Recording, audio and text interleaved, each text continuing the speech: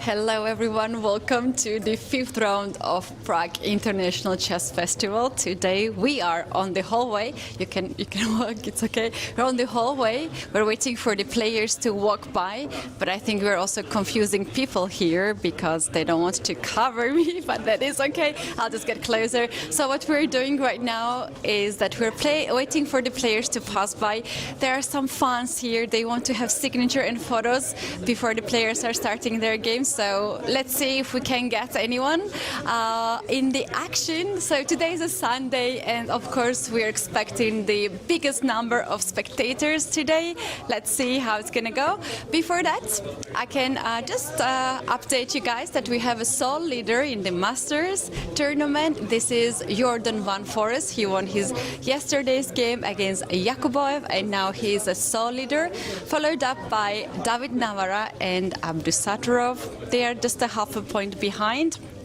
I'm confusing everyone, right? Just they don't want to walk and block me. Maybe I should stand here a little bit and see if we can get anyone. I don't see any player from Masters yet. There have been some players from Challengers tournament already going to the venue, and of course we have most of the futures inside. They like to go there and make some dance before the round. They usually do. We have some music inside. Is there anyone coming? Not really. So let me check the time. It is 7 minutes before they start. Today we do have a special guest coming and joining us. Now we can see that Jakubov just passed by. This is the second participant in the Masters. Of course, David Navara is already inside. Talking about the special guest, we have Pia Cramling visiting us. She's the ambassador of the Futures tournament, and she will make her first ceremonial move. She will also appear to our commentary. You guys were asking for it, so let's see how the thing's gonna go. In the Masters, we also have a sole leader, Finek, the local player. He's 16 years old. He's already leading for 2 days in a row. We're waiting. Everybody's waiting. Maybe I can walk a little bit here. I see that we have signatures. You have David Navara. I see that. David Navara, Gukesh, and after Joachim Niemann and Stepan. Oh, that's really good. Who do you want to get right now? Abdusattorov. Abdusattorov. Yeah. Okay. Well, I wish you will get him on today. Yeah, Masters don't really like to come too early at the tournament. I don't know why. What is your theory? Why they are not coming early?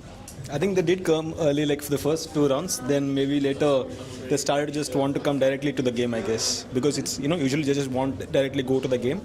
They don't want to do much of anything, So yeah. But Chess Space India always here, following their footsteps. Yes. So we are always there. I can't really hide from the cameras. Okay, let's wait a few more minutes and then we can walk into the venue to see the first ceremonial move. Let me check 5 minutes before the start. I don't see anyone coming yet. We have the players from the futures, but not masters. I think it's time to go to the playing venue. Let's go. We tried our best to catch them, but they just want to come just a minute before, so there will be no signatures, no autographs. They like to escape like that, which is totally understandable. They also like to focus. So here on this side, there is the side for the players of the Open and the spectators, and now Abel, our videographer, is trying to navigate in the tunnel. So this is how the players are going into the playing venue. And we have here Benjamin following us. And here we saw this side is the refreshment area. I can see that they are getting some drinks here. Water is preferable drink of the players.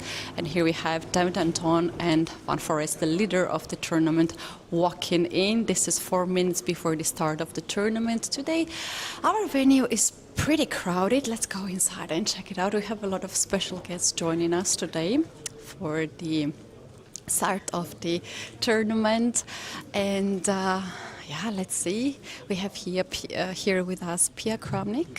She will make the first ceremonial move, I think, in the futures, because she's the ambassador of the futures tournament.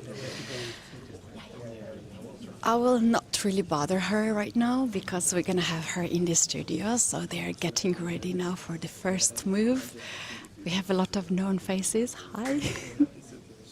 And I think we're ready to start. You guys, I'm gonna leave you here and I'll be joining from the studio, and enjoy today. Hey, how are you? Good. Beautiful place. Thank you.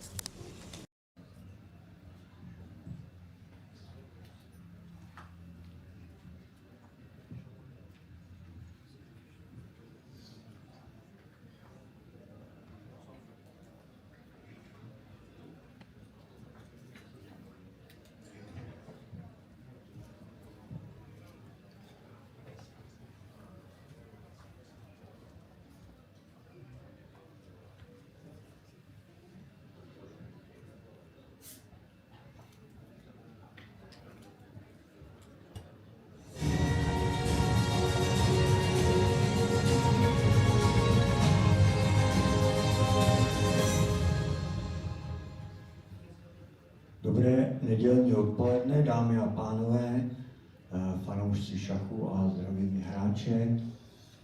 Tady na hlavní stage jsme připraveni na páté kolo uzavřených turnajů. Open turnaj nám pokračuje 4. kolem. Good Sunday afternoon, ladies and gentlemen, chess fans and chess players. On the main stage, we are ready for the round number 5, and in the open section, round number 4. Pevně věřím, že sledujete aktuální situaci v tabulkách. Na turnaji nám vede nizozemský šachista Jorden Van Foreest a v Challengers je ve vedení český hráč Václav Finěk. I believe that you observe carefully the current situation in tournaments, so you know that in the master section on the leading position currently is Jorden Van Foreest, and in challengers Czech player Václav Finěk. A jelikož už nemám čím bych trochu protáhl tuto chvíli, že čekáme na vítěze včerejší partie, nejlepší partie kola, ale už jsem ho zahlédl. A včerejší partii kola cenu dostává německý velmistr Vincent Keymer. And the winner of the prize of the best game of the previous round is German Grandmaster Vincent Keymer.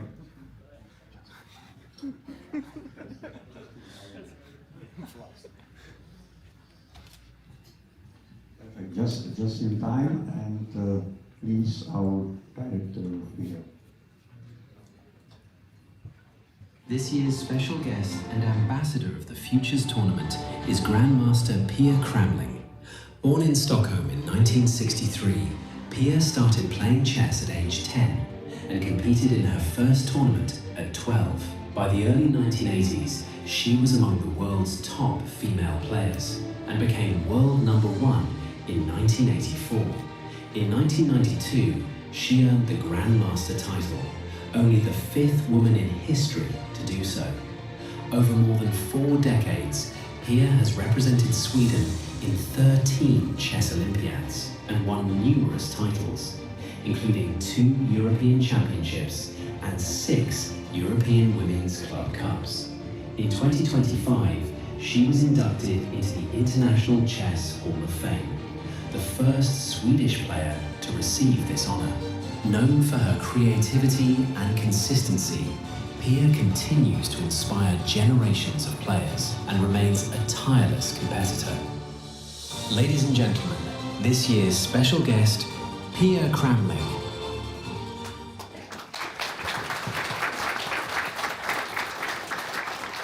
So it's my big pleasure to welcome Pia Cramling, and I'm very glad that she accepted to come to Prague and be ambassador of the Futures this year. Thank you very much, and I give microphone to Bessel for some words. Thank you, Peter. I'll make it very short. It's an honor for me to welcome Pia back to Prague. I actually suggested Pia Cramling as one of the most extraordinary representatives of chess, women chess, or whatever chess, I call it chess in general. My memory goes back, and we checked it together, to 1988, when we had our Swift tournament. This is for those, this is not for the young chess players, but it was a World Cup tournament where Pia was invited to play a simul, together with Alisa Maric, a very famous Serbian player who became a minister in the government. Pia, we know her career. She's been a role model for young chess players, and I'm extremely happy after a very long time to see her back in my hometown, Prague. Thank you, Pia.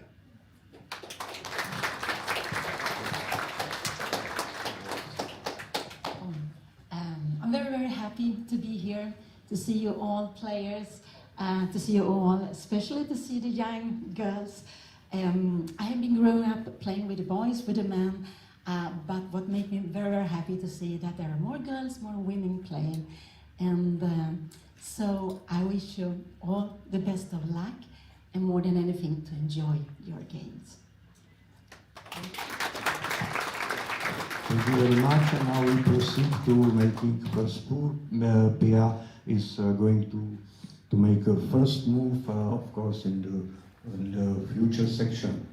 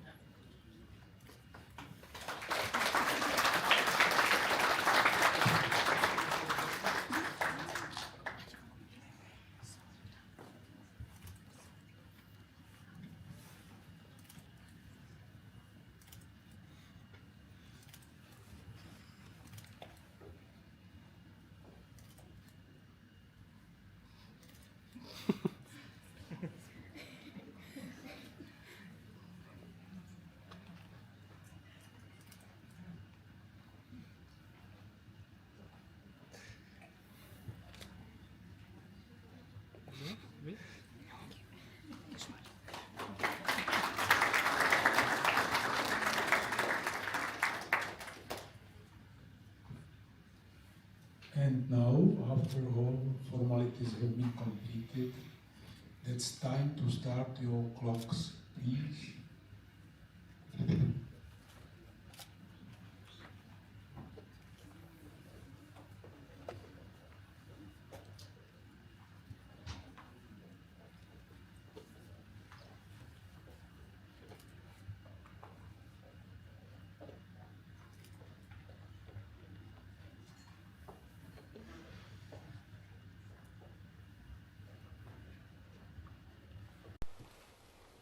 Hello everyone, the round has started. Greetings from Prague. I'm Grandmaster Lojzej Jankovic and accompanied as usual by WGM Keti Tsatsalaishvili. Keti, how is the atmosphere in the playing hall? It is amazing. Every day is getting better and better because we have more people joining us. But what we are struggling to have is top players coming early for the round, and we just noticed that they want to escape the signatures and the photos. They prefer to have it after the game. So I think we managed to show how big is the line there. People are waiting for mostly Gukesh to come. Also, there were some people asking Divya for the signature. Pia Cramling is our guest today, the ambassador of the Futures tournament. You guys saw her making her first move. She also passed this narrow path. It is kind of celebration in the playing venue, but I have noticed the moment the game starts, everything just changes, gets very serious, gets very quiet, and everyone tries to be super focused. But this is normal. Just to mention that we again have Basil Koch. He was there next to the board together with Pia, big ambassador of this event. Living legend, fabulous inspiration for all the youngsters here, and I really appreciate that that she picked up futures. Maybe some of them will follow her footsteps, which is of course very inspiring. Pia will stay with us, and tomorrow we have Women's Chess Day here in the hotel during the free day. Just to remind you that tomorrow is a free day. And I also saw Sorokina, Anastasia, and some others who came to celebrate this Women's Chess Day in this nice hotel, Don Giovanni in Prague. Now you could see also more spectators. Sunday I see Lukáš Torlej, FIDE General Secretary, who is making some videos and photos. There are 3 Polish players, and this year in April, next month, because we are now in March already, next month European Individual Championship will take place in Katowice in Poland. More than 500 players have registered. It will be a huge thing. I believe that you can still join that beautiful event, and I believe that you would enjoy, because I had some hidden info that 2 great commentators will follow that event as well. Really? Yeah. Oh, wow. Do you know about that? I've heard about that. I'll pretend that I've not heard about that. But as Alois is saying, in about a month, strongest players from Europe will fight their best to get the spot at the World Cup. Very important, the key tournament for Europeans. But alongside to that, we're going to have also the conference in education and the kids event. It's going to be a huge celebration of 2 weeks in Poland. We are inviting it. If you are interested, there's no age category or rating category. Anyone can play. So far it has been already 500 plus participants registered. Hurry up, register. We don't have limited seats obviously, but it is always good to be part of it as fast as possible. And especially it's nice to show some diversity with many countries. It will be 40 plus countries, so if you want to play and bring your own country to this European Individual Chess Championship map, as Keti has just said, hurry up and register.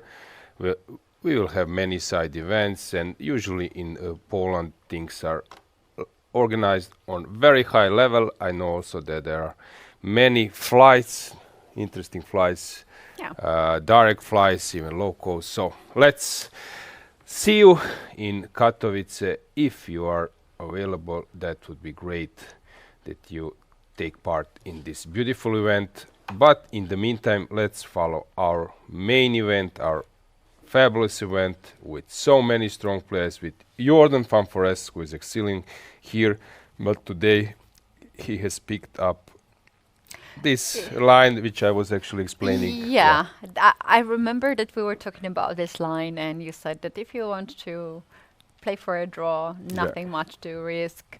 There's going to be the line. Yesterday at the interview, Van Foreest said that it's so close to the rest day. At this level, you can imagine how difficult it is for these players to prepare and to play hours and hours, such an intense tournament, and keep leading as Van Foreest is. So I totally understand his decision to go to this line. He wants to keep leader's position and go to the rest day and have some time to, collect his energy together. Exactly, Katie. But I've noticed one move which I believe that you will reveal to our dear viewers some info about it. A3, it's not something you could see so often. It was played before, but it is a small sideline, and now Hans Niemann is checking his database, his own files. How about this move? What's the story behind it? Because A3 was just played, and stopping bishop b4 stuff, and maybe postponing this knight e6 thing. And very interesting to see that it's still not perfectly solved, this line. There are many new possibilities around. I love this approach, A3, so we will see how this game will develop. Will Hans Niemann pass this test? Is he ready to liquidate and to equalize fully? A3 might be a small unpleasant surprise. Checking the next game, Navarra versus Yakuboev. After queen c2, normal way is to take on c4, but here a5 was played, and now bishop g5. Just one small tip: when you're having a fianchetto bishop, then sometimes you want to get rid of this one and place your pawns on the dark squares. So that's why bishop g5, and inviting black to play h6 and then to exchange on f6. Of course, normal would be to go bishop f4, but as I was telling you many times, this might end up as an empty bishop, so that's why bishop g5, since here if you go b3, a4 will be an invitation. That's why bishop g5 is on the agenda here. Then switching to Abdusattorov versus Gukesh. This is the game, I believe, to follow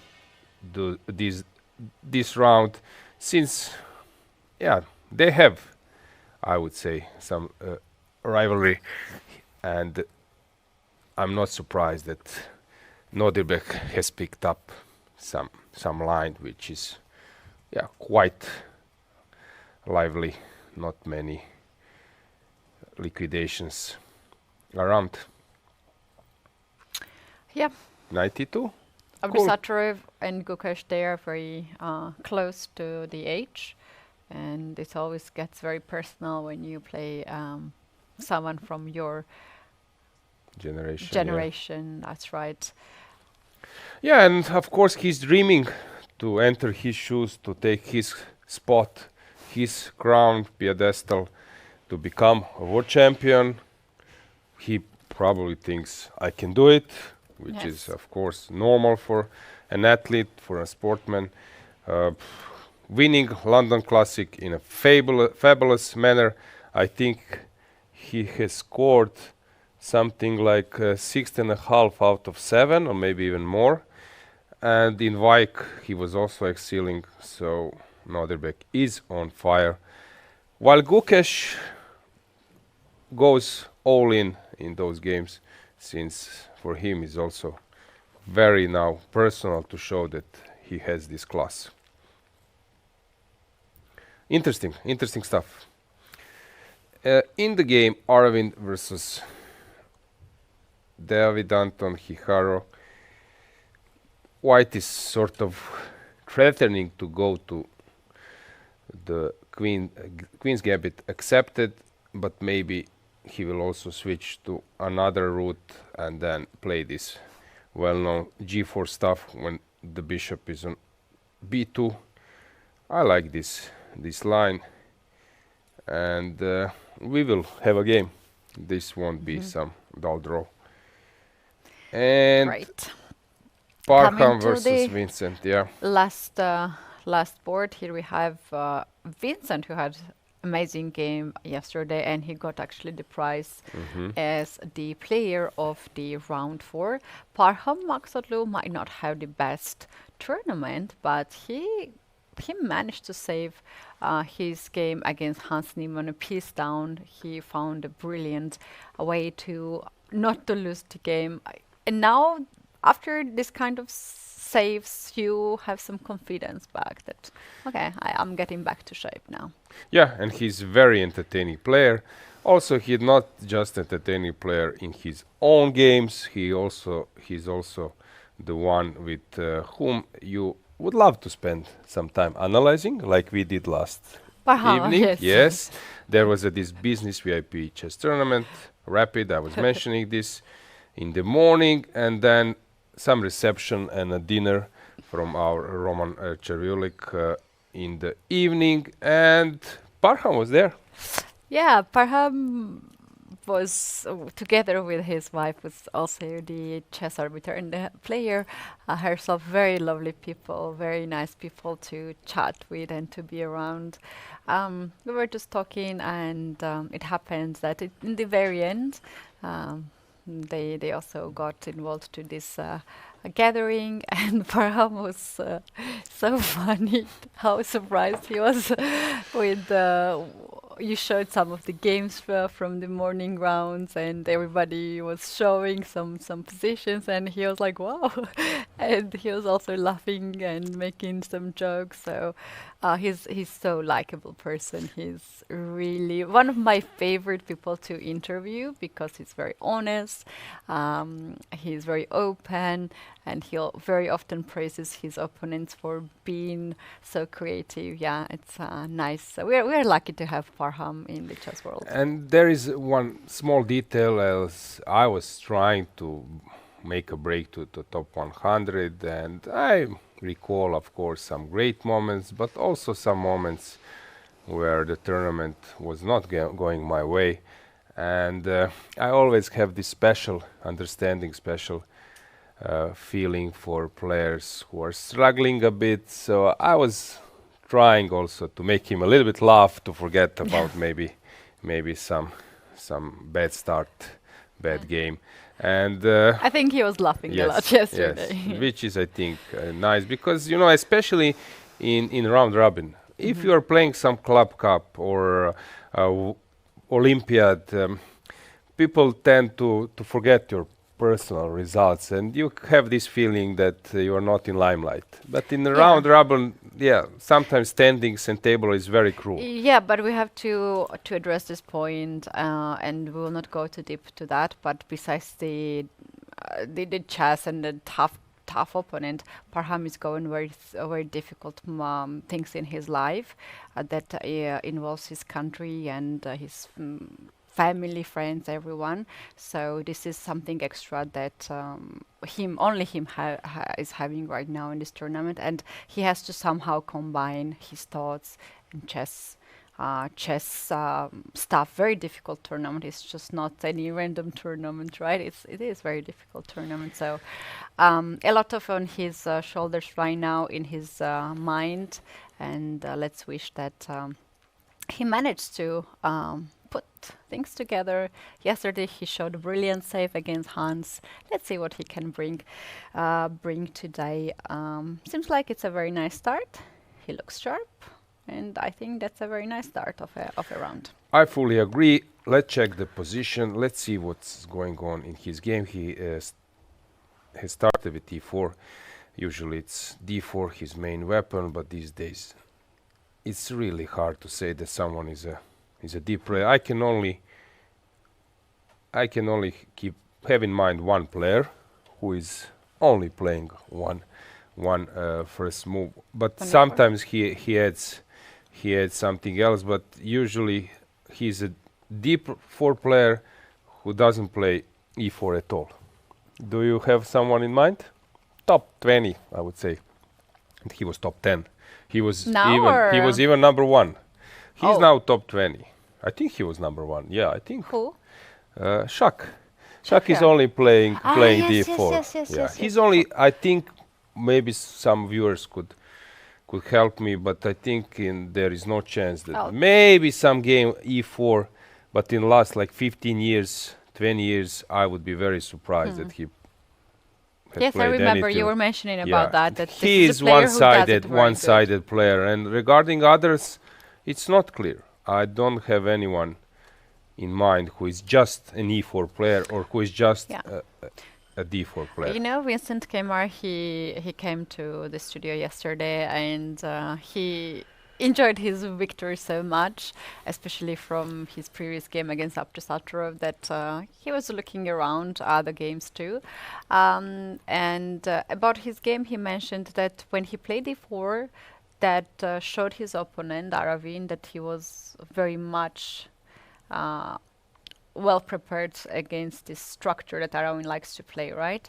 So he pointed out that already the moment when I played d4, that showed that it was my home preparation. Yeah, and the thing is, in his game, he went for this g4, and this is something players like Mamedyarov and d4, Vincent is mainly a d4 player. They have it because in their repertoire or in their understanding, because in Slav defense, in semi-Slav, sometimes you go for this bayonet attack with g4, g5. So for them is something which they understand in detail. Regarding this game, this is Rui Lopez, and as I was telling you about, in Van Foreest versus Gukesh, the game took this course. If you go knight g5, there is d5. The point is, if black is sort of postponing castle, and the point first d6 was played, and I think in that game something like that. The point is, if you go h3, then h6 g5 might be an unpleasant attack, but of course Jorden is aware of all those details. By the way, this was played by Ivan Ivanišević, grandmaster from Serbia, very inspiring player, working with Mirosevic and others, and original player in terms of openings. I like Ivan's ideas. So here rook d8, I was telling you about before that also there was some comment from Levon Aronyan. He has started this e5 stuff, and then at beginning of his top 10 career, when he was around 27, I think that he won one Linares tournament and won very inspiring game versus Petar Leko, I think with king h8 and then f5 stuff. And he revealed in one of his commentary that when I was a kid, I was playing martial attack. And you know, when you're playing martial attack, d5, e d5, by the way, Nigel Short has a trick for bullet, because people are pre-moving in bullet. And then in bullet you play line which is possible. You go e4 and then you get knight for free. This is I love it. This is sometimes, he said 1 of 10 games he gets in bullet, he gets this knight for free. So of course knight d5, knight e5, and then rook e5. Famous trick of Capablanca. Marshall famous game was knight f6. But c6 is the main move, and of course this line which everyone loved in our childhood, in our youth. This is the way how things are going in this line, and then some f5, and you easily get adored by this Yeah, there is no concept for bishop black. f3. Willing to checkmate on g2 because queen can cover on f1 just to. Yeah. Oh, there's knight as well. Knight, but yeah. okay, sometimes there are some tricks, but queen f1 is coming, but it's quite tempting to play this. You double the rooks, all your pieces are playing, and you get easily hooked up with this line. And Levon was saying that he was so adored with all those lines, but then comes a4. Or sort of he was praying that his opponents don't play a4. By the way, in that game, knight f6, I think this is the trick. I was showing this many times. Bishop d6, rook e1, knight g4. This is how the line goes. h3, queen h4, queen f3. And now, if you, for example, if you give check and take on f2, there is this queen f7. And if you take, there is a checkmate. Wow. But at one youth championship, I knew it, so I played here. How was it? Hang on. There is a trick. There is a trick when rook gives check. So, for example, I think I played like knight f2, and then rook. How was it? There is a trick that you go bishop h2, and then there is a check. So it's not the same there's no line. knight on there. Yeah. So there is a trick how it goes. Something like queen f2, like this. And then my opponent got excited and played queen f7, and then for the first time in my life I said check. I was never saying check, which is not polite in chess, but this was the last and first time I said check. And then he resigned. Nice. So here Levon was saying that in this line, he was praying that his opponent will go c3 because he only knew d5.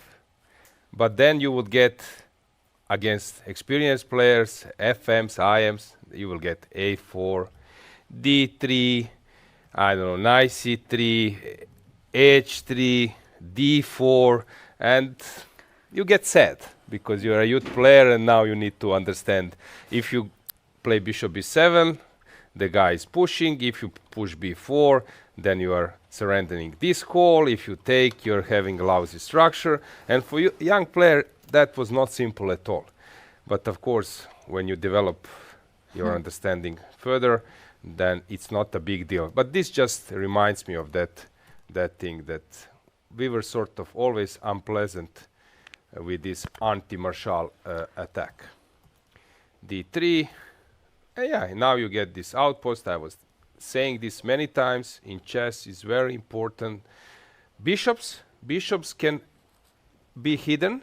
They can stay or their initial squares or be far away from the action, but they still do some job. While for knights, you need to get them into action somewhere. And how you are doing?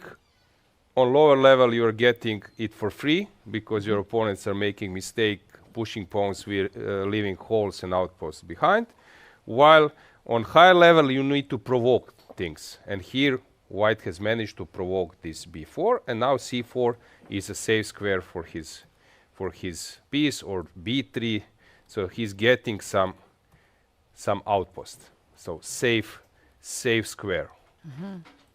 This, I think, it's very important. For example, if you're playing Trumpovsky attack, you surrender your bishop, you are staying with knights, but then you start rolling your pawns. a4, something, waiting some hole to come up. You have noticed in this opening that you are just improving from both sides, and then when the time gets lower, then something happens on the board, and at once it becomes quite a mess on the board. But it has very peaceful start of the opening, right? Before switching to Jorden Van Foreest versus Hans Niemann, I just want to stop by at Aravind versus Anton. Since white has played this d4, and we are now in this Queen's Gambit accepted, because you can get this position you can get in many lines. Actually, I did one masterclass. I was invited by Sagar. We were together in India during FIDE Goa World Cup to do some masterclass, and I showed this line, this concept of Slav and Queen's Gambit accepted, English opening. So Queen's Gambit accepted, which I think is quite a viable option, and maybe even for some amateurs if you don't know what to do, because if you play Queen's Gambit you need to maneuver, and it's not so simple to come out with your bishop. While, for example, if you play Queen's Gambit accepted, it's similar like Caro-Can. Moves naturally comes. So, for example, white goes knight f6. You can play this line, and this is like a normal development, like in Caro-Can. You go out with your pieces. Only important thing is that you know after Queen b3 that you should probably go Queen c8 to be solid. Don't push b6. So this is something I'm suggesting to beginners, that maybe Queen's Gambit accepted. It's not a bad try, because it's very narrow and it's like Caro-Can. It's quite natural. You're coming out with your pieces. So here after knight f6, e3, e6, the main line. So Petrosian and other heroes, they figure it out. They have figured out that bishop b3 is now the move. Why? Because if you go c3, I was mentioning this before, bishop b3, bishop b7. Now you want to undermine this queenside, and Katie, we were discussing this, that you are now losing some time to come to another outpost on c4. So you need to go knight b1, knight d2, knight c4. While if you go bishop b3 instead of knight c3, so in this position you go bishop b3, black pushes, you push, and you are getting this for free immediately. So that's how this bishop b3 waiting move came Yeah, up. and it's quite crucial in this opening, because once you have played such setup with what you know, that if black managed to develop the queen side and challenge the center, black has no problems and black has really good position. On the other hand, if white tries to win and push all the tempi, white can get really pleasant position too. So myself, I played d4. I'm really careful with my b1 knight. I don't develop that knight that fast. I always like to wait what my opponent likes to, choose the opening, and then according to that, later on either on c3 or sometimes on d2 is also possible. So I really like to have this knight here waiting where what is the black's plan, just because of these reasons what you are saying. Yeah, I would also just mention that there are two type of variations lines in Queen's Gambit accepted this position. So black can take on d4, which leads us, usually you should take with the pawn, and we are getting this isolated pawn structure. Actually, the one I was really adoring, and I love it because there was a book, Winning Chess Middle Games by Alexander Baburin. Very good book regarding isolated pawns. Many ideas you could really grasp. I have read that book. Yeah, that's really good, because also there are some end games. There are some isolated pawns when the pawn instead of e6 is on c6. Very instructive. And once you learn it, then you realize that you can get this position. I don't know, you can get it from Sicilian, you can get it from Caro-Can, for example, Pano attack, and then you will get into this position. For example, I don't know, like knight c3, and then people take usually with the knight, and you're getting this kind of position. So suddenly you will spot it in many openings. For example, in Slav defense, knight c3, this was played in the match Topalov versus Kramnik toilet gate match, as you recall. a4, e6, e3, and now black plays c5, saying that you played a4 and you gave me this call. So I'm losing a tempo. I'm going, instead of one move, I'm going to c6, but I'm saying that your pawn on a4 is bad.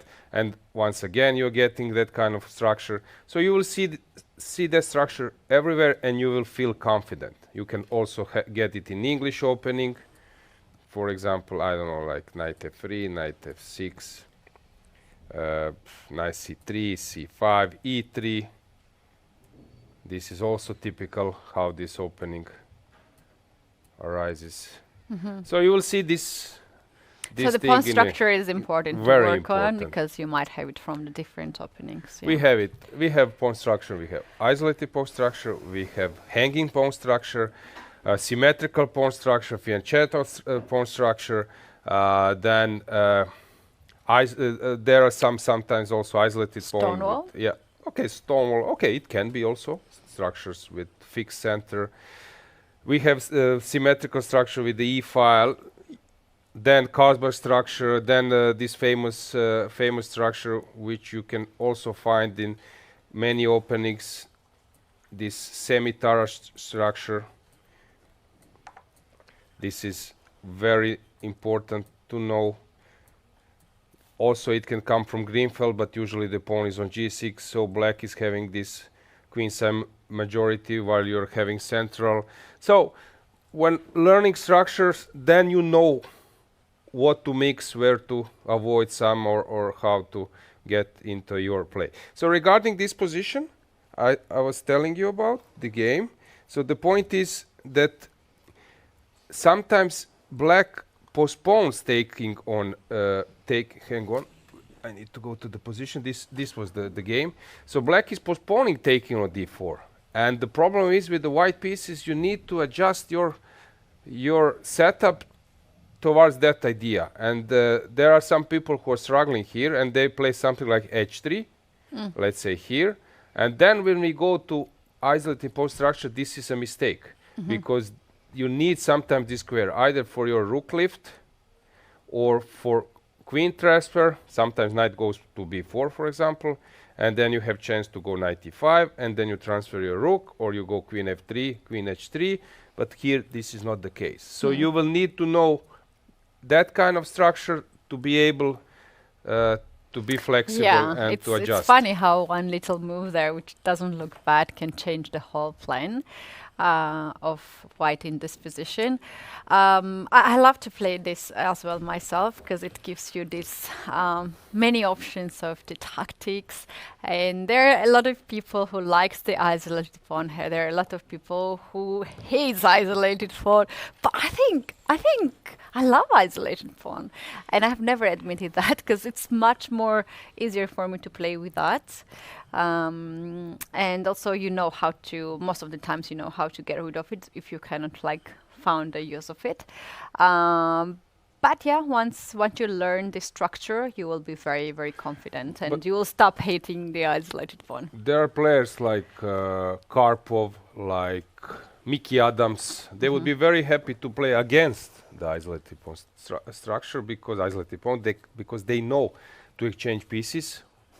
And then after many pieces have been exchanged, then the dynamics is lost, and they know how to maneuver and how to exploit that weakness. So depends. It's also, as I said, a matter of taste. Famous games from Ivan Sokolov. He would get that structure from Nimso Indian. Famous game versus Peter Leko, for example, in Vajk. Peter was the one who was happy with playing against isolated pawn. So, as I said, this is matter of test. So what is now white doing? What is the current position? This is the current position. So he's adjusting. Rook e1, as I remember, queen e2 is the main line there. Yes. Rook e1 has been played now, but just waiting c takes d4 to happen, right? Yeah, this was my famous game. I won versus Krivoruchko. He was at that time almost 2700. So the point is here that you play bishop b3, small move. Since if black goes bishop d7, then you can play d5, and this is small advantage. Now, I don't know, bishop d5. So here, black usually plays knight b4 to control this d5 square additionally, but then you use this option to go knight e5, because there is no pressure on d4. The knight has left the building. And then you go rook e3, for example, bishop d7. You don't want to take this knight. So you go rook e3. This is how I play versus Krivoruchko. Rook g3, and suddenly bishop a6, h4, h5, I crash him in deadly attack. So this is something I've seen from, I copied, but then implemented in a different way from Topalov versus Kramnik, that famous toilet gate match in Moscow. So Rook e3, rook g3 is nice, rook lift. I have a question, which actually we're gonna have that very soon on the board. Here, all is clear that if you take on d4, the rook is already there. You're ready to rook lift. But what if I don't take? And Anton just made a castle now, and he's waiting. And this kind of positions, it's very easy to make this waiting move like h3. Not that Aravan will do it, but like. Black is just not taking the pawn. How white will deal with that? There are two types of grandmasters. One type of grandmasters, they are like so in love with engines that immediately, if some new engine comes, they implement, recheck all their analysis, old one, new ones, see the difference between lila, stockfish, whatever, and then there are second type of grandmasters who don't care at all, and for them it's the same. Is it a stockfish? Is it a lila or alpha zero? I'm the one of that group. And when lila came, that was I think before alpha zero, before stockfish got even better, and I don't know Komodo. This rookie one came as a like completely new approach. I will tell you exact position. So let's say that it was c5, d4. I don't know, like say knight c6, castles, a6, and I think that Lila plays something like this. Rook e1, and if you push b5, it goes to f, but maybe knight is not on c3, knight is on b1, and push e4, e5. And Cheparinov has played it many times, I don't know how many good grandmasters. So sometimes this rook e1 and bishop f1 with the idea of pushing e4, e5 is a possible option. I'm not saying that this will happen here, but maybe white has something in mind with pushing e4 at some point. Wait, I think he made h. Oh no! Everything I was condemning. I was condemning. Now he's making those moves. Yeah. So I need to throw and I need to burn my books and my knowledge. Yes. No, we need Aravin in the studio with you doing the analysis of the He game. has some agenda, and I'm curious, what if I take on d4? But okay, new generations engines, maybe this is still playable. I cannot believe that the h3 can be... Okay, if he plays later h4, with tempo down, maybe it's possible, because h4 is usually typical bayonet move. So I don't know, maybe this is super subtle idea. Another way is that he wants just to push the pawn d5 and exchange and have this just slightly active pieces in the center, and this move helps black to prevent on g4 square. Now when you say it, I think I played against Berches David, grandmaster from Hungary. He was studying in US, and so I won against him some Hungarian league maybe 4 years ago, and I pushed d5. Similar position, maybe almost the same. You know, sometimes there were chess base. Chess base is now the main program for top players, but at the beginning it was chess assistant. It was Russian program, and it was not so user friendly as now chess base is. So you will needed to go to position, then press F5 to see who was playing, but it was not so simple. And I recall that some funny situations I was always analyzing with the former European champion grandmaster Zdenko Kozul, also from Croatia, from Zagreb, and we were working on some positions. And typical thing, interesting idea, this rook e1, d5. Let's see who played this. And I press F5 and suddenly my name or his name comes. This is typical idea.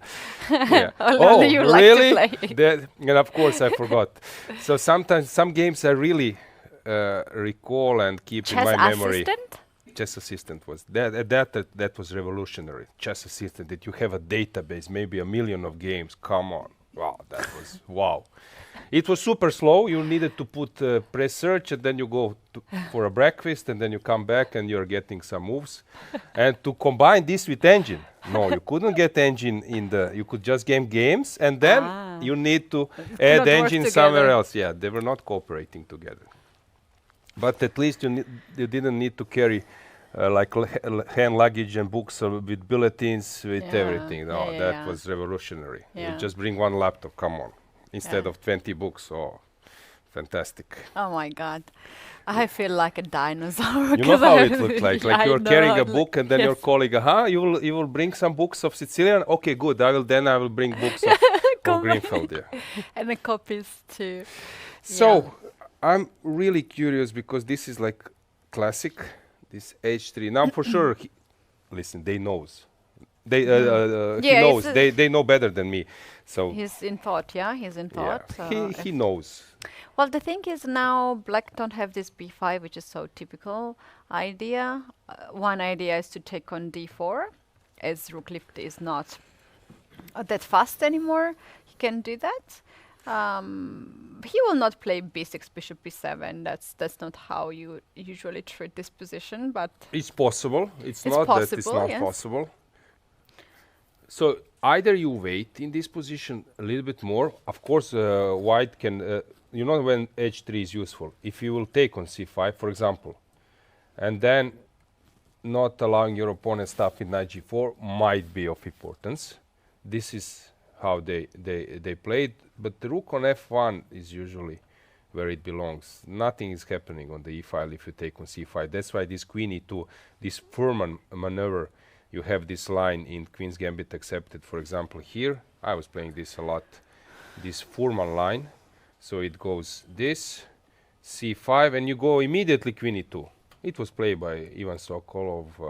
I bet many grandmasters were playing. And then the point is that you take on c5, and then you avoided this line with queen's exchange. Because if you play a6, if you play castle a6, then dc5 allows this queen's exchange, which usually black players are happy in Queen's Gambit accepted. So this queen e2 line is very interesting. I won against one Slovenian grandmaster, very good one, Jure Borishek. He was 25-50. I think I played something like queen e2, and I know you go queen e2 before castle. You go a6. I don't know. I took something like this, and there is famous line. It goes knight c6, e4, something like queen c7, knight c3. Knight g4. There is some knight f2 trick, but I'm trying to recall how it goes. No. There's a better trick here. Let's say h3, knight a3. d4. Yeah. We have to show this. This is typical checkmate. Yeah, when I saw for the first time this idea, I thought that this was the best thing I have ever seen in chess, and it took me some time to really understand that there's no hope there after knight d4. It's very nice. Yeah, idea. maybe I'm not in castle. Maybe the last move is the knight g4, then I castle. Okay. I need to concentrate a little bit to explain all the details. Shall we take a quick look to the Van Foreest and Niemann's position? Because seems like Van Foreest is still in his home preparation. He has 1 hour 32 minutes. He played this unusual move, as we said, a3. I can see some of the games in database, but a3 indeed is not a popular move. Let me just, Katie, explain once again. So this story of this semi-Tarrasch stuff. So as I said, Queen's Gambit, you can enter two ways. One way is traditional way. Queen's Gambit declined. You go e6. And I don't know, after knight c3, you go knight f6, knight f3, and white can, after bishop e7, go bishop f4 or bishop g5. Black can also play Ragozin. I love Magnus Carlsen idea. These days he's playing in blitz bishop g5. On a6 he goes bishop d2 and then g4, g5 stuff. Very good idea for blitz and maybe to avoid some long preparation in Ragozin. So black can play bishop e7, and then either you go bishop f4 or you go bishop g5. You are in that old school line. And you know what was the thing? Then you are some top 10 player. You start working on that line. You are bringing a team, and then you are going to 15, 20, 25th move, finding some ideas, some details, which was normal at that time. But suddenly came this c5, which was not played before. Actually, it was played in Kasparov versus Karpov. Karpov versus Kasparov. Karpov played it, and I think he suffered a lot in their first match, where Kasparov was playing this line, which is not his cup of tea. This isolated structure, and Karpov was outplaying him in those positions. Of course, Karpov was at that time a better player. and especially in lines with CD and ID. And then later Kasparov changed his strategy. So that was at that time quite normal, and still you could dig after 15, 20 moves. And suddenly came this CD4. Actually, even Sokolov, when I was working for him at YKZ, maybe 2012, something like that, I was his second. And he showed me that this is an interesting line. And if you go queen a4, you can go bishop d7, but you can also go b5. And we analyze this. It actually... yeah, you said that. Yeah, it went unnoticed because he was not using it, but then he played some French league versus Yakovenko. He won the game with the black pieces. He showed me that this is possible. Yeah, well, what is not, we cannot just pass this unnoticed thing about Hans Niemann. He had just his head down on the table for some time. Do you think he's now recalling some lines, or? I have never seen a chess player head on the table, to be honest. Yeah, thinking like that. As I said, after this line, it's very, very dry, and you are not fully equalized. Close to equalization you are, but you are not fully equalizing. And then some players, as I said, are struggling because they want to find direct liquidation. And with this a3, you are sidestepping this. And it's not about that he's thinking for the first time about the position. I think the point is that they are recollecting some tips they got from their seconds, checking, going through their database, their prep. So sometimes we tend to think that players are shocked that they see something for the first time and now they're thinking, but I think the idea is that they are rechecking some things. As I said, sometimes you're getting this into your database file, I know, through your seconds, and you did it yourself and you were trying to memorize. Second thing can be that you heard from other player, they're actually discussing a lot between each other. There is an a3 move somewhere. Okay. And then someone maybe explained you here, but you were not so determined to memorize everything. You were not so focused.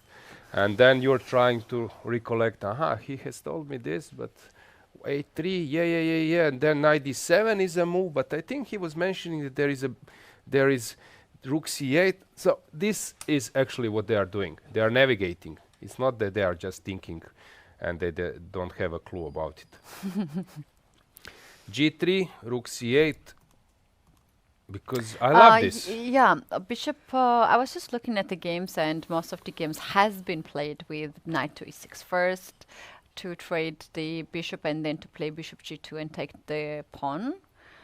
But here Jorden decided, and he made this decision rather fast, to play bishop to g2 instead of taking, to trade the knight versus bishop. And Hans' response was to move the bishop away very fast on c4. I was analyzing this line with white, as I said, quite a time ago. And actually, when you are aggressive player, I was always the one who would love to keep some initiative. I was always calculating, is there a chance to trick my opponent and get into some position where I can still put a pressure on black king and that I don't take on e6. Because when you take on e6, bishop goes out, king hide, and it's not so simple to create any pressure. So here, concept of white, I will be a pawn down, but at least many pieces, and there are some stuff still around. Okay, now he recovered a pawn, but black needs to decide, and there are a lot of ways to go. King can go to this side, that side, and according to the engine, is dead equal. Yeah. But not with all the moves. So 94 was played, and now after 94, can you just input, Katie? 94 was played, yeah? Okay. And now black can go in several ways. Bishop e7 sounds very natural. Knight e5 is very concrete. but it's not so simple to calculate it, because in this position you want to develop your pieces, you want to bring your rook. So I would say that bishop e7 is something which looks normal, but it's not solving your all problems, because king is staying in the center.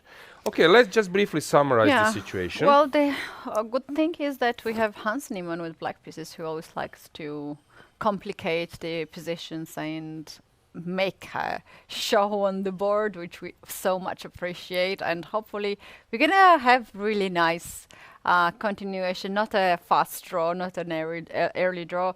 Clearly Van Foreest is okay with that, because he's a leader of the tournament, should be already quite tired after intense rounds. Well, we don't have much of the progress on the moves. All the other games are still in almost same pace. So let's now take a break, our first break, and we'll be back with our honorary ambassador of Futures Tournament, Pia Cramling. He will join us in the studio, and she will share with us her thoughts about the position and overall about the tournament. So stay tuned, we'll be back shortly.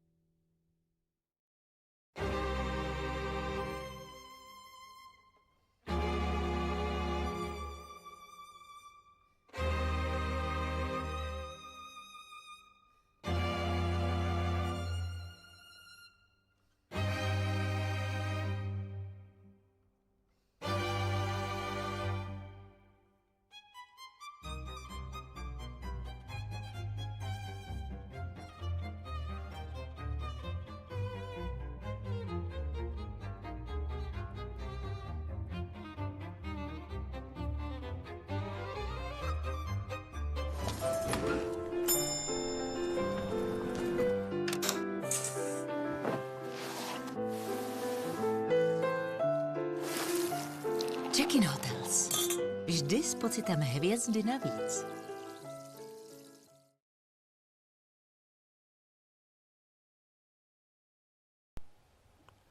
Welcome back. I'm honored and pleased that I have a distinguished guest, ambassador of this event, legendary Pia Cramling. Pia, welcome. Thank you. So you finally arrived. People were expecting you. I believe that youngsters and all players playing in futures are very inspired to see you there. You picked up that section to make this first ceremonial move. So, is this something which takes you to your youth, to your time when you were trying to make a breakthrough to become a top player?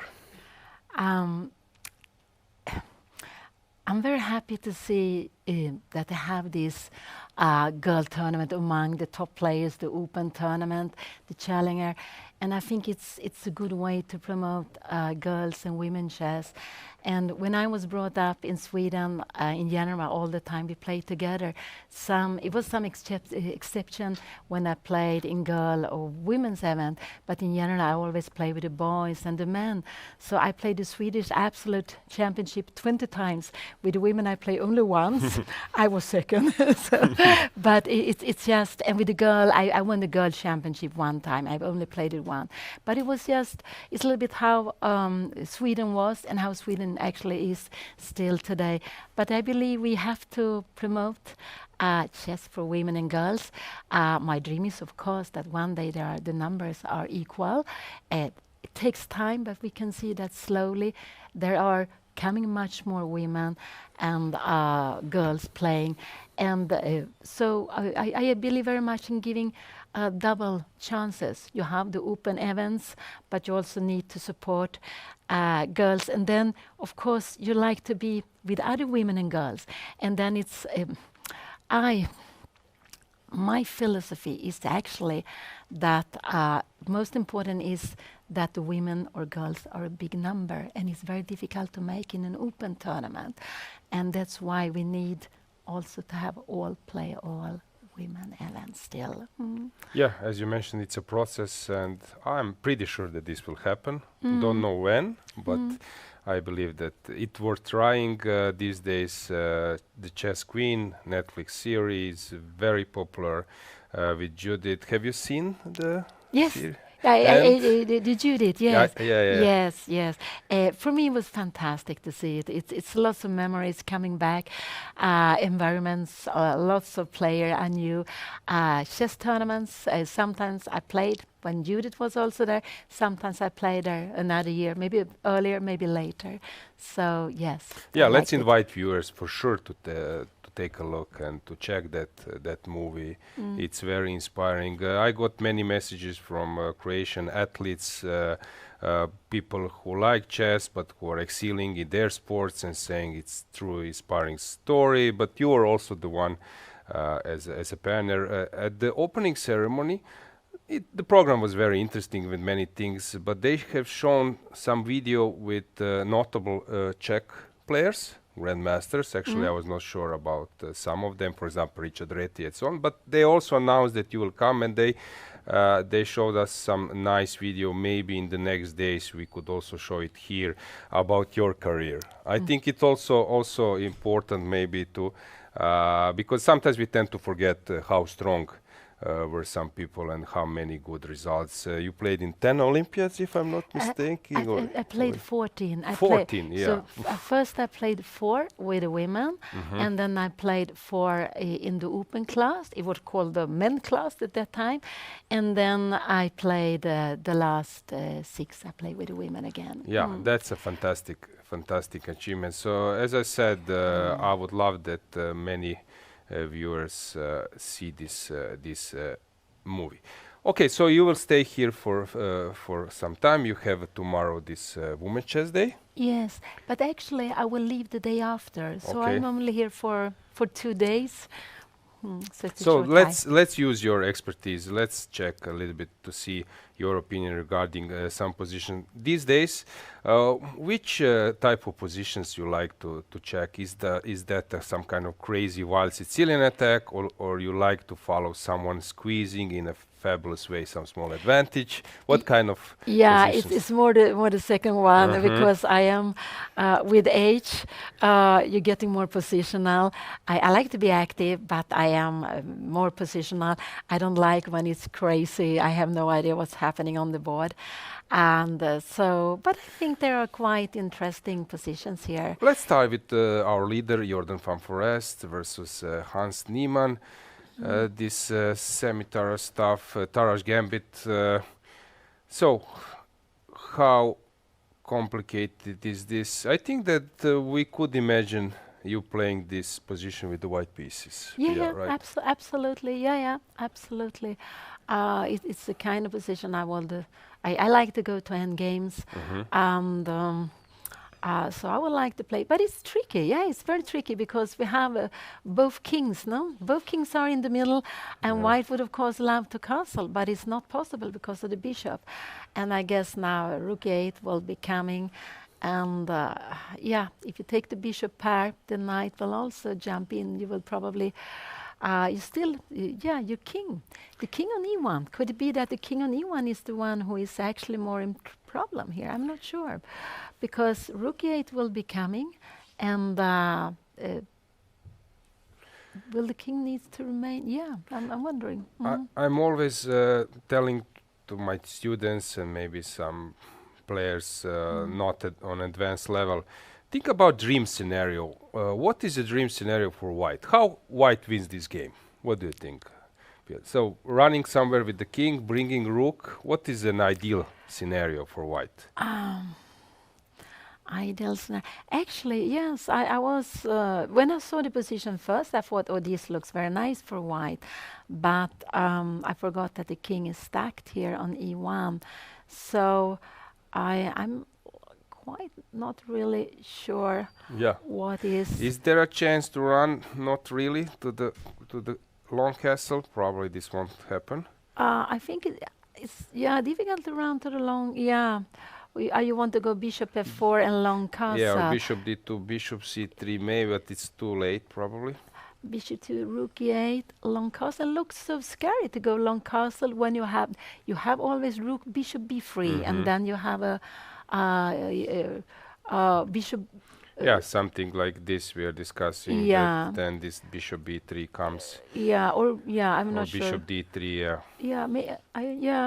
So it or could you mentioned bishop f4 as a possibility. Same thing. But rook e8 is annoying here, and so is it? Does the king needs to go to long? We are not using engine lights, but at least we are using engine bar to approve our thinking, and it seems that engine is not so worried as human. No, it looks fine. I don't know if we can. We can always go for the bishop pair if he wants to in the position, but. Maybe engine thinks that this is also. Is there any way maybe to play even being an exchange down with some attack later, because a lot of things will.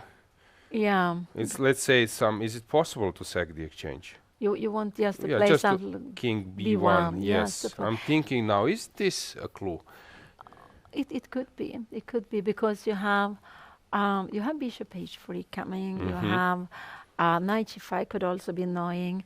But more than else, I guess bishop h3. But can you run away with the king? Do you have some?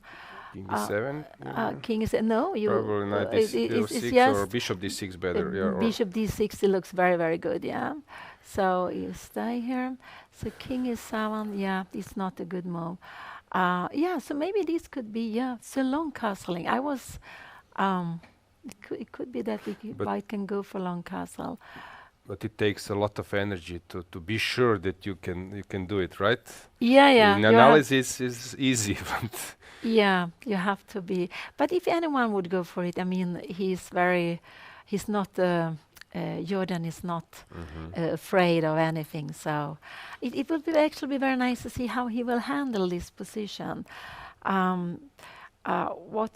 Is there any a solid approach, but it's just maybe to exchange and bishop e3. Yeah, I was thinking about this, but this is really like chicken style that you... you want even to go yeah, directly? I was thinking, at some point, but this probably, to go or to take on c5 and bishop e3 I was thinking of, if that is, but it's just bishop e3. It's possible. Yeah, you're right. You play with the two bishops. I guess this would maybe be a way I would play. I would go for something very solid, but I don't think this is what we will see on the board. I think there will be more on a more ambitious way. Frankly speaking, Pia, I know how strong you are. I'm not buying that. For sure you went maybe with the long castle or something. I'm not sure that at your prime that this would be the sequence. But I'm older now, so so maybe Pia in my age would go for the more solid one, but not the younger Pia. So. And Anna, how about Anna in this position? No, she would go for some craziness. Absolutely, I think then we would see a long castle. I would believe cool.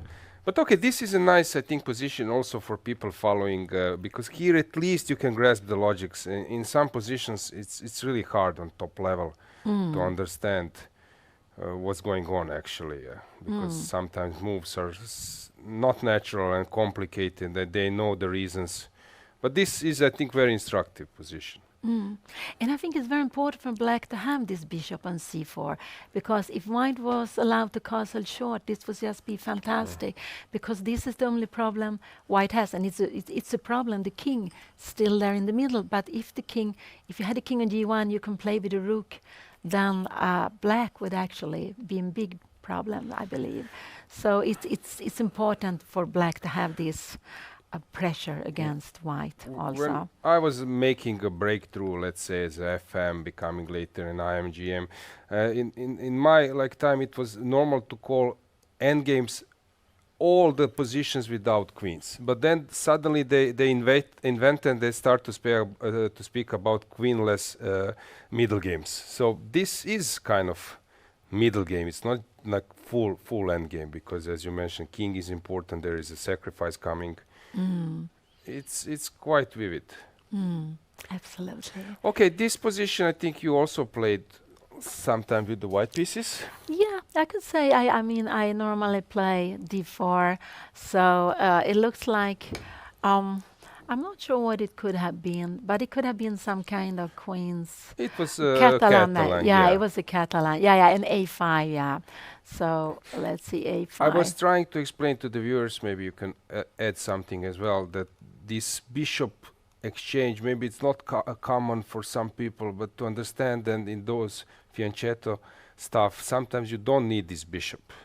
That's why this bishop f6 with possible later domination over light squares is something people tend to play.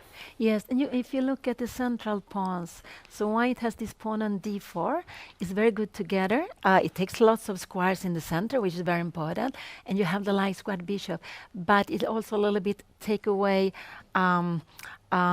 it makes the dark square bishop less active, because it's on a dark square, and that's why if white exchange any bishop, white won't exchange the dark square bishop, not the light one, and of course not fianchetto bishop, but also because how the pawns are situated in the center. And we can see for black, the dark square bishop is much more active together with the pawn on d5, e6, maybe c6 will come, while c8 bishop is very, very passive. Yeah, and for some players it's natural to go to f4, but I was also explaining that this might become an empty bishop, because just black start to play around, and this bishop tends just to stay there without a huge role. So I think this is also, it looks like it's developed, it looks like it's normal plays, but sometimes it's missing a role after c6 you mentioned, or I don't know, queen runs away. So bishop g5 was played, h6, takes on f6, knight f6, c6, rook d1. Yeah, I believe that you had this position at least in some rapid game. It could be. It could be. I'm not sure, but it could be. And we have e4 here. Yes. And take knight e5. Okay, now it's very concrete. And bishop b7 and knight takes c4. Yeah, that look very, normal. I would say I like white's position, but it's you have more space with the pawns in the center. But black has the bishop pair. It might, if it could be open up. You have this knight on c4, but so how? What is really? And you have b6. b6 is the target for always a target. So it could be. So what I'm guessing we are, but of course in a position like this, I wouldn't mind to have the Dogsford bishop, to have play h3 and the bishop and e3. That would have been nice, because if black had a knight on d7, black would actually be a little bit more cramped when white has more space. But to get this position, white exchanged. Felt that white had to exchange the bishop. I just wanted to mention that white ran away from this bishop a6 stuff, so that's why it's important to take on c4 when the rook is already on d1. Yes. But sometimes you cut and there is bishop a6. Once again, dream scenario with white. How white wins this position? Doubles the rook or push e5 or on the king side? I am not sure here, because when c5 comes, if c5 comes, we want to go d5. Okay, or now maybe you can take on c5 because the queen is there. I don't want to go. Move around a little bit. Yeah, yes, more. So b5 came. Oh, that is very. Oh, wow, that is a very. Non-standard, huh? Very. Let's see, knight e3 in the center. So again. It means when you go b5, you don't support c5 any longer. You see the bishop on b7 is quite, it's very, very passive. So I think white is now trying to get squares for the knight. So if white would play a4, would we do that? And then round the with a knight. And then we would try to get the knight maybe to b3, so we control c5 square. So a4, b4, and then to move it maybe knight e2, knight c1, knight b3. And we still keeps this very important c4 square where we can put the knight.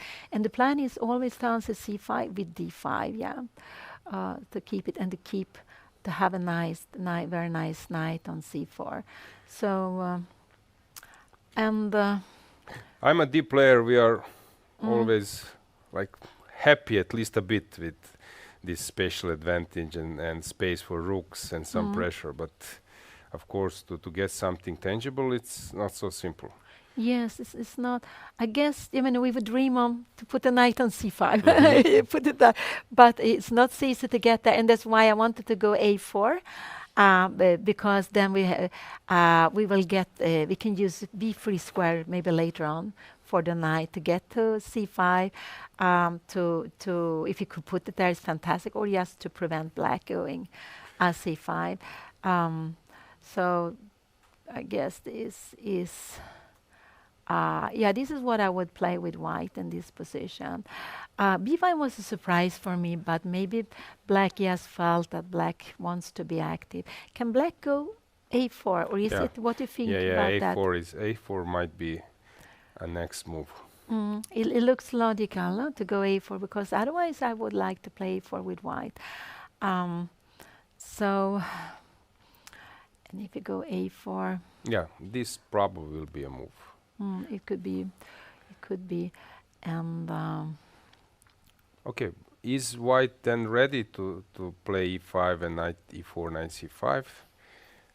e4 knight goes maybe to. Okay, I'm threatening knight b5 because of the pin. So knight d5 a normal move. Can I exploit this square somehow? Okay, not clear. Now the question is, because on knight e4 maybe there is some c5 coming. Is that an option to sack something? To go c5? Yeah, I was thinking, but probably this is just not working. c5, I don't know. We have. This is a weakness, but maybe d6 square will be also. Yeah. Yeah, maybe this is premature. So maybe black needs to think a little bit. I was just wondering also of the a4, e5, knight d5. If I take on d5, you take with a c pawn, or what do you take? You do. I need to take with the c pawn, I believe, Yes, right? of course you have to take, and you just play with. But now your bishop, you will get all the pieces on the open lines. You will be happy there. Yeah, of course. So it's not a good. It's not good to take. Yeah, we need to go knight. I'm not sure about now when I'm thinking, is this a4 the right approach? Maybe just to wait a little bit with some queen b6. Yeah, I mean queen b6, rook d8. But okay, queen b6, a4, b4. Maybe I was thinking is a moment to wait a bit with b4. You can go rook d8, maybe, Yeah. yes, directly. Yeah, rook d8. Can you do that? Just to put pressure. Is that okay? Okay, not much is happening after 92 probably, but I'm just wondering here, and if we.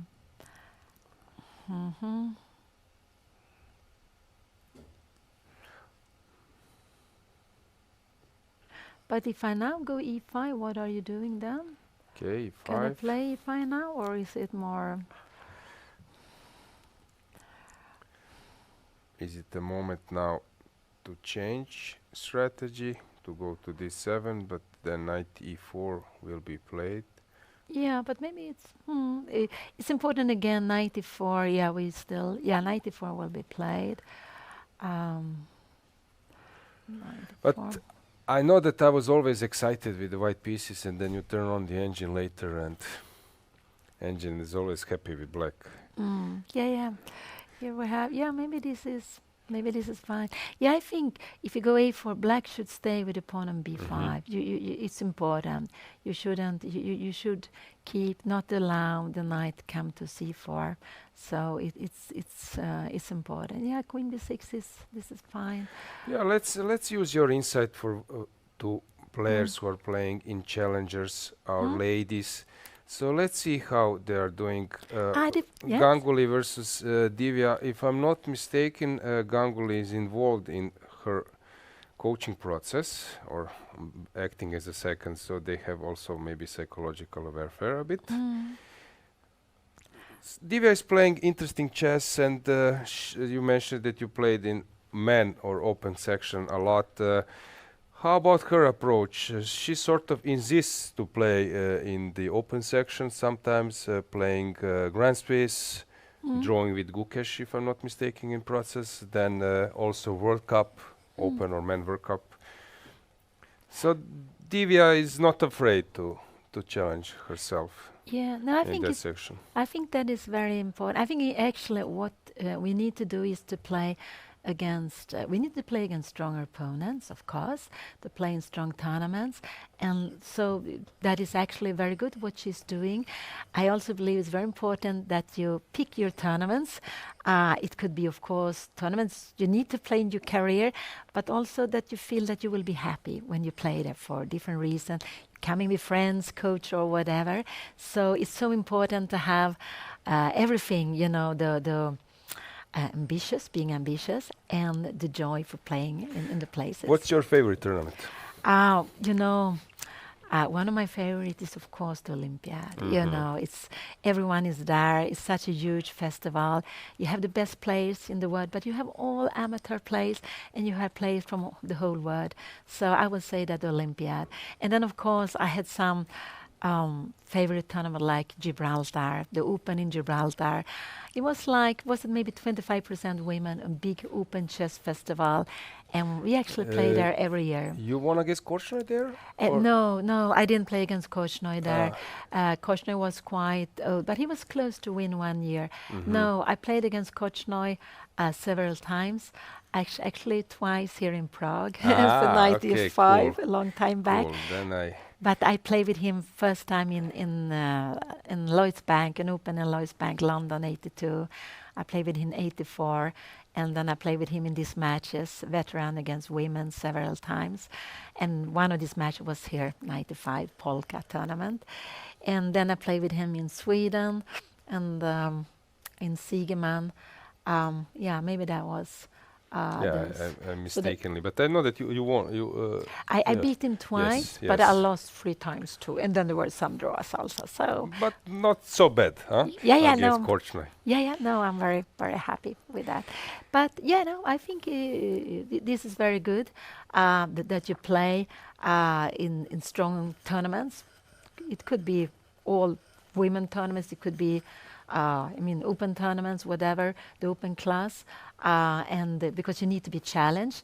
So it's just to keep going and to keep the ambitions high, to keep high goals. I think that is very, very important. What Judith is pointing out all the time, that maybe one obstacle for girls, women, that we put the goals too low, and that is important. You have to put it very, very high up to become the best.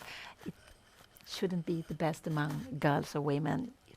It's good to have high goals, and so I here quite an active position, challenging one for Divya. We can dig a little bit. Yes, okay.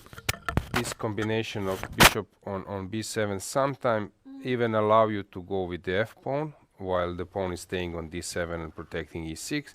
But usually players tend to go with the d pawn. But here this X-ray probably makes this break tougher to achieve. I don't know, quite a complicated position, but still promising enough for black. Normal Sicilian, I would say. It was O'Kelly line with a6. I have played it myself several times. And what did white play here now after Knight a6? c3, the sideline, b5. B5. Because now the point of a6 is the narrowest Sicilian. You want to narrow things. You don't want to transpose to Khan Sicilian or something. That's why this b5 with the point after d takes, bishop b7 is immediately targeting e pawn.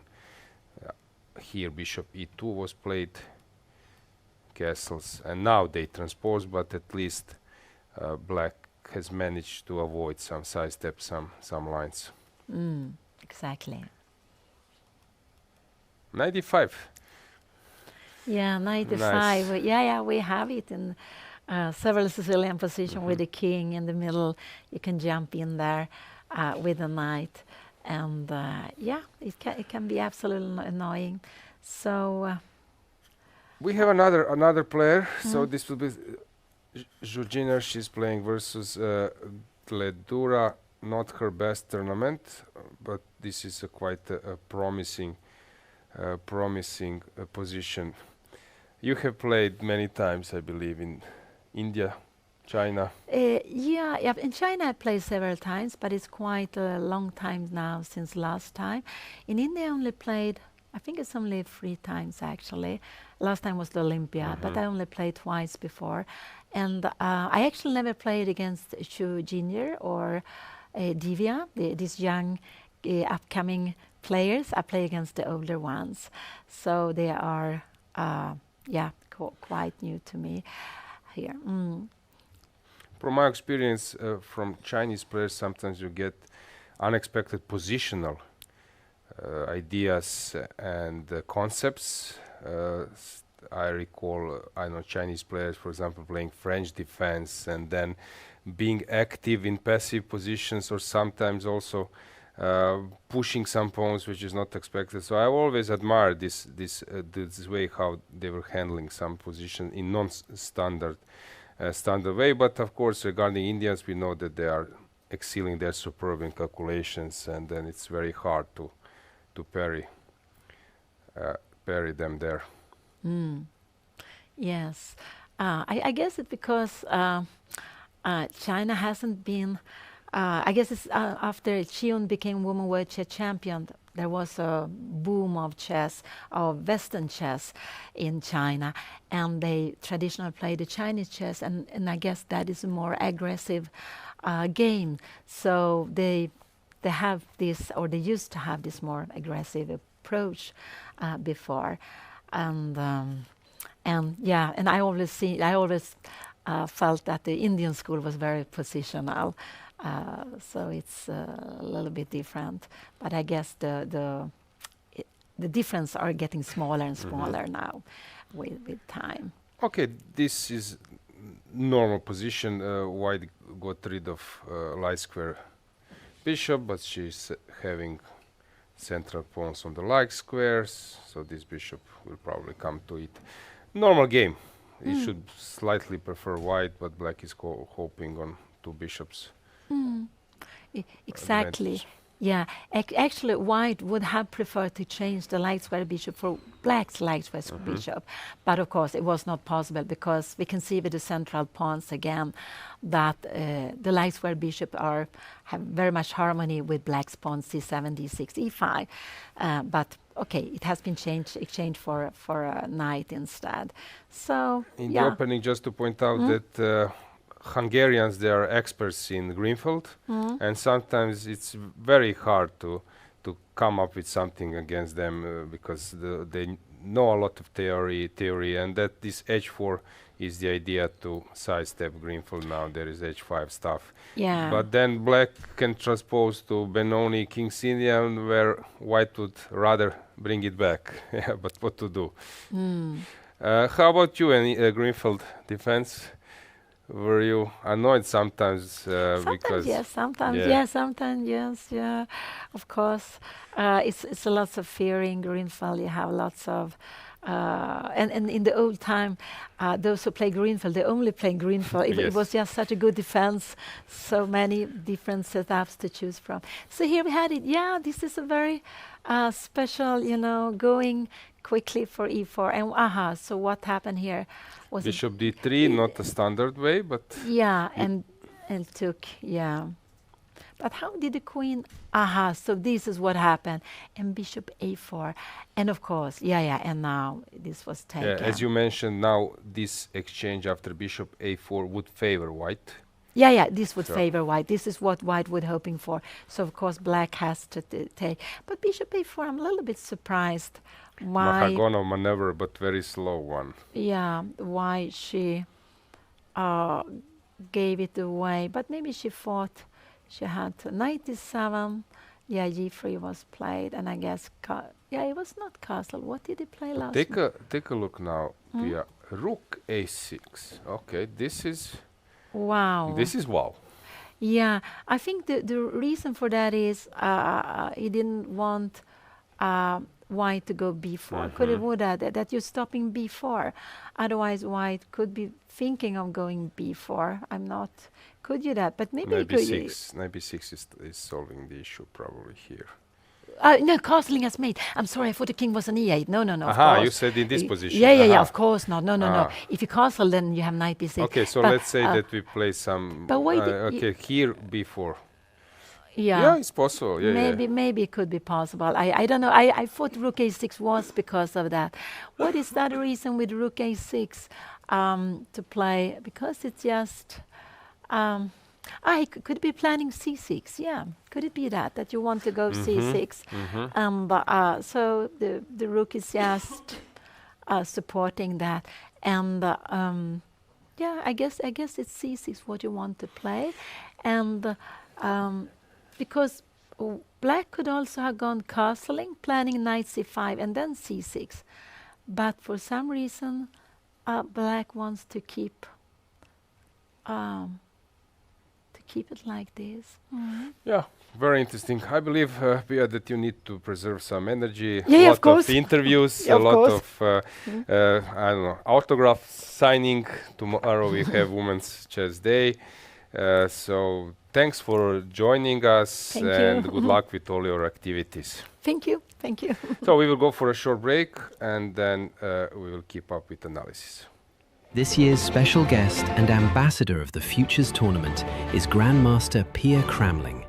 Born in Stockholm in 1963, Pia started playing chess at age 10 and competed in her first tournament at 12. By the early 1980s, she was among the world's top female players and became world #1 in 1984. In 1992, she earned the Grandmaster title, only the 5th woman in history to do so. Over more than 4 decades, Pia has represented Sweden in 13 chess Olympiads and won numerous titles, including 2 European Championships and 6 European Women's Club Cups. In 2025, she was inducted into the International Chess Hall of Fame, the first Swedish player to receive this honor. Known for her creativity and consistency, Pia continues to inspire generations of players and remains a tireless competitor. Ladies and gentlemen, this year's special guest, Pia Cramling.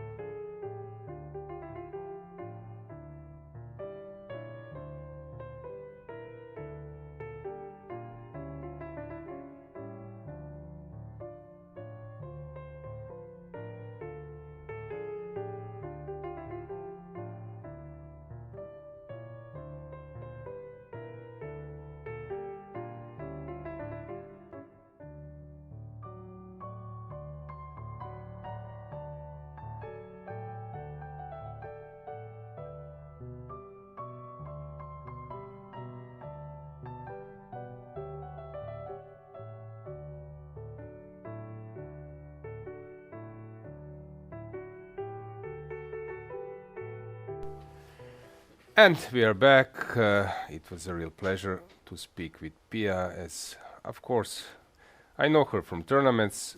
If I'm not mistaken, we haven't played But anyway, I know a lot about the way how at her prime she was good. Just mentioning this match and games versus Victor, the terrible against Victor Korchnoi was, yeah, at that time a huge thing. So Jorden Van Foreest in this position played bishop f4, the move we were considering with the point of playing long castle after rook e8, but then f5, knight c5 was the follow-up. Engine says it's slightly better for white, but the thing is to keep this position only slightly better for white, you need to have rating of engines which is 3500 or 3700, which is very, very tough. And for human, it's so easy to go wrong. And yeah, I think that Jorden is now very optimistic. He is thinking, but it's not about being worried. I think now he believes that with some extra effort he might win this game. Not a simple position at all. Because two bishops, this bishop is really strong, and it's so easy to go wrong here. The thing is, I would maybe just add that depends of the profile of the player. Some Karpov would be super excited here. Magnus is always a top choice, but this is very unpleasant because when you're having bishop and a knight versus two bishops, you want to have some outpost for your knight and maybe some square where you can keep it forever, and maybe threatening to exchange for light square bishop. But here bishops are far away, so it's not so simple to exchange them. And the point is that you just start to roll around them.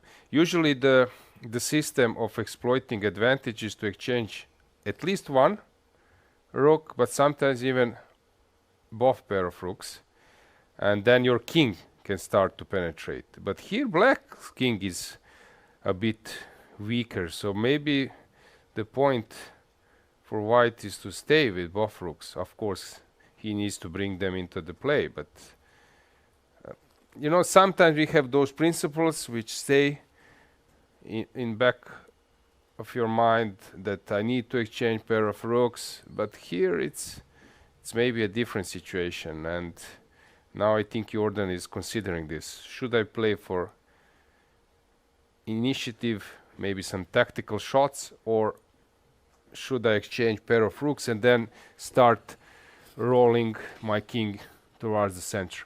And the point is, two-sided pawns, and you start threatening to penetrate to one part of the board. Not a pleasant position. As I said, the problem is with engines is that they give you ultimate evaluation, but if sometimes if that means that after, I don't know, 5 or 6 moves you need to play the only move, and if that move is not logical, then from the beginning this evaluation is with some kind of disclaimer.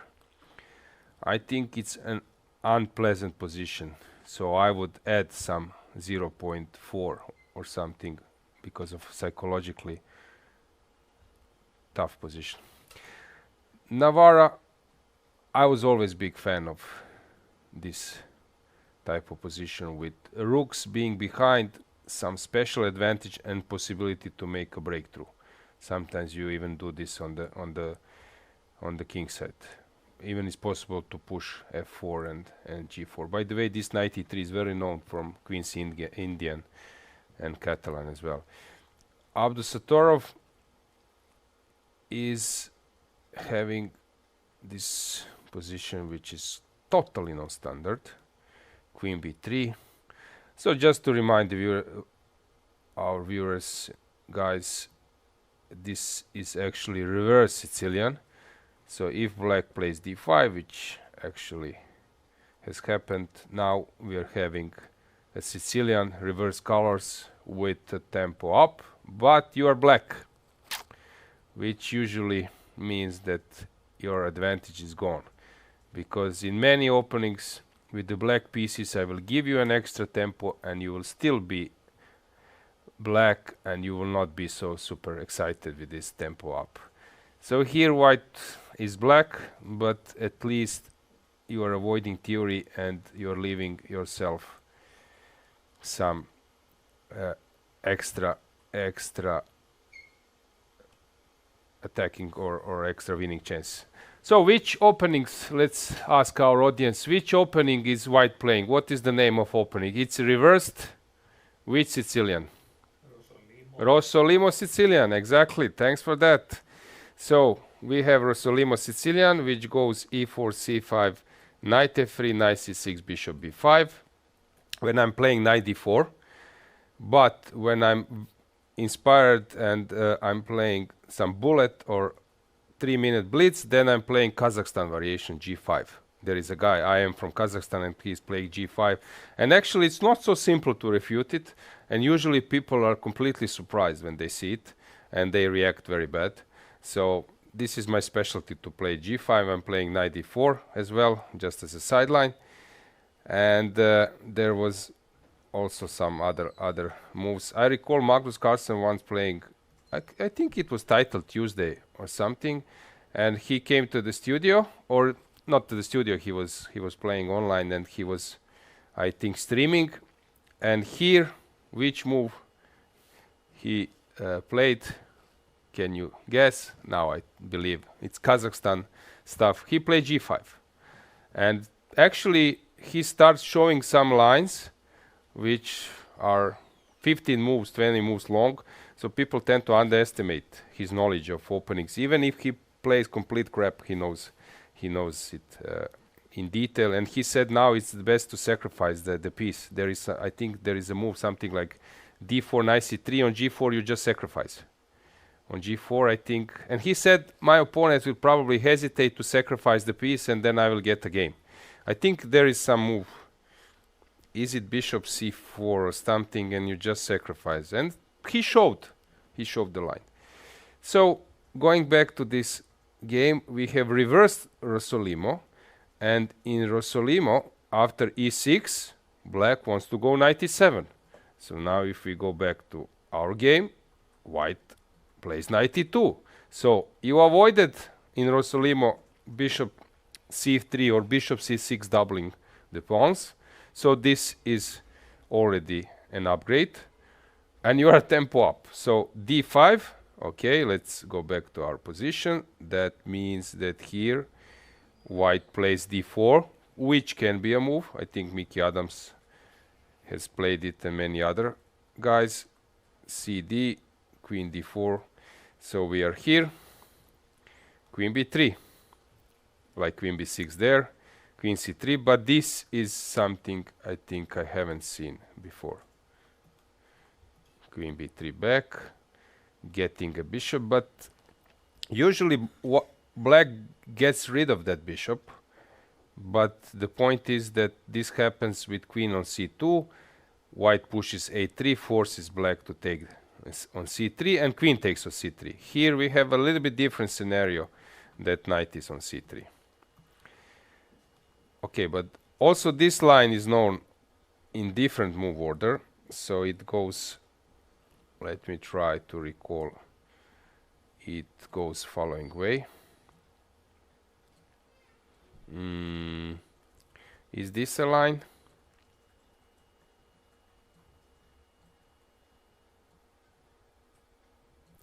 When you allow knight d3, I think this is some kind of line. I forgot it because I'm not playing English so often these days. So we have this thing that you allow knight d3 jump. It's not. Is it now queen b3? There is some other move now, and you allow knight d3. So here it has happened. Yeah, knight f4, this is also known because there is stuff. So I think they know it, but they are just rechecking. What a game. This is a crazy position. Yeah, I got some coffee. Thanks, Jolana, for that. Kat is also here. She might join us, right?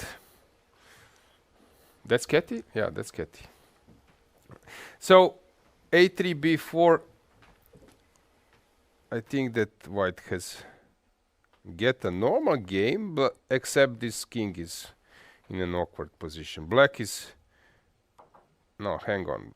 Black should be better, because if the king is in castle, then I would say that white would have a normal game. But king on f1, not a great setup.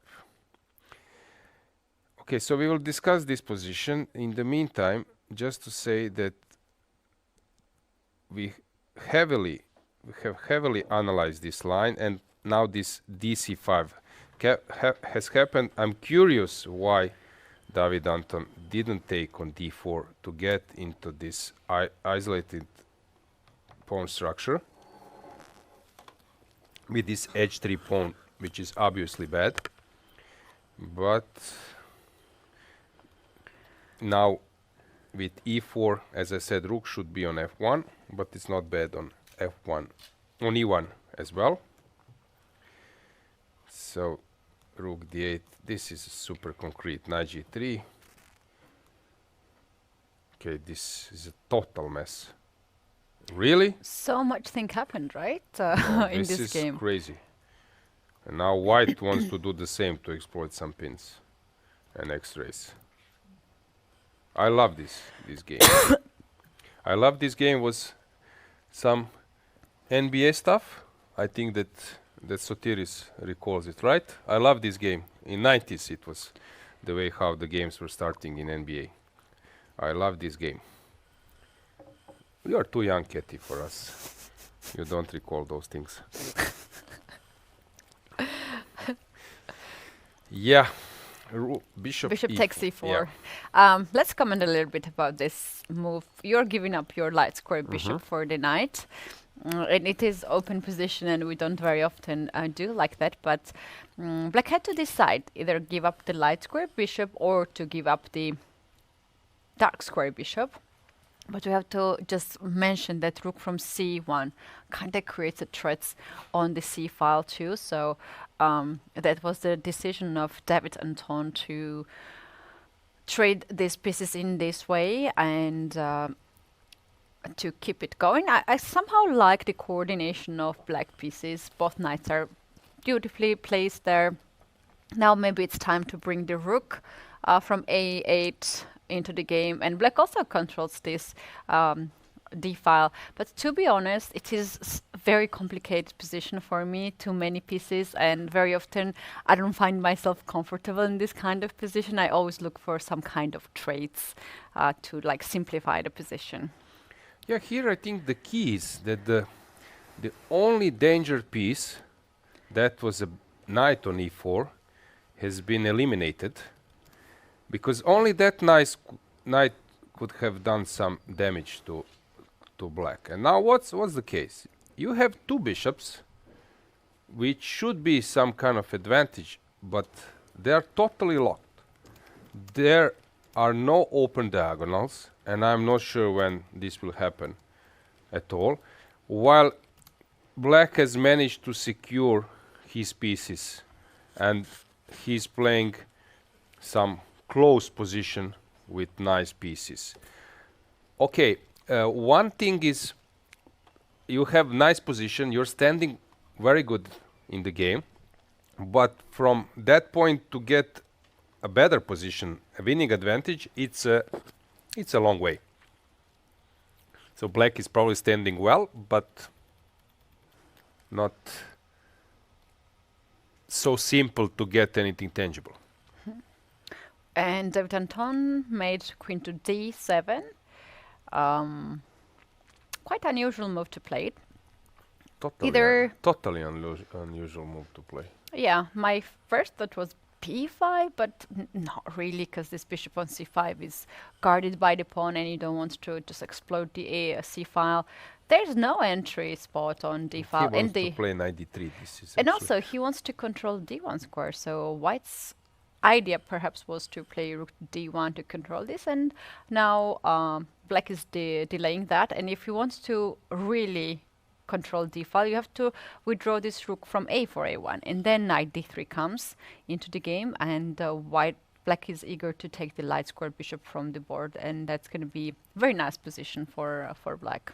Yeah, but my point was that here he had a nice position, but as I said, to get something tangible, you start to do some active moves, which might not take you to the right direction. So here there is a move. Let's try to find it. So maybe something is wrong with everything here also. So let's see what's the case here. I don't believe that moves like g4 are good, so this probably is not an idea. How about bishop g5? What do you do after bishop g5? Bishop g5 is the best move here for White, and Aravin, if he plays this position, gets back to track for White. I was looking at the lines by the engine because it's not a clear position, and I really didn't understand. If we just come back one move, instead of queen to d7, the engine here suggests queen to c6, attacking the rook. Much more normal move. And there is very sneaky idea with that. You get this rook on e1, rook e to e1, and now you go b5. Idea is that after a takes b, bishop has to withdraw back on e2 or f1, and you have this move queen to b6. You're getting off the pin, attacking f2 pawn, let's say queen to b6, and now White is already struggling to guard the pawn on f2. And if you play rook to e2, then knight d3 is coming. There's no bishop g3 because you will lose this piece. So that was the most precise that would give Black the advantage.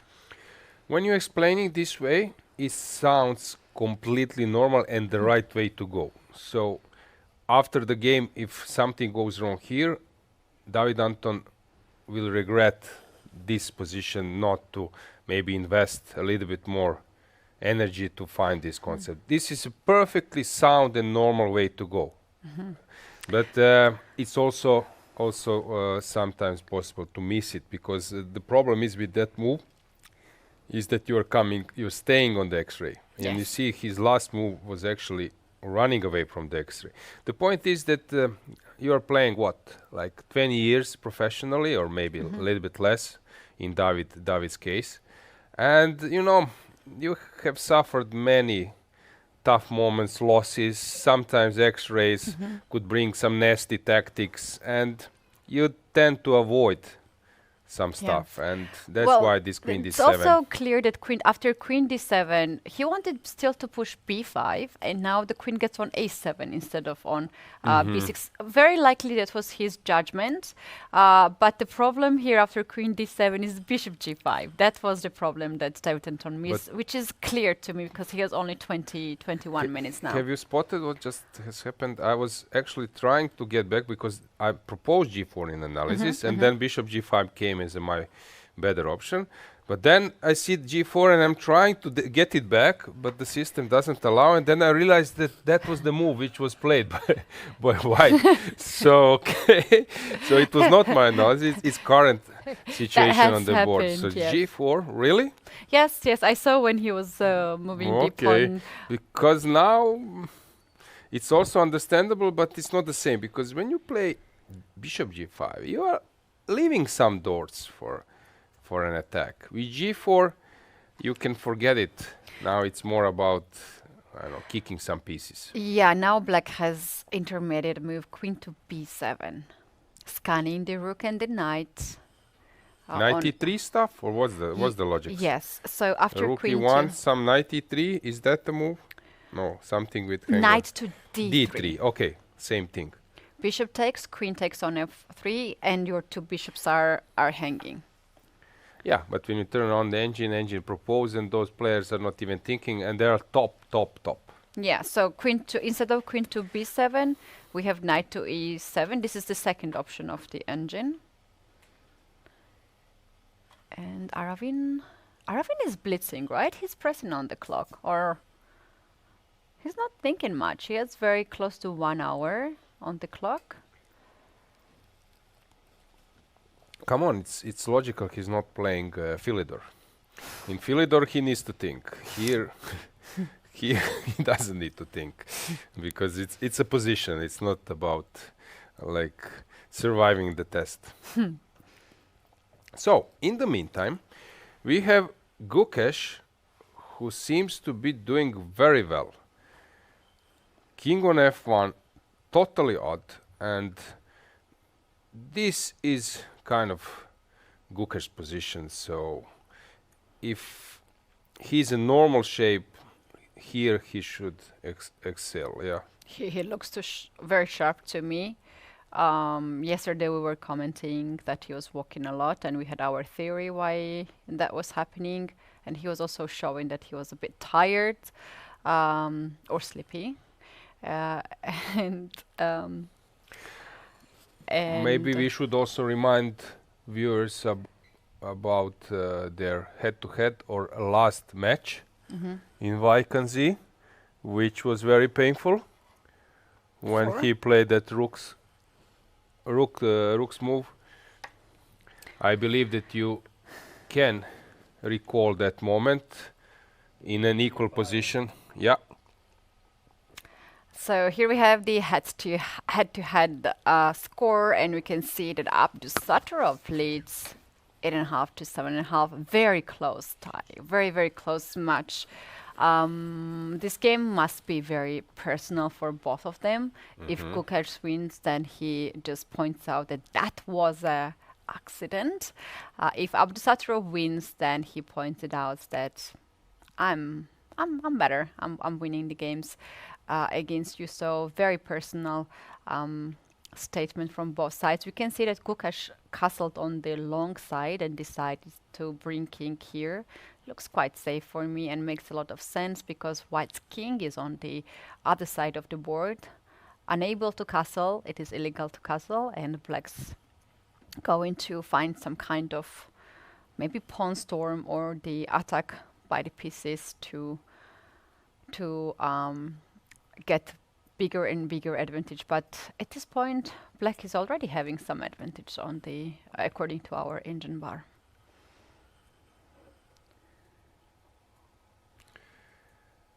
Cool.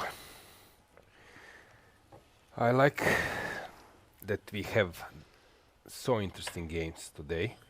So regarding my prediction, I can easily imagine all 5 decisive results today. Oh, that will be just fantastic for our viewers and for us. And you guys keep in mind that today is the final game before the rest day. So these players will just have a day off tomorrow to rest, to prepare. One disclaimer, complete opposite opinion than Katis now. We might get some rest, but players, you know what they will do on free day? They will play chess, probably some online tournaments or something. This is typical how chess players and top players relax these days. Is it Tuesday tomorrow? They play. There's a Monday tournament. No, right? they will, Monday or something. Maybe the organizers choose Monday for the rest day, not to have this. Exactly. So what will they do? Now at the opening ceremony, one important thing, if you have chess players, top chess players involved, you need to put up some chess set, because then they stay. Then they stay. And some VIP evening party, you need to install a chess set, and then they're fine. Yes. Well, the truth is that I think when you're a professional chess player, you don't even have any rest day or vacations, because they are pretty much just training all day, every day. But many of them will have longer sleep that chess players tend to like. instead of getting ready for the tournament. So that's very important. That's very important to have a day Yeah, off. but I'm joking, of course. But I just want to like to make an irony. But the thing is, they are truly devoted, and it shows this. You know, I don't know. It was Spassky who said that to be great in chess, you need to put chess on first place in your life, on second place, and on third place. And this actually shows how tough is these days to stay on top or to make a breakthrough. They are really working hard and they are devoted to chess only. So That's I'm not true. surprised that they feel comfortable in chess in every profile.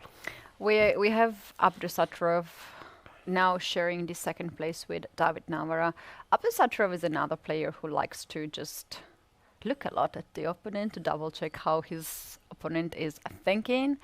Here we have the current standings. Jorden Van Foreest. He seems to be in a very good form. He says he's lucky, but we can just give a credit for his amazing way of playing. David Navara, Nodirbek, Abdusattorov, followed by half a point behind. We have David Anton Giharo and Vincent Keymer alongside with Yakuboev with 2 points. And then we have Gukesh, who still has to score. He has not won any game, as well as Hans and Prague. Sorry, not Prague, Parham. So those are the players who are counting on for the second part of the tournament. Yeah, Gukesh is well determined, although he seems to be tired somehow, but I believe that this profile of the current position will motivate him to do his best. In the Parham, meantime, we Mark haven't touched Parham versus Yeah, he Vincent. seems very sharp today, very focused, and also having quite nice position against Vincent. Okay, so we mentioned this knight b3, actually this idea of pushing a4, provoking b4, and then instead of c4 placing a knight in front of the pawn, which we all know as a perfect blocker, was mentioned by Pia Cramling when she was analyzing in the studio, that this is also a nice idea. So here this has happened, and bishop e3. Frankly speaking, I'm not an e4 player, an e5 player, so I'm trying really hard. I'm doing my best for last few years to realize when it's good to play bishop e3 and when it's good to take with the rook and take with the pawn, and yet still I cannot grasp the logics. Why now is good to play bishop e3 and black is not playing bishop e6? I'm trying it, at least, you know, fake it till you make it, at least somehow to show to the viewers that I understand, but I don't. I really don't. So what's the case here? Okay, what I know that usually is better to take with the rook, and also to taking f takes e3 might be sensitive if you have pawn already on h3. This is what I know. But some other details, I really don't get it. Yeah, same. Okay, so here rook e4. This is interesting. Usually we expect that you keep your rooks on initial rank, but here it's another type of play. Okay, this position is quite promising, I would say, for Parham. Although he's very long time, because yeah, he has some nice outputs. Now probably he's thinking also, is it the moment to sack a pawn, to bring the rook? And which is, you know, if you wait, you might lose the momentum. Why don't you push the pawn a5? Okay. Is that sacrificing? Yeah, I'm thinking about, not to forcing. Okay, of course he can push a5, but then maybe later this pawn also can be weak. I was just saying that these days, if you offer a pawn to those guys, they will take it. So it's not like in previous time. You just fake it, you just play some move, and no one would take a pawn because it's dangerous. These days, those guys, because they are armed with computers and they grasp logics, they take. They don't bother I with have that. this question. How about white plays this rook to f4, hitting the pawn on f7? Well, obviously, if you take, I'll take the rook, and kind of forcing black to take my bishop without me pushing the pawn on e4. But this is very, very, like... committal move, Yeah, right? because when I take, how you take? With the knight? With rook. With the rook. But then, I cannot... The pawn is... Yeah, okay. Okay. Because I was thinking that was my point. Now bishop h3, and I deflect your queen. But you take with the rook, and then you can't take it.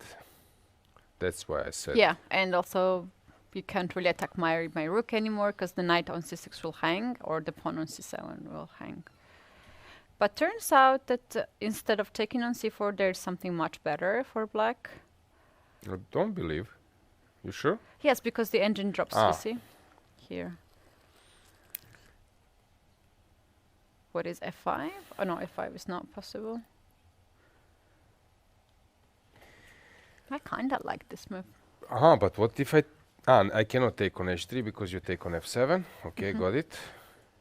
So can I combine those two things? I'm about to make a move. Some knight d4. Can I? No, this. Bishop e6. Bishop e6. Okay, good. Oh, wow. Yeah. And if I take, then you take the rook, and the rook is hanging, yes, yeah? Okay, simple as that. Good. So he has made a move? Not yet. Queen goes to g3. Queen goes to g3. Which? Wow, that's interesting. He allows double pawns, and he believes that's good enough. Because it opens the f-file for the rook. I like that idea, actually. Very nice. By the way, in Abdusattorov versus Gukesh, the storm is coming. Take a look of this activity. X-rays, lot of pieces, preparing f4. I don't know why Nodirbek is ahead on time, but this looks super scary. Although, as I mentioned before, those two players, so Abdusattorov and Gukesh, are currently, if you ask me, the best defenders in the world. So they can put up a serious resistance. Well, perhaps Black's idea was to push f5, and that was not possible because the knight on e6 was hanging, and knight g3, g5. Now f5 is possible, and alongside it can be some nasty ideas like knight h3, not at this very moment, but there's a b7 bishop which can find a really good play, hitting the pawn on g2 or the rook on h1. This is, I also see the storm happening. Shall we take a look at the game of Van Foreest? I just want to add here that we can consider this position as opposite castle's position. Let's imagine that king is on g1.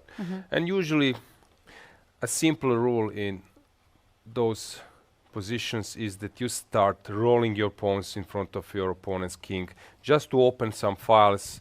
It's not about keeping control of the material. It's about just opening the corridors. And here, how will white do it?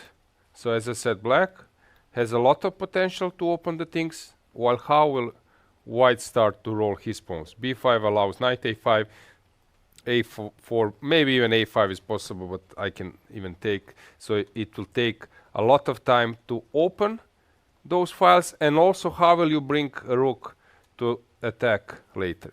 So I think this actually is the worst thing for white. Yeah, but we have even worse situation in the game of Hans Niemann and Van Foreest. I think the blunder just happened right now. Bishop to d3 is the last move, and now if Van Foreest finds this one move b4 to attack the knight, the bishop on d3 is just not protected. Yeah, as I mentioned, I sound like an egomaniac because I'm like predicting things, and then things are happening, and then I'm super happy. But as I said, Engine was saying that it's sort of equal or slightly better for white, but as I said, I wouldn't be surprised that you lose that game much easier. That's the problem with evaluation, and then people get surprised. Oh, Hans Niemann blundered. No, it's about the profile of the position, and from my point of view, Engines in terms of providing info to the viewers. I'm not speaking about analysis, because top grandmasters and grandmasters, we know how to lead Engine. But in terms of providing info for the viewers, I think this is far from ideal. Because you turn on the Engine and it says it's 0.20, and then people are shocked that Hans has blundered. But the profile of position, it's so demanding that you cannot play, you cannot hold that position. You need to be 3,700, which of course is not the case here on top level. Well, let's take a look at this. After bishop to d3, he pinned himself this bishop. Instead of that, king to e7 was the move that he could play. So when here. Yes, king to e7. So let's it's king to e7. Okay, let's try to think why he was afraid of that.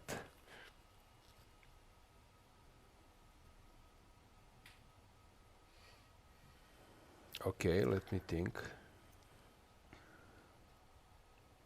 So you want to go to f7.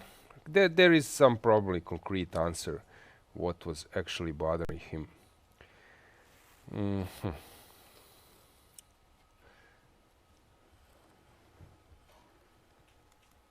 Probably b4, I would say. I would say that something with b4, okay? And what now? What is the move after b4? Oh, black has plenty of choices. Knight d3, knight b3, knight a4. Knight b3. Knight d3. No, but you mentioned b3 as well. Knight d3, knight a4. Knight b3 is not a move, or? Is it? No, I'm asking what are the options, because if knight b3, then it's ridiculous. I have only 2 lines, so I don't know the rest lines. Okay, let's try to knight d3 to place the knight here. Okay, king b1. And now I'm having 2 pawns attacked. I need to play probably b6, or? He was maybe afraid to get... Let's take a look how bad is bishop d3, and then we can judge the rest of the position, because if bishop d3 is lost, then of course king e7 had to play there. So b4 now, and after knight to a4, check, a4. a4, sorry. If you go e4, then king moves away and the bishop is just hanging. Here the key point is that Jorden has to find bishop to c5. Takes, and you just step. I can guarantee you that he has already found it, but he's just thinking. So takes, king goes up, rook to e2, king goes. Is it possible that king a1 is winning as well? Then rook c3. So king b3 I need to go. Rook.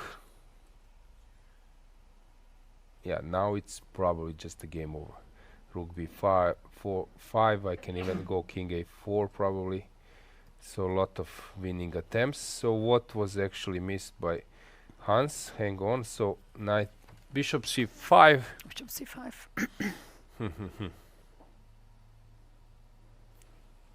There is no move.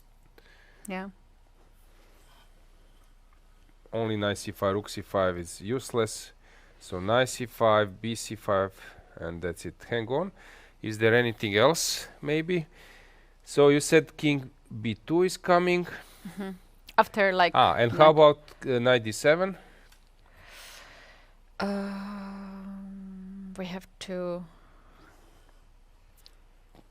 King b2. Probably. Yeah. King b2. And nothing is happening. Okay. Hang on. How about rook? Oh, rook e3 is probably useless. You see? Wow. No, here knight. This is a check. No. What did I see? Why this is equal now? 94 now, maybe? Or I'm trying to figure it out. So why this is an equal position? Knight e4, knight f2. Aha. 94. Broketi. King b2 and now knight f2, right? Yeah, I think rook c2 is also an option. Maybe it's better Knight. immediately. Yeah. Not. Knight f2. So rook Sorry, c2. rook c2, yeah. King b3 or king a. What if? What if I go king a1?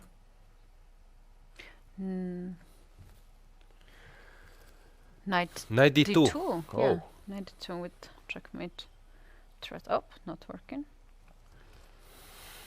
What is it? Maybe rook c3 just. Just go back. No, come on, give me a break. Why this is equal? Knight to f2 now, maybe? Knight f2 now. Yeah, okay. And what if I have rook c1? I have rook c1? No, then I take on b7. Rook endgame, rook g2 I take. Okay. So what here after rook e3 if I take bc5?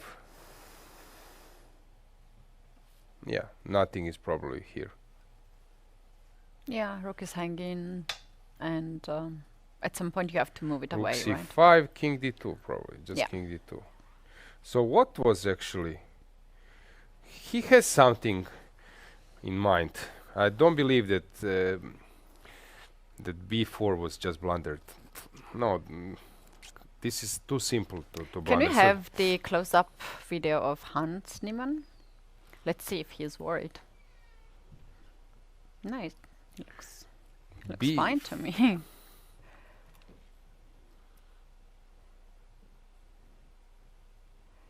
But we cannot really trust these players. They like to poker face us.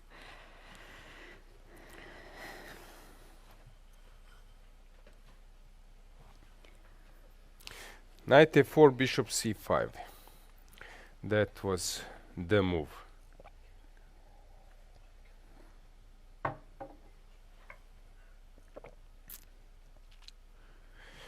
Okay, let's bring the box. So knight a4, you go bishop b4, bishop c5. b6 doesn't work because you just take. So must take on c5. Rook c5 and we said king b2.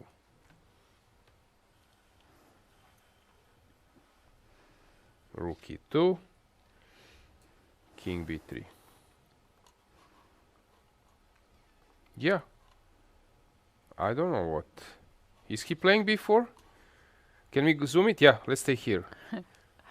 I think he's playing a move. What is the best angle to see the move? He's going to make decision. Maybe this one is... Okay, here at least we will see that he will touch the pawn. He's about to make a move. But it looked to me that he didn't raise his hand towards the b pawn. I have not seen him moving. Yeah, he's looking at that side, right? It's a big that's the side. He looks at Niemann as well, because this is the moment you like to check on your opponent. There is always some right. Oh, Hans, look at him poker facing his opponent. Oh wow. Black threatens mate in one. Oh, that's a good point. There is a threat of knight b3 checkmate. Yeah. And unfortunately in chess you cannot bid for making one more move. Yeah, it is illegal to do that, but okay, now we understand why bishop d3. From each move your opponent has a right to do something. But knight b3 would be a nice move, and actually it would work even without the rook, right? Yeah. So I give you rook for free if you allow me to check. If you give me one extra move. Or take the piece if you want. Speaking about taking the pieces, David Navara is on fire, and there is knight f6, and this is known motive. It's not revolutionary, but it gives us aesthetical pleasure. Knight is on f6. If you take it, he has calculated everything. Oh, before he's on the board. They just made the move when we left. We were waiting for so long. Damn it. Did he left the board? Yes, he was Van walking. Foreest has... Yes. And now... Oh no, Hans might not be happy. He's struggling totally since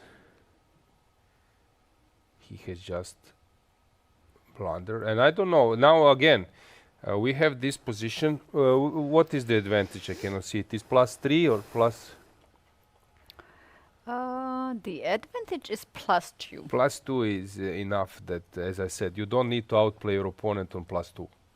+1.5, you need to outplay your opponent. That means that you should figure it out strategy. With +2, it's a technical phase of the game. You just do technical stuff, but you just need to be precise. Well, as I said, +1.5, you still need to come up with something. With +2, just precision is needed, and to avoid opponent stuff.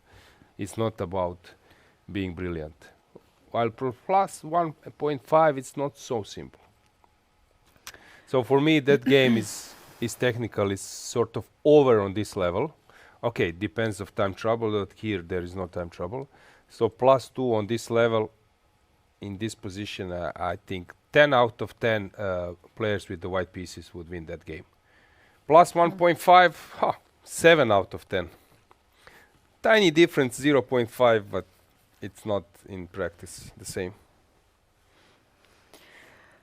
Not fun for Hans and for Hans. No, it's not fans. fun. He probably just carried on with his checkmate idea in one move. And he had kind of nice position, but this is happening to the players. Look, he's shaking his head. And I see that that people are having fun in chat. As I mentioned, this NBA stuff. Spalding, how was it? I love this game. And then people are now having fun that Jorden is having fun in this tournament. Jorden Van Foreest. Actually, he's doing quite well in Mr. Air style. Very good. What does that mean? Yeah, like Air Jordan. He's on the background. Have you seen this Netflix about Chicago Bulls? What was the name? Okay, please, Sotiris, help me. I forgot. This series about Bulls. Last Dance. Thank you. Yes, exactly. So, this is Jorden Van Foreest dance. Not the last one, but quite... Yeah, Parham is getting to the action, yes, of course. usually, guys, you know when things are happening, it's... Parham is always there. He's there. Unless I had an idea if Parham carries this small camera like the football arbiters, we will get the best view all the time. Guys, if you are, I don't know, like BBC director or CNN, you just get Parham to chess tournaments as a journalist, and for sure he will be there where the action is. That's guaranteed. That's guaranteed.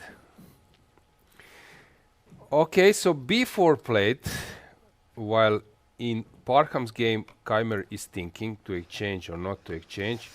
Let's go to David Navara's. Let's see this knight f6. How good is it? And Parham giving a look to Yakuboyev. So then it's good. I love that, how he was looking, like giving a side eye to Yakuboyev. Wow, nice.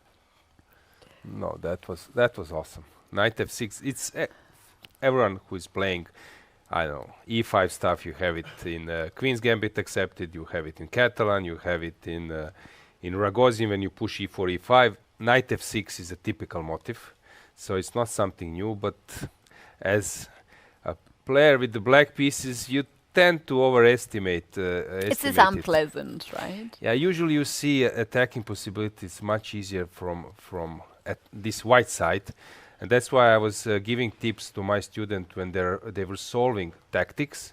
That, for example, white is on the move. We need to put black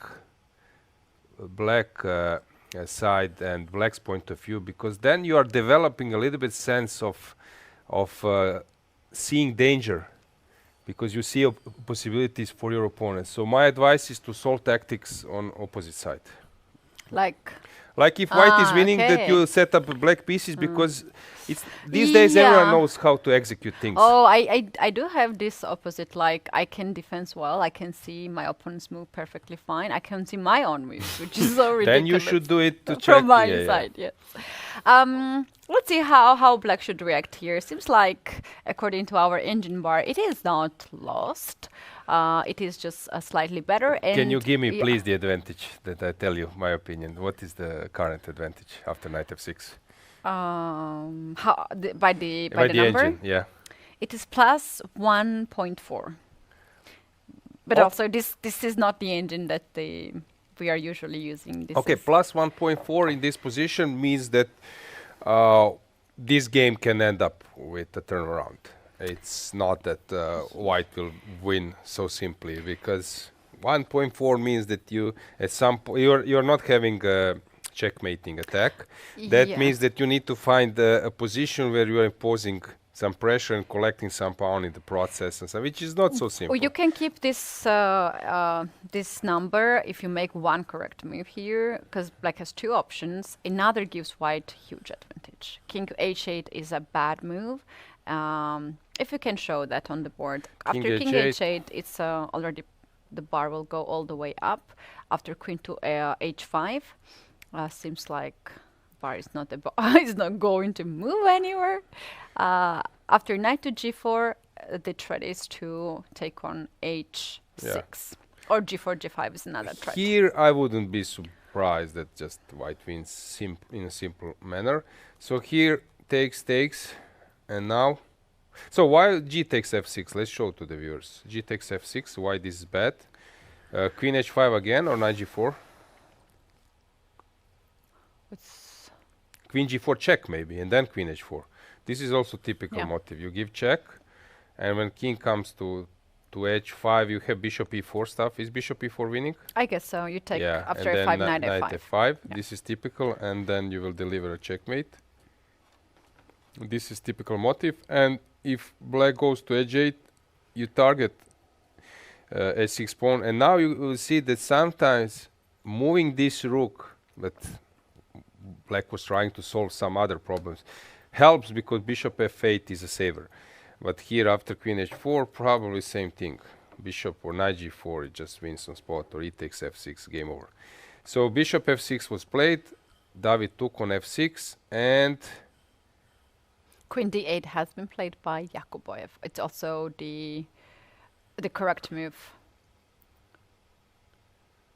to and keep after knight things under g4, control. knight g4, h5, or what is the idea? After knight g4, knight g4, yeah. You have to take on f6 according to the engine. Really? Good luck with that. Okay. G takes f6 now. Chess has improved in the meantime when I was last time following it. So simple how engine. They don't care, And now I don't have time to bring my rook. I would love to make some rook lift with d5, rook d4 stuff. Yeah, the thing is that you don't have enough forces for the attack, right? Yeah, that's why I'm working. d5 is correct. Yes, that's why I'm working on it. This is typical. I'm also teaching my students, if you destroy opponent's shelter and there is no direct checkmate, you need to bring your pieces. And sometimes that rook c1, rook c5, rook d4 is the killer.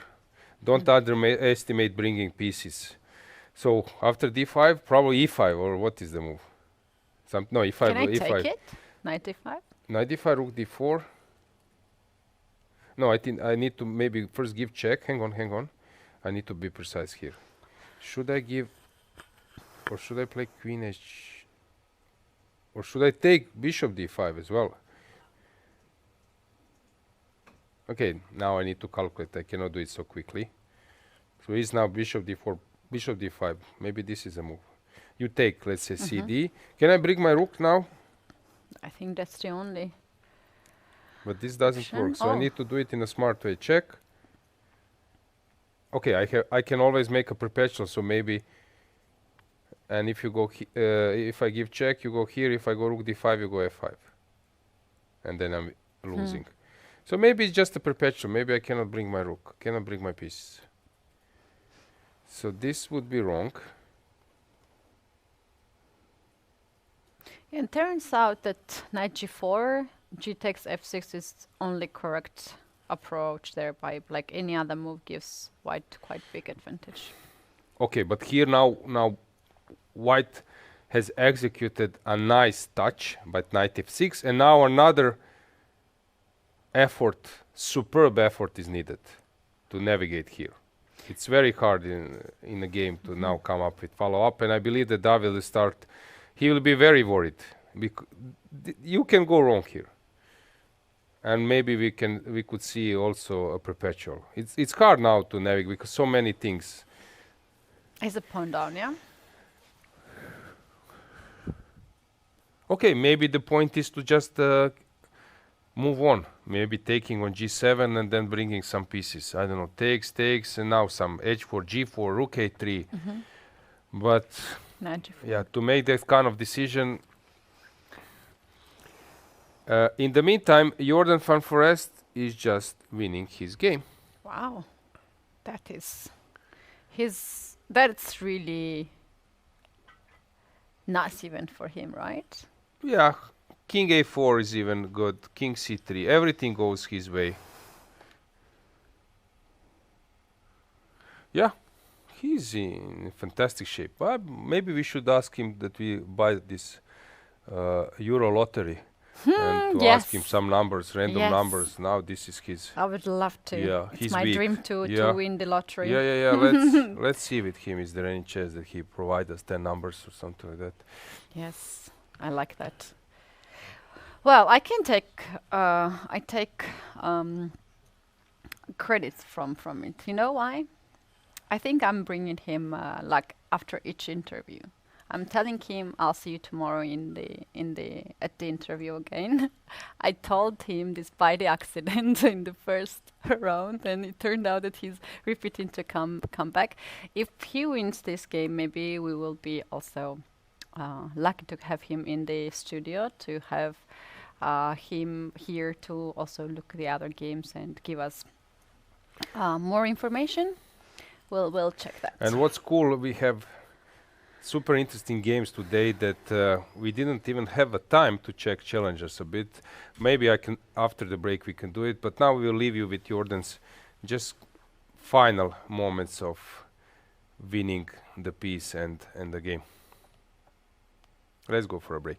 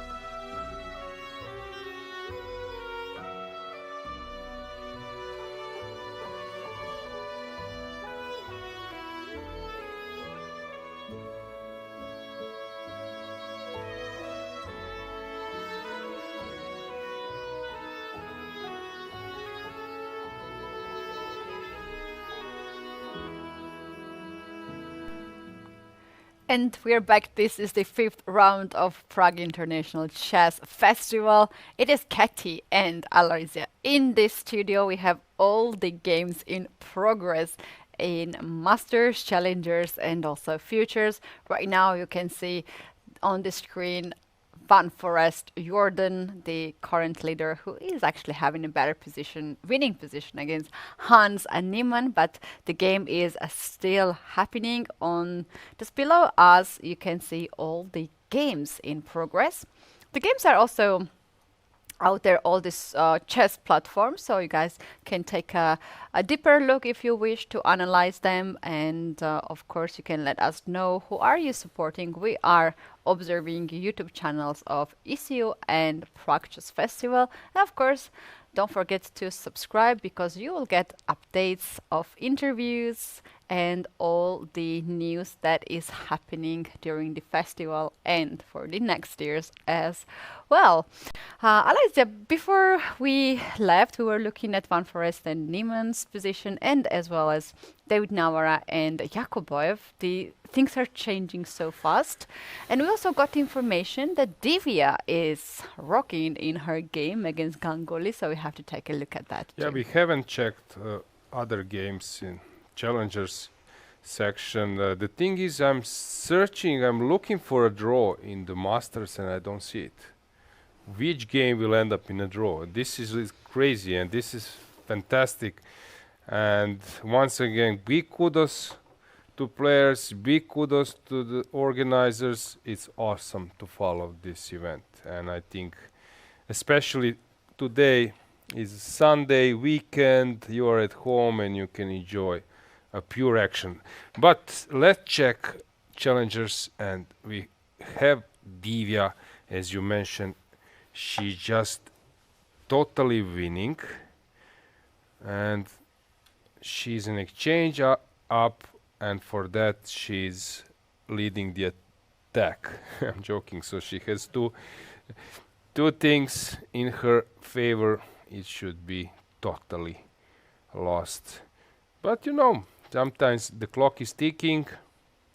You have a feeling that you're winning, but you're not able to fully concentrate and to find a winning sequence. By the way, Žužiner and Gledura, they ended up in a draw. And here Bertsen is pressing versus Herbeck. Bjerre is pressing versus Nemec, and Finek versus Jufa. It's unclear how strong is that attack, but obviously Finek is the one who is pushing. I was having a breakfast together with Daniil Jufa in the morning, and he has mentioned how talented Finek is, thinking that he will be 2600 soon, very soon. Very good. So how do you win this position? So this rook is a bit stuck. Seems like none of the kings has been castled in this position, in this game. Both kings lost their rights to castle. It has been really crazy game. Maybe you can just I was mentioning this possibility when you have pawn on this 7 e6 together with this fianchetto, that you might consider d6, but f6, f5 is also possible, because you're not having this e6 issue, which is regularly the case when the pawn is on d6.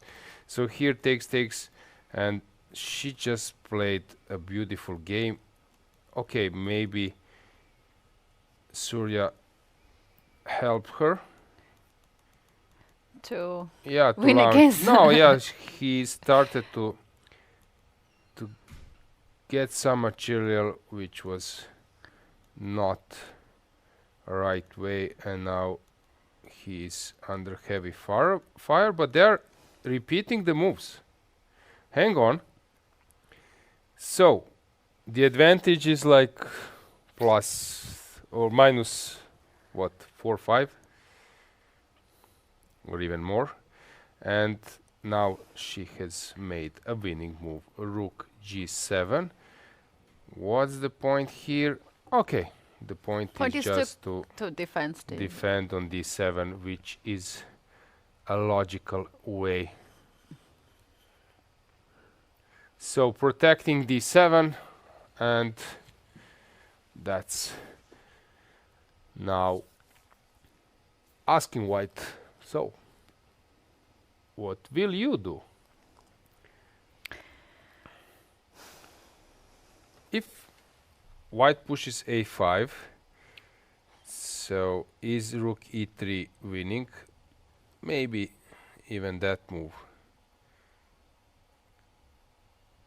Maybe I should start with, okay, if I go rook queen h1, you go queen g1. So now I can maybe go back, but this is probably not the right way to go. So to take on e3, maybe it's not necessary. How many moves do you make before time control? 6. Oh, that's a crucial 6 moves for Divya. No, 7. Sorry, 7 for white, 7 for black. But now it's white's turn to somehow to muddy the water. I like that Divya is also using this time. She's low on clock, 3 minutes. It's true that she has 30 seconds increment on the clock, but this is not the moment to relax. Let's just briefly get this mosaic, this multiple view, just to tell you that, okay, this game has ended up in a draw. Here Divya is pushing. So, and Herbeck versus Bertsen. White is enjoying slight advantage, but it seems that it's not so big according to the engine. And in Biere versus Nemetz, this passer on d5 plus lines occupied by white, this it's quite good for white. Sort of ideal setup. f5 weakness, but Jonas is low on time, and don't forget that he's affected by yesterday's loss for sure. Yesterday he really misplayed the openings phase, so ended up in a loss without a fight. Although I have a feeling that Joachim is an interesting swindler, that he knows how to get something. So here he allows bishop h6. So he just took on d5. Let's say bishop h6. What do you do then? If you take rook c7, this looks horrible with so exposed king. If you take on g3, I take on g7. And this is not bad because of rook h8. Suddenly I saw it. So rook is coming to the h file. That's why you need to take with f, which of course is not something you would want to do. Maybe that was missed by Jonas. But maybe rook d5 was coming anyway. I actually After maybe... rook d5, there's queen to b7. So let's say that if you move the bishop somewhere, is it possible? So queen d5, rook c7, and if you take with the rook, you mentioned queen b... Ah, Katie, nasty. Yup. Bishop h2. Ah, always is possible to blunder something. So that's why he has started with g3. Now we will have this sequence. I blundered that? Or I it was in blundered. the... Ah, sorry, I thought I was... I blundered that. And I was like, what? How you dare, But you Katie? proposed queen b7, so... But with g3. Ah, okay, Without okay. g3. Or Okay, with okay. No, I with don't g3. know. Yeah. Ah. Now I know, I'm entering this tiny thin ice, So tiny rope, so I'm afraid to say that. No, you didn't blunder, Katie, all is good. Well, in the game we have a move here. After queen to d5, bishop h6 Yes, has as I been mentioned, played. but now bishop g3 is that move. And as I mentioned, Yachim or Yachim? Yachim. Yachim. Yeah, Yachim is a famous swindler, but somehow today he was not on the level since bishop g3 was missed. And now big relief for Jonas. Now it's typical what we pros are doing. You sort of show that you are worried, but basically you're so happy that your opponent have missed it. You know, you start showing you're worried, but basically you're so happy that there is no bishop g3 on the board. Really? Yeah. These are sometimes so the tricks.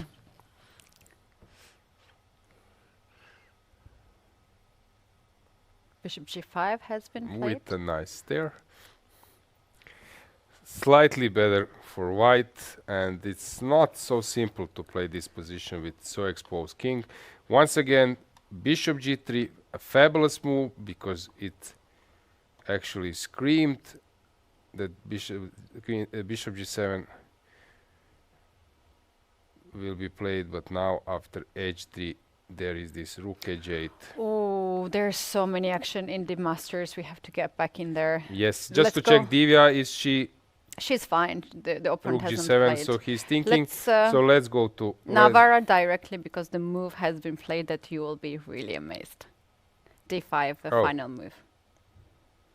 Very nice. But why am I amazed if it's c5? Was the catch? Oh, Hans Niemann. Jorden Van Foreest has scored another fabulous victory. So he's crushing all the people whom you would expect that even draw is fine. So Gukesh. Unstoppable. Yeah, Gukesh, Niemann, Keymer. You name them. Let's see how many. So the first round he won against Vincent Keymer. Second round he lost against David Antona. Was a really unpleasant game for him. But after that he has been winning Gukesh, Yakuboyev, and now Hans Niemann. That is amazing form he's showing. How about live 2700? How is he doing? I'm curious now because he's just collecting points. Is it updated? 2740. He's war number 14. Big kudos to Jorden. 14th in the world. And yeah, he can almost catch with some wins if he keeps on. He can enter, not top 10, but he can come very close to. Niemann is now world number 19. And we have this clash between Gukesh and Abdusattorov. If Gukesh wins, he might get closer to world top 10. So, big kudos to Jorden. And here c5 was played. As I said, I don't see this as a devastating. Queen b5 is the point. Yes, now I spotted, Katie, why this d5 is fabulous. Queen b5, that's a move. Yeah. Very nice. You did not see that happening? No, not at all. How come? No. Knight f5 is a killer. So, queen b5, very nice. Queen and price. Well, at the same time, let's just briefly check. David Anton has won the game. Oh, bravo for that. And we have Jorden Van Foreest coming. Very good. Yeah, let's check the game. Let's prepare the setup for our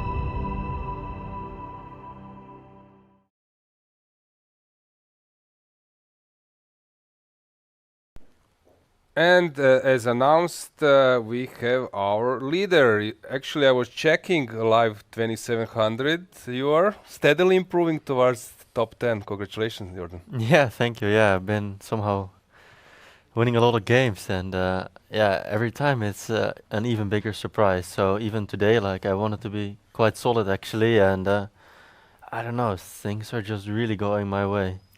Yeah, we will check the game. How about your loss versus David Ant? Do you regret playing King's Indian? Because you were trying to get some chances. Now, if you would have played something solid, maybe you would be invisible.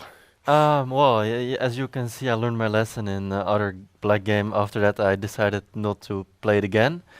But in general, you know, I like to play the King's Indian. It's one of my childhood openings. I feel comfortable in it. And if you look at the game, I had actually a pretty good position. But King's Indian is, you know, this kind of opening where even if you get a good position, things can still go wrong. And they did even quicker than expected. But of course, I was kicking myself for just blundering the game away in basically one or two moves. But I don't really necessarily think it was due to my opening choice. Like, I had a good position. It's just that later on I didn't understand the position so well. Somewhere you lose, somewhere you win.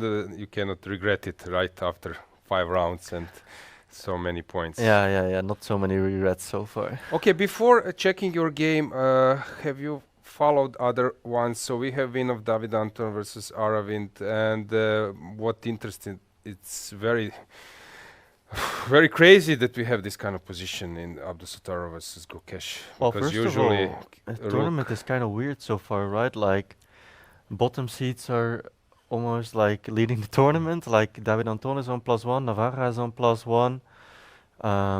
I'm winning some games, so Jakuboyev was playing well until yesterday. He was. Oh no, yeah, I think Navarra might get to +2 now if he wins this game. So it's like a weird tournament. Of course, there's still many rounds to go, so too early to draw real conclusions. But it's yeah, so far like lower rated players have been doing very well. Yeah, this looks scary in Nodirbek's game because This now would if it would be like freestyle, so at least you could get the rook to f1, but yeah, that would be nice. Yeah. yeah, but okay, Gukesh is long time, so maybe you have to go king h2 first or something. It doesn't looks very artificial. Yeah, well, Nodirbek is hoping for Gukesh low time, but to be honest, it looks like the whole game, like after the opening already, I thought like black is so comfortable, like something really went wrong. But okay, like I really wouldn't. I really wouldn't count Nodirbek out yet. He's super strong, especially like very tricky when you're low on time. So I think really all 3 results are possible here, even though black is doing well, of course, on the board. Anything else? Maksudlu versus Keymer. What's going on here? It seems Vincent is losing. Yeah, there's something has. Wow. We left around king queen g3, which was a nice move, but nothing special, and suddenly. As exchange sec, nice. So I guess if you take just knight takes and it's f5 maybe even, and who knows. Or maybe you had to go for it if we see the bar, but it looks dangerous, right? So knight d5, that's a mess. Now I just want a pawn for nothing, or there's knight takes f4 or something. But knight d5 probably, or what? No. Well, I don't know, but a6 is hanging as well. Even like all squares are quite weak on the queen side. There's knight c5. The a pawn is really dangerous. So if white, if white on the long run, white is doing very well. But even tactically, like bishop on f5 undefended, white's pieces are coordinated beautifully, whereas black's pieces are all over the place. Let's just briefly check Navarra versus Jakuboyev. Yesterday you had this interesting game. Yeah, it was very tough to play, probably, right? Yeah, it was not easy, but I think he was just in control for the whole game. He just went for these complications, which wasn't necessary, but then he missed a golden opportunity to probably win the game on the spot with queen f5.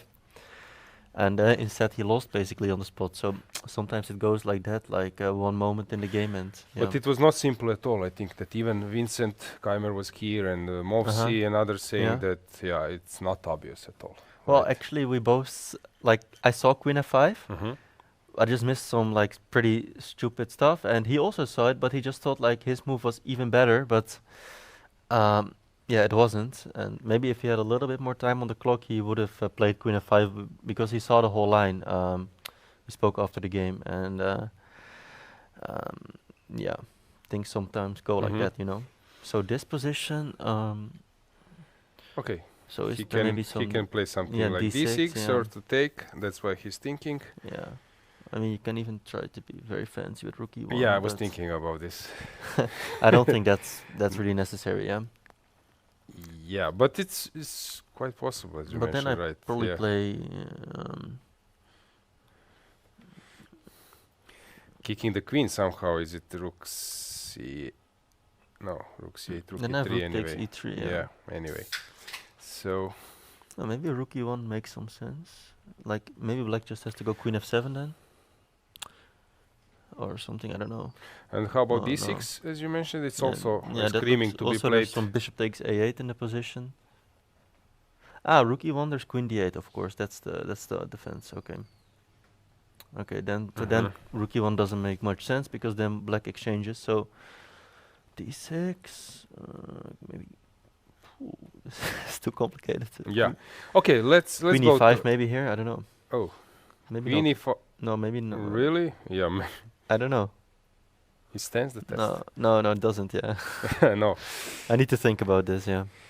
Okay, let's go to your game because to win versus Hans, it's of course quite an achievement. I was commentating how at some point this Tarrasch stuff became quite annoying.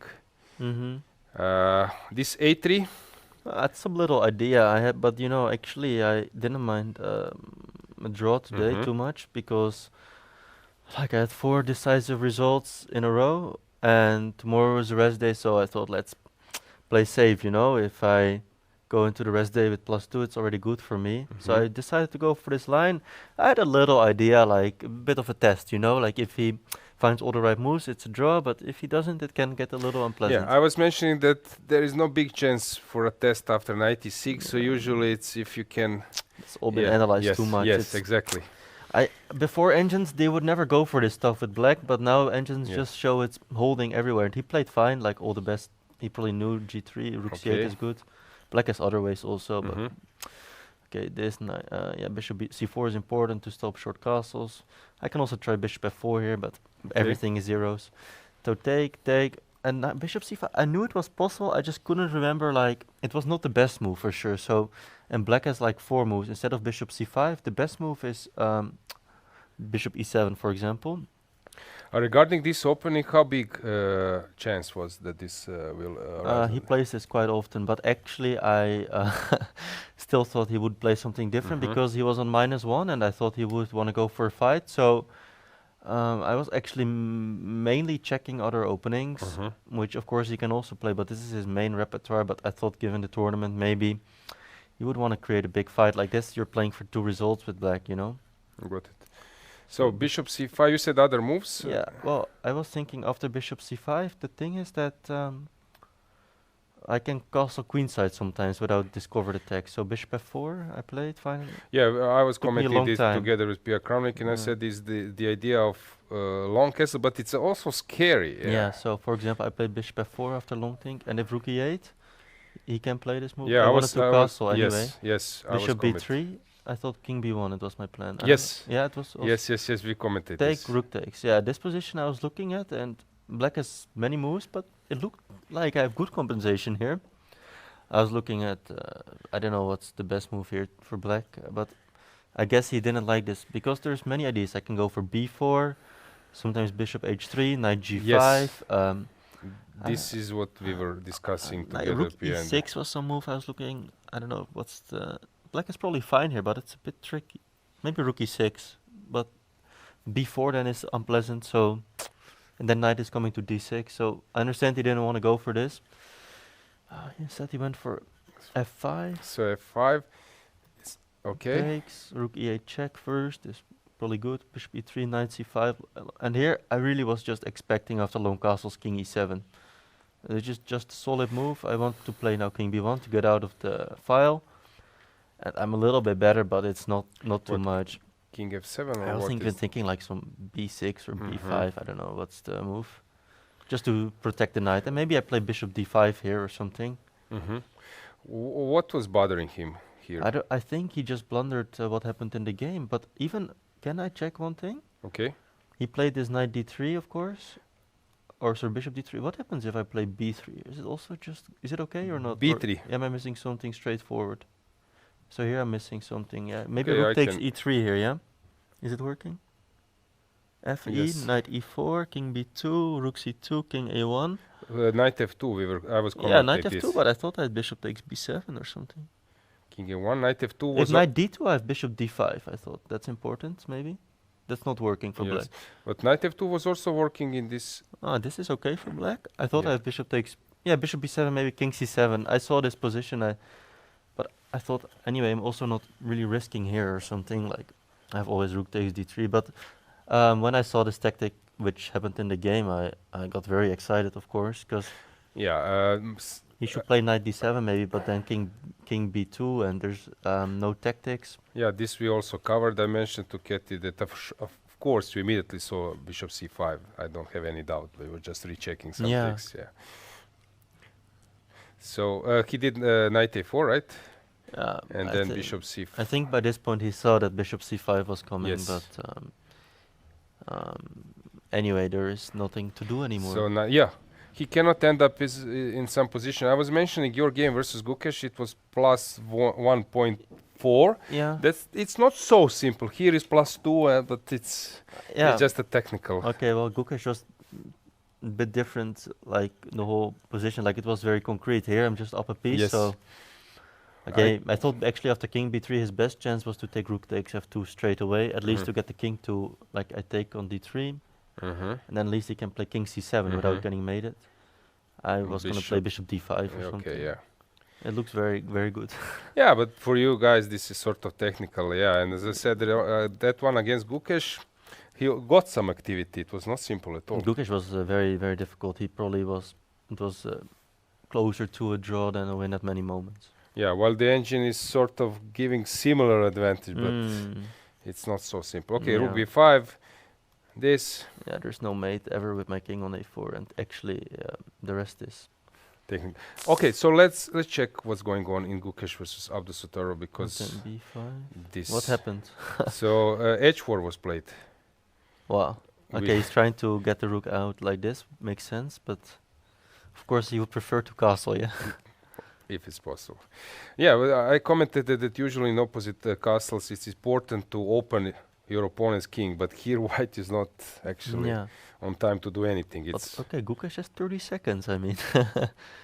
Okay. Rook, he wants to go knight e4, knight c5 now. I mean, maybe like he will take with the rook, knight e4, and then there's rook takes d3 or something, knight c5, rook f6. I don't know. Rook e6, okay. Well, yeah. Knight e4 will follow, or but knight e4, maybe just rook takes rook d3. yeah. If that's not working, it's a big problem. If you have to play like queen e2. Is there some kind of g3? What was the point? So knight c5. Yeah, rook f6. I think just this. I was thinking even g3 maybe. Yes, you're right. but then. No, this is probably collapsing everywhere. Even maybe. Yeah, you said rook f6, probably wins some spot. g3 is not necessary, no need for that move. Also good, maybe. But let's stick to rook f6. Yeah, rook f6 is pretty simple. So maybe queen e2 here. It looks very shaky. Okay, but okay, the game if I goes get on. knight e4, knight, like with 30 seconds on the clock for black, I mean, somehow I want to make e4 work. It's time to reroute this guy, right? Yeah, that's maybe all right. Not simple. Engine would put a serious fight here. Oh, here, yeah, here with white, maybe I'm considering some rook h4 if I can. Queen e2, I think you're Yeah, that's totally right. This is a move. after queen e2, I would, maybe it's insane, but I would be looking at e4. I don't know, just by intuition, but maybe it's not right. No, it's not. Not bad. I don't even know why. Like knight takes e4. What's the plan? But it just somehow it feels. Queen e2 was Okay, let's see played. what he plays now. Yes. I mean, he might like e4. You probably don't make if you're low on the clock. Like knight e7 is more. Are you moving the rook? The rooks, I don't know. Rook one. e d6 Yeah, maybe, something. But then knight f5. Ah, Always tactics. rook e8 or something. Then knight e4. If it's what is he gonna play? He's playing your move, yeah. Knight Knight d8. d8. Okay. Okay. And this looks also weird to me. Rook h4 now. Can I try rook h4? If Mhm. rook, if I mean, I can easily see Abdusattorov winning this game. Like 40 seconds is too little to play this position, and Rook and there he h4. goes. Yeah. You're Maybe it's not a good move, but no, it's a good move. okay. Yeah, seconds tend to go very fast. 30 seconds to calculate something. I And think it's he might just collapse here with black. Unless he finds some good moves now, like maybe e4 or something anyway, I don't know. And he has this painful experience from White Z, right? Yeah. Okay, but let's see, he's now, okay. Knight f5? What? Is there knight f5? Queen g5, some Knight takes tactics. g7? Queen h4. Knight takes e6, g3? d3, yeah, that was my idea. Wow. That's But crazy. huh? So let's just show to the viewers. So this, Wow. this, and g3 probably Wow. wins. Yeah, nice. Okay, so that was a clever trick. So maybe, but maybe with white it's time to Shut the diagonal or yeah, something. e4. So yeah. yeah, I was thinking maybe knight f5 first. I don't know which one. Mm-hmm. But Yeah, yeah, but and then after- if I get like knight f5, queen g5, e4, and then if I get rook f1, bishop c1, if some like yeah, this could all collapse for black. Like okay, this is a nice trick, but e4 or knight f5 first, and I'm starting to like white position here already. Yeah, e4, rook f7 maybe. No, then rook takes g4. If you have to play rook g8, it's also not good. I don't know. I think white will win this game. So what? Knight f7. But f7, you want to put the knight on um, e6, not on f7, really? Yeah. Also, you have to keep reckoning. Like at some point, this knight takes g7 might actually work. Yeah, especially with the diagonal shot now. Like, let's say you play knight f7. I think I can already maybe just take the rook. Yeah. Like and g3, I just move to The queen queen somewhere, f3, yeah. and yeah. Yeah. And e4 immediately. Okay, also logical. And now it's very tough to come up with some move. I know. Nah, I think it's practically already very difficult. Okay, he can start with queen g5. Yeah. Okay, knight f5. Yes. Yes. Yeah, knight f5 will be played. Yup. Also now, like the whole, like you can see Nodirbek is feeling it, yeah. Yeah. Like But he is feeling like a completely position turnaround in just a few moves. Yeah, but I want to put an emphasis how tough is to win, even if you're getting a great position on this level. Yeah. No, you need to be extremely focused until the final handshake, basically. Yeah, and better position, it doesn't mean that you will just get one-way street. Yeah. Okay, let's see what he's gonna do. Maybe rook d7 or something, I don't know. No, then rook takes g4, I don't know. Yeah, rook g8. Okay, I would play rook f1 or rook maybe rook c5. c5, yes. But I like this rook on f1, just protecting the king and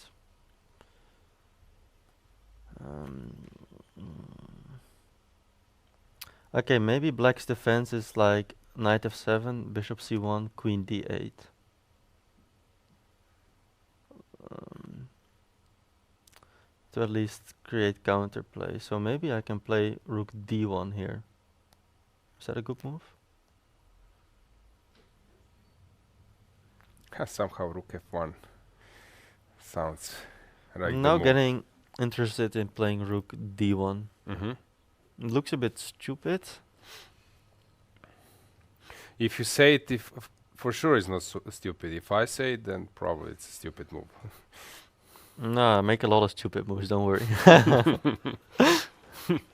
In the meantime, let's just briefly check David totally winning. What's going on here? Wow. This is also David's kind of position. Yeah, like, so attack. d6 play has been played, rook e1 now. Mhm. Subtle move, rook a6, rook a to d1. Wow. What a beast. And now is some kind of final Maybe blow. rook a1 just. Oh. Really? I don't know, maybe. That's my first thought. Maybe I'm wrong.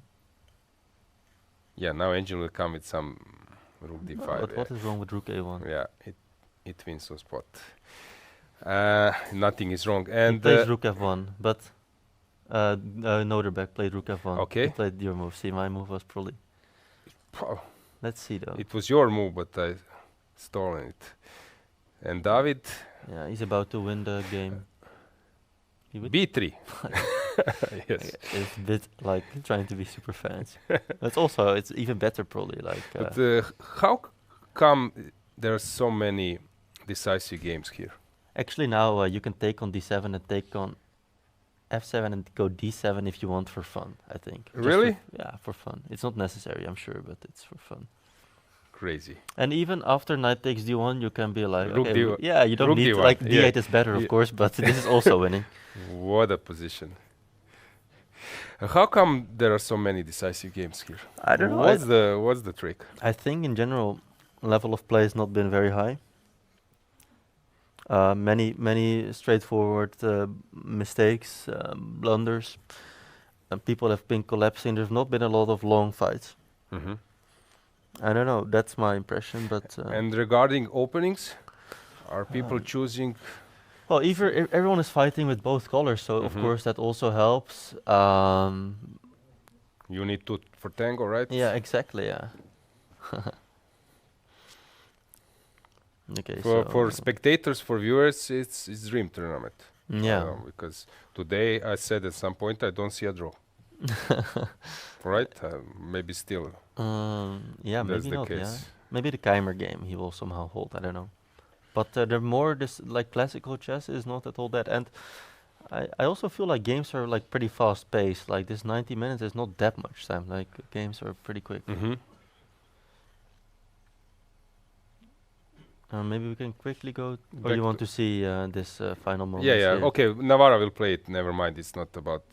Wow. What is this? Knight came back. D8, C6, D4. And now G3 in the end. Okay. I can just move. Okay, knight D4, Queen H4, and then we need a move. I would play maybe like Queen A2 looks interesting here. Queen A2. Oh. I don't know. It's interesting.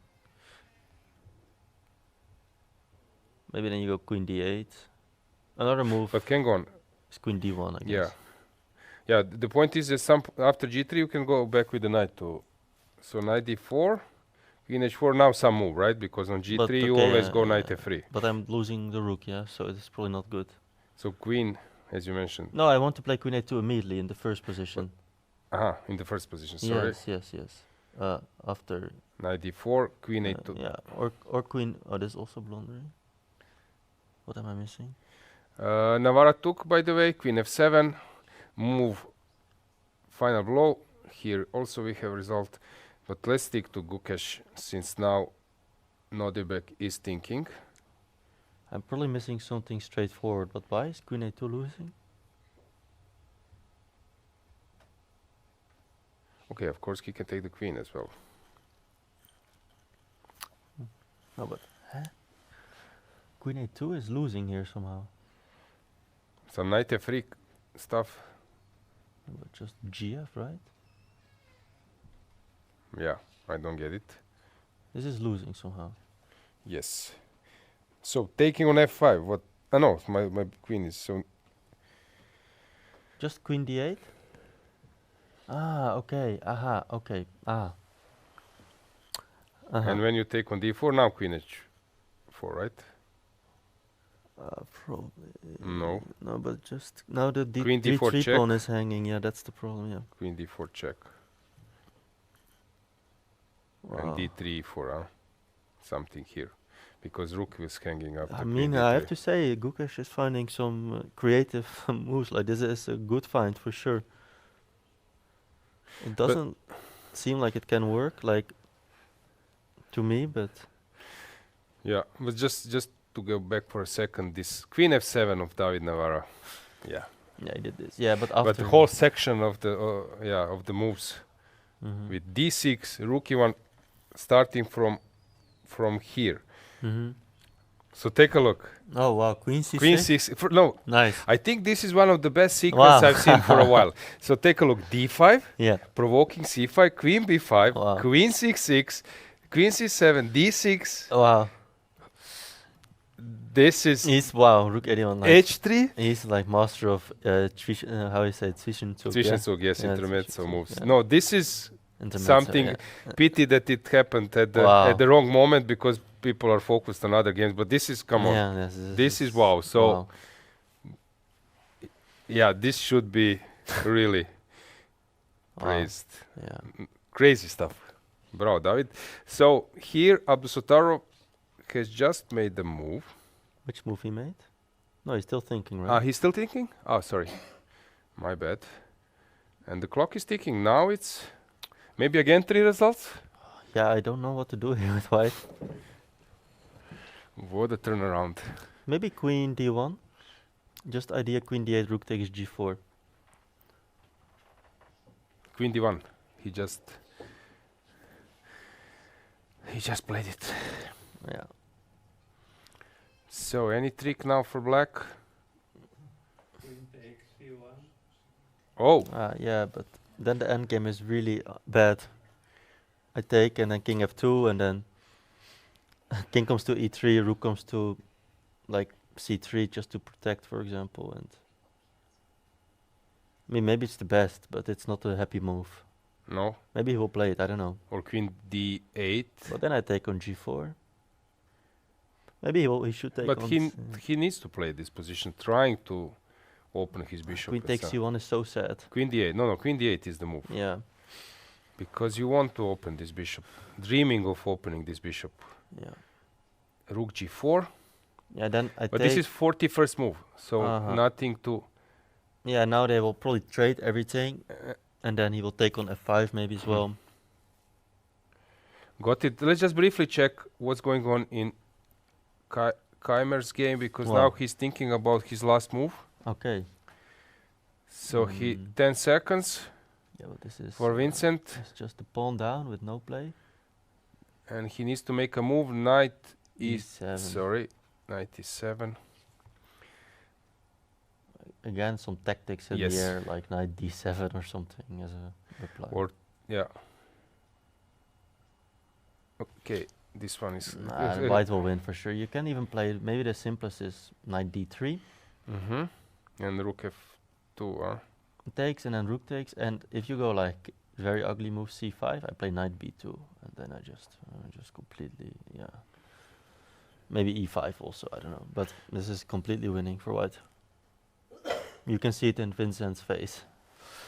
So you think that this approach of playing for a win even with the black pieces is actually the reason why so many decisive games? Or I don't know, I think I don't know, I didn't see the game very well, but maybe just today Parham played a good game with white and Keymer played a normal opening. He played Marshall with black. It's a solid opening, it's his main repertoire, so sometimes you just get outplayed, you know.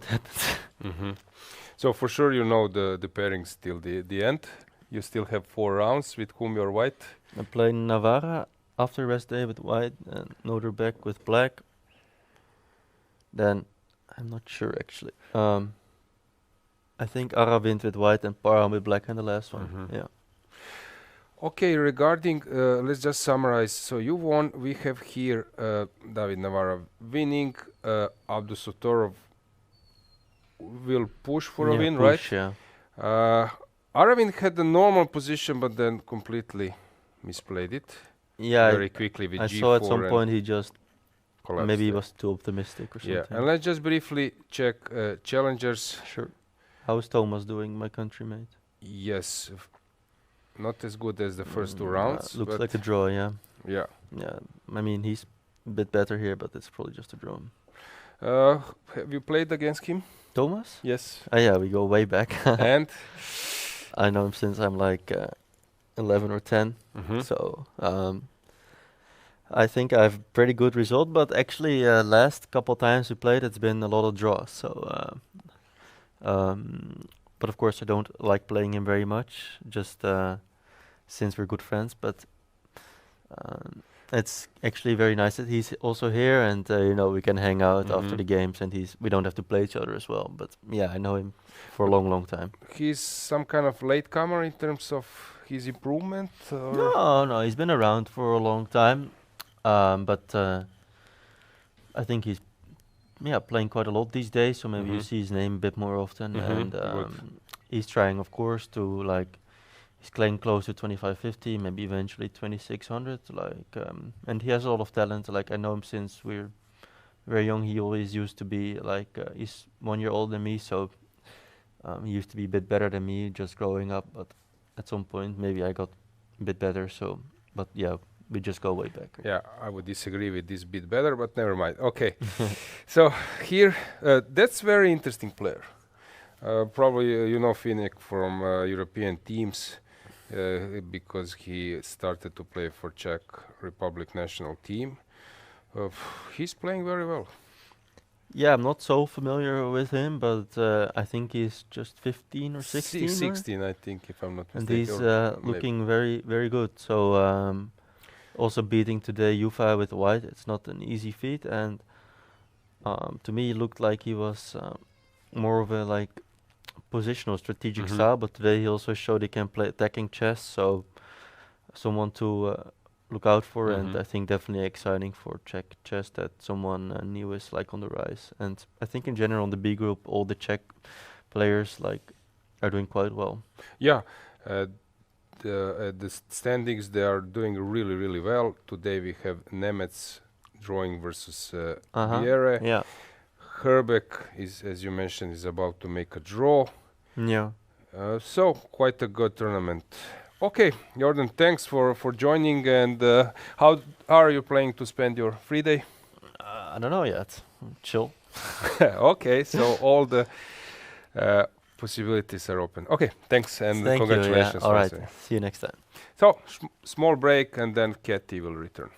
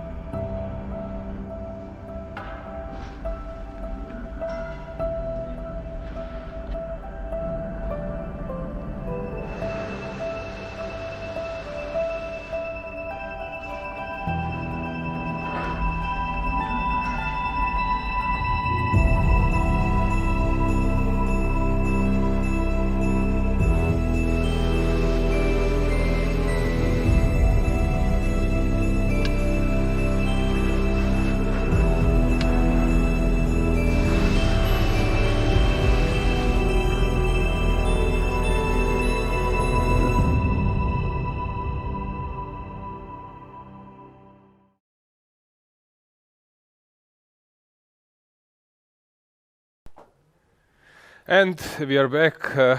Hopefully you liked this commercial.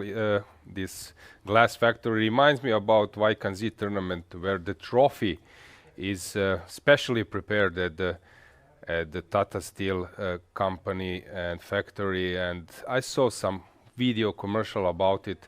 It was very cool. It reminds me of that. Going to the playing hall and to the current situation, we need to praise David Navara. So let's go there, because this is one of the best combinations I've ever seen. It's really awesome. Unfortunately, it happened at the uneventful moment, time trouble. We were focusing on Gukesh versus Abdusattorov.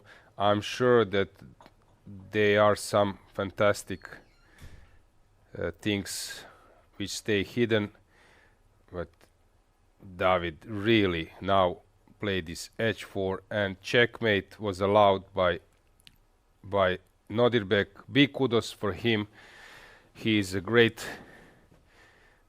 player, and as I said, I believe that Nodirbek will cross 2700 very soon. Just to remind you, he was unlucky at the FIDE World Cup in Goa last year, getting to semifinals, but only 3 players have qualified to the candidates, and unfortunately he was the one unlucky. But I think that experience will push him forward, and he will, as I said, cross this 2700. David playing fantastically, +2, like we like to say in chess circles. When you have 9 rounds, 50% is 4.5 points. Everything above 50% we call plus, so he has 1 point, so it's 2 pluses, so half a point is 1 plus, 2 pluses is 1 point, so he's on +2. As I said, grandmasters, when you ask them how is their situation in the tournament, they will never mention I have 4 out of 5 or out of 6. They will just mention pluses. So David Navara is on +2 and Jorden is on +3, if I'm not mistaken. Correct. So Jorden has +3, David Navara is on +2, David Anto +1. Abdusattorov is playing. He can end up on +2.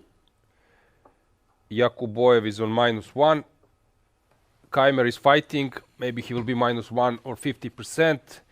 Gukesh, yeah, can even end up on -2. So quite a challenging position, but once again, fabulous precision of David Navara. This is really fantastic. He's mathematician, so we are not surprised. And also big fair play and gentlemanship that here. Rook e7, what a fabulous sequence. Queen e8, Queen e4, threatening Rook g7, and after, and this Queen e4, what is important, it stops both checks of black. So after f5 check, Rook g6, h4, if you take, this is a checkmate. That's why he needed to go on f8, and then, yeah, very nice. True sportsmanship allowing this checkmate. Fabulous result, and as I said, after maybe 1 hour of play, I don't see a draw here for the round. Let's see how this game has developed. Now Gukesh is fighting hard for a draw. Nothing goes his way in this tournament, but spectacular player, fabulous player. He has achieved so much stuff till his 19-year life, so for sure we can praise him.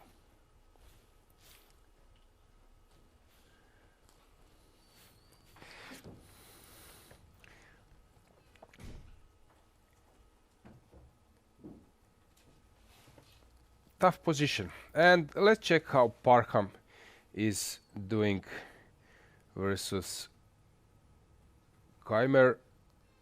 As we were commentating, possible outcome is this unpleasant endgame, and it's so unpleasant, probably, for black that he's just contemplating what to do, where to go.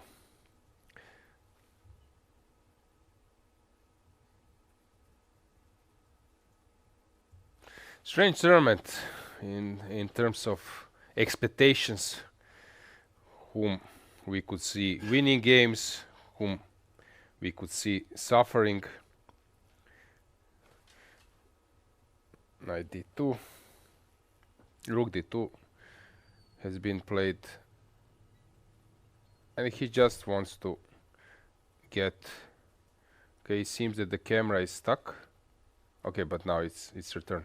Yeah, you could see rook d2 and knight will go to b2, c4, and a5 pawn will be the asset.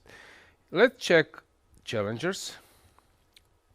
Since there all games have finished, Finek has won the game versus Ufa, and we have Divya Deshmukh winning an important game for Ganguly. Ganguly is suffering in this tournament. We have standings as well. So Finek 4 out of 5 plus 3. Herbeck, Bertsen and Nemets are on plus 1. Biera 50% and Divya and Ufa, Gledura minus 1, Zhu Zhiner minus 2 and Ganguly minus 3. Okay, some players will try to recover after a free day, but I believe that Czech fans can be very happy. Out of 4 players, 3 players from Czech Republic, from Czechia, and not rating favorites at all. So big kudos for that. And I would say that I was following events. I was also playing for Croatian national team at some events like European teams and Olympiad. I think I see this as a new energy, and Czech Republic in like 3-4 years can maybe even dream of top places at European championships.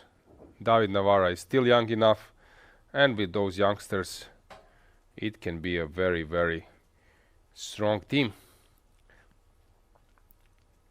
And I believe having this chance to compete not just against 25, 50, 26 rated players, but being at the same stage with top grandmasters, with world champion, this actually it's a serious boost of confidence and motivation to work hard, because chess, chess is about working hard. If you have watched this Judith Polgar documentary, The Chess Queen, Garry Kasparov has said that she just needed 4 more hours per day to become a world champion. So he would love to put an emphasis how hard is chess, and that you need to work every day constantly for years. So chess is about working hard. And what I always appreciated and loved in chess, that how much you invest usually you get. So if you are truly devoted, if you work hard in chess, results are coming. It's not about that you cannot make a breakthrough to a team because you have a lousy contract or something. In chess is quite fair. So we have all the results here, and just let's bring the board to show how Finek has won this game. Usually we sometimes overestimate an outpost, because if there is enough dynamics, it's possible to make a breakthrough, which actually has happened. Now H file is an issue for black, that's why he took on F5, but anyway couldn't save his position because he just got crashed Now rook h4 was coming. Yeah, that was not simple at all, but he has made it look simple. So big kudos for Václav. Fantastic sequence. And rook f8, not threats. He just made it look simple. Now if you go king h7, queen d7 wins with a checkmate. Big win. Divya, she just managed to break through. Here we left after rook g7, but then came rook c2. Yeah, materialistic approach. b3 is hanging, pawns are here, game over. Let's go back to our masters section. So we have 2 games in progress. Of course, world champion versus Abdusattorov is the one to follow, and here Maksudlu is sort of winning against Vincent, but there is still some job to be done. So let's stay with Abdusattorov versus Gukesh. Queen d7 has been played. We can maybe give you a full screen with a small chessboard so that you could enjoy it even better. Yeah, so now it's not about calculating. It's about, okay, hang on, queen e5. It's about technique. So it will be 2 pawns up, basically, and the rule in opposite squares bishops is that you need to have 2 lines between passers. So you need to have 2 passers, and the distance between them should be at least 2 lines. If you have 2 files, then your king can go to both sides, while if it's too narrow, if it's only 1 file between them, then your opponent can set up a blockade. Sometimes you can be even a pawn down, even only a pawn up, that you are controlling your opponent's passer, but you have 2 passers of your own, and as I said, it's important that there is 2 files between them. Of course, if it's the pawn on the edge, then sometimes this is not enough. But if let's say that we remove all opponent's pawns, that we are staying with 2 pawns up against a solo bishop, then you need to have 2 files between them. So here white is not sure that when exchanging queens that, yeah, he doesn't have a passer, since c. If now we would remove the c pawn, then exchanging queens would probably just win the game.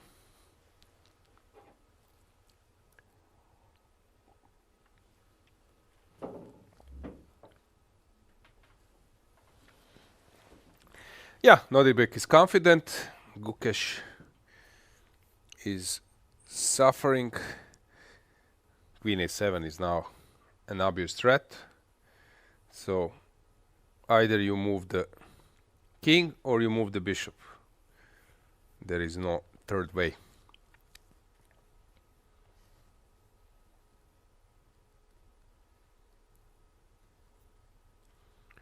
Yeah, and chess is sometimes is a problem that you can have a better position, but this is not beauty contest that someone say you have better or nicer position and we will give you a point. Yeah, you need to execute till the end, and it's not so simple.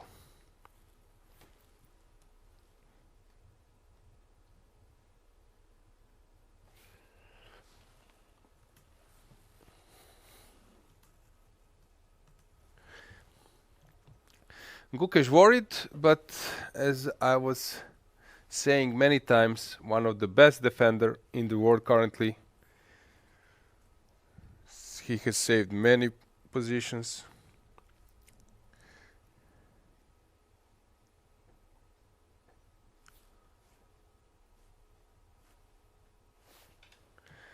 Now bishop was moved.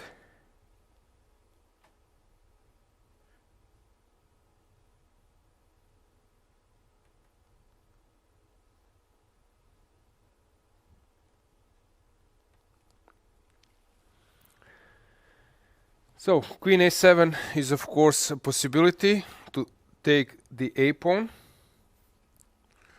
Now I think that Nodirbek will spend some time checking and rechecking, because you don't want to allow your opponent some counterplay.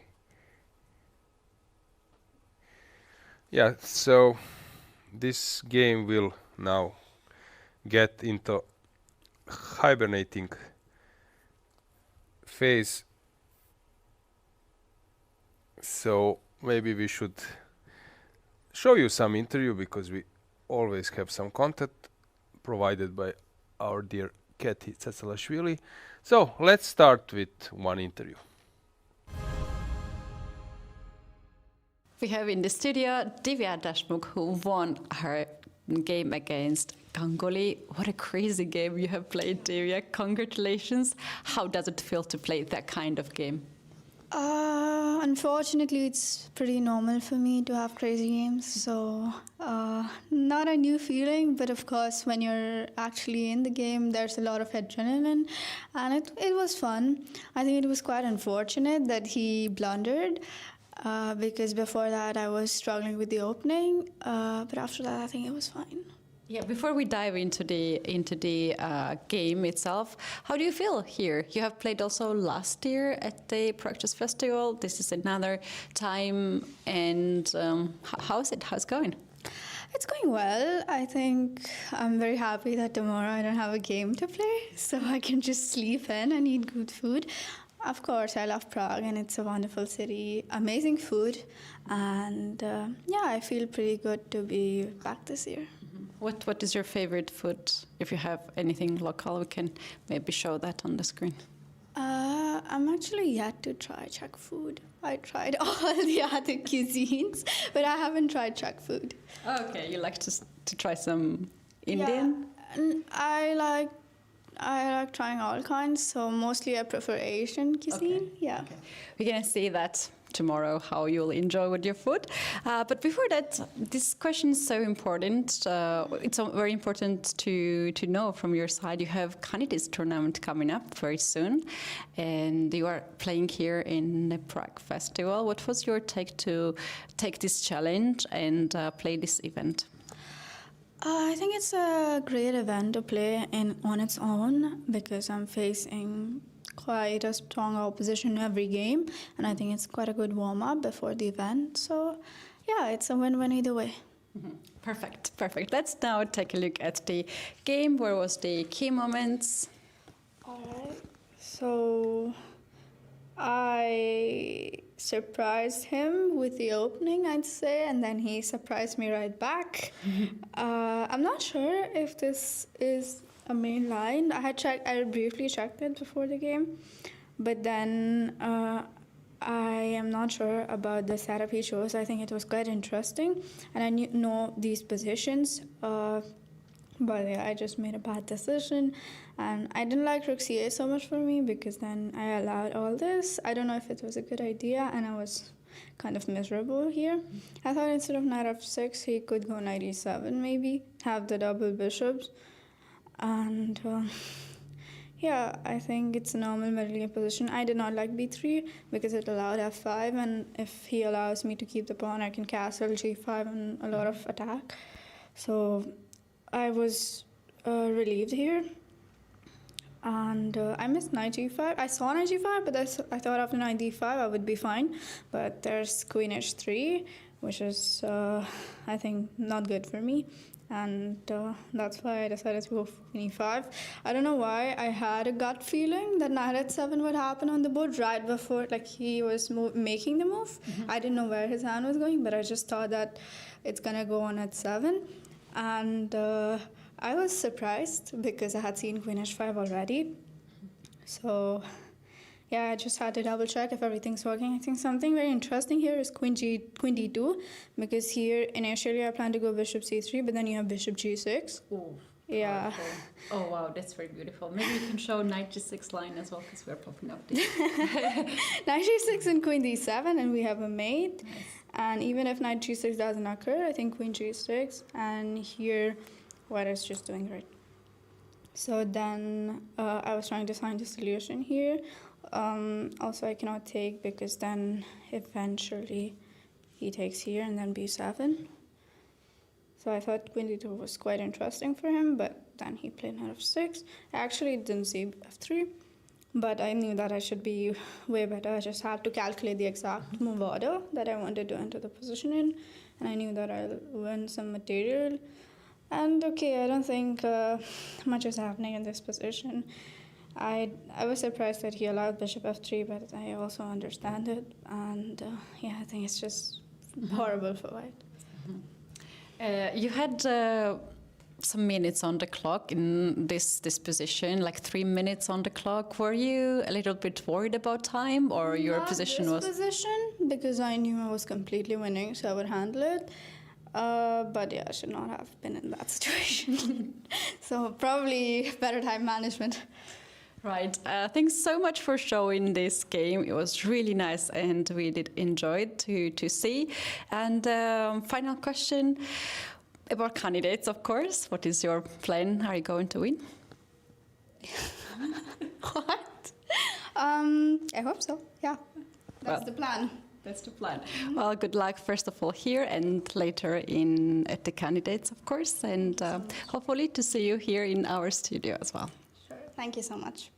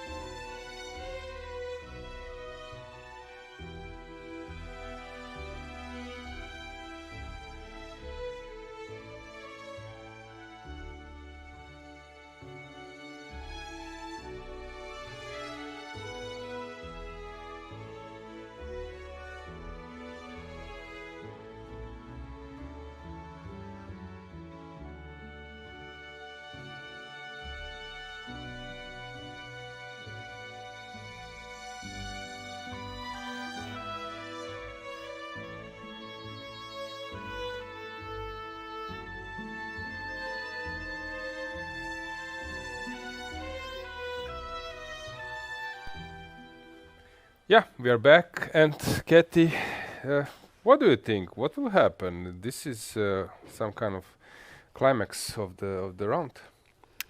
Well, you mentioned earlier that today you don't see much of the draws happening. I think that's where we are going to that direction. I would agree with that. That will be the round where we have all the decisive results. We don't have, this is a round 5. We did not had that before. We had at least 1 draw or 2 draws, but today maybe it's the day. Right now we have Abdusattorov on the screen. His focus, it's a very nice view that we can get so close to the players and see where they are watching, which side they are looking at, how they feel. He looks very fresh, and we know that he is quite good, doing a lot of doing gym and other sports too, playing other sports like football. So this is so important for chess players to also have this energy until the very end of the game.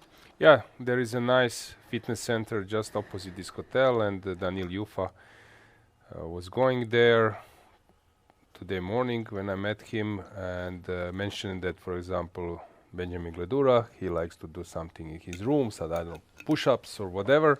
Ooh. So yeah, players. We need one camera in his room. Yeah, maybe. Players are very active. Shall we?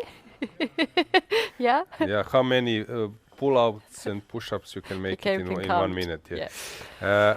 The thing is, we are also thinking about going to play some paddle tomorrow. So we will see. You found a person? Not yet. Still okay. This is some kind of open invitation. No, joking. So yeah, you need to be active. You need to be fit to press. But I want to also point out one thing, which was actually Anatoly Karpov's quote. Somewhere he was playing some important game, and he came to the round with the expectation of making a draw with the black pieces, and I don't know, maybe it was Petrosian, maybe someone strong was white. And he came with that goal because at that time it was not so simple to make a draw against those top players with the white pieces. And suddenly his opponent has misplayed things, and he's getting a winning chances. Okay. And then he started to play for a win, made few mistakes, and lost the game. And then his quote was, "I was not ready to take this different role." My point is here. So Abdusattorov was fighting for his life in a bad position for 3 hours, 3.5. Then he turned the tables, getting into sort of winning position, but now you're in a different role. And this role is being precise, and it's not so simple during the game to change that role. Some players fail to do so, and they are, because I don't know, like half an hour ago, a draw was a dreamed result. Right. And suddenly you need to play for a win. And it seems that we can go back. I wish I have that problem in my own games, don't you? Only problem. Main problem. Yeah. And here Queen e5 was a huge mistake. I'm trying to find out what was the move. I can't believe that some g4 was a move. Yeah, that would be crazy that this is a move. But who knows these days? Everything is possible. So let me just briefly check which move was best. g4. You see how engine plays those moves without hesitation, while players, come on, to open this diagonal, you need to be crazy brave. And as I said, the problem is, engine says that here you're totally winning, but you're totally winning because you need to play g4. Nothing else. And if you, I don't know, like ask 10 players, grandmasters, what do you think? They would say, Queen e5 and slightly better position. g4 maybe only few would even consider. This is the problem. Engine saying that Nodirbek has completely misplayed it, and now Gukesh is closer to a draw. But as I said, no, 3,700 guy has misplayed it, not playing g4. 2750 has not misplayed it. 2750 is playing normal 2750 level, while engine is 3,700. And if he would be playing this, then I would say that he has misplayed it. This is the problem. Well, the thing is that often the experienced players and title players have this instinct to see the correct move. And very often the first move of the engine, and more you dive, more you think about it, you have this, that engine don't have. You're afraid of the weaknesses of the light squares. Engine don't have that feelings. And that's the thing. But again, they are not required to play at the level of engine. Exactly. They are good to Sometimes be at this we level. have engine bar, as I said, this is 3,700, and we have expectation connected with that strength. And no, we are watching players of 2,700. That's to right. play g4 here, come on, give me a break. Because we were sort of taught that in opposite colors bishops, if you have activity, if your bishop is stronger, and if you can organize an attack on your opponent's king, material is not so important. You can be 2 pawns down if you have heavy pieces which can attack. So this is counterintuitive completely to play this But g4 also now. it should be mentioned, I'm sure, that g4 was their candidate move. He looked for it. I don't know how long, but for sure he looked for it. But then left it because probably it's not that realistic. Okay, so the evaluation after g4 is +3. Okay, I would place the bet that we find a sponsor, and sponsor organize this position against top players, against engine. So the top players are having this position against engine. I would bet on engines. So +3 that humans would lose.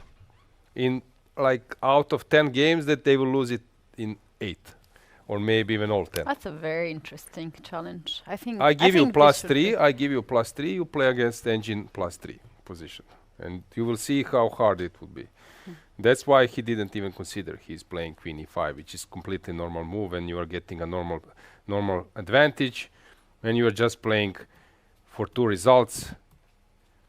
Totally normal decision, while probably people are saying that he has misplayed it badly, this is blunder of the year or whatever. No one says anything bad. No, I'm joking. I'm exaggerating, We but don't know. you know Yes. that you spotted So dramatic. that engine is not favorite of on my list of top 3 people whom I would invite for dinner. Maybe not Really, top 100. I no. like engine. It always suggests such No. nice ideas. No. I liked it because it's changed our mindset, thinking in different ways.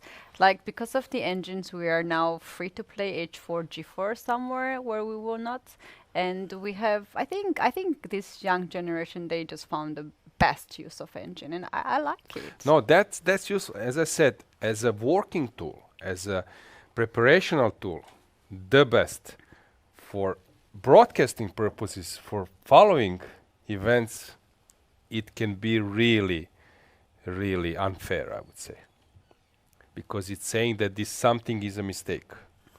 That's okay. As I said, this is like superb effort what those people Yeah. are doing, and you after the game, imprecision, mistake, blunder, inaccuracy, blunder, mistake.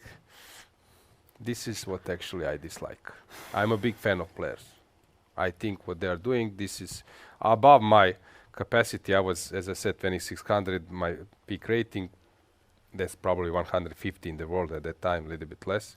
But I was so far, because sometimes, I don't know, during Grand Chess Tour, I was sitting with them, and they were watching some blitz games of other players, and then I hear them, or we were analyzing, I don't know, Topalov was there, MVL was there, who else?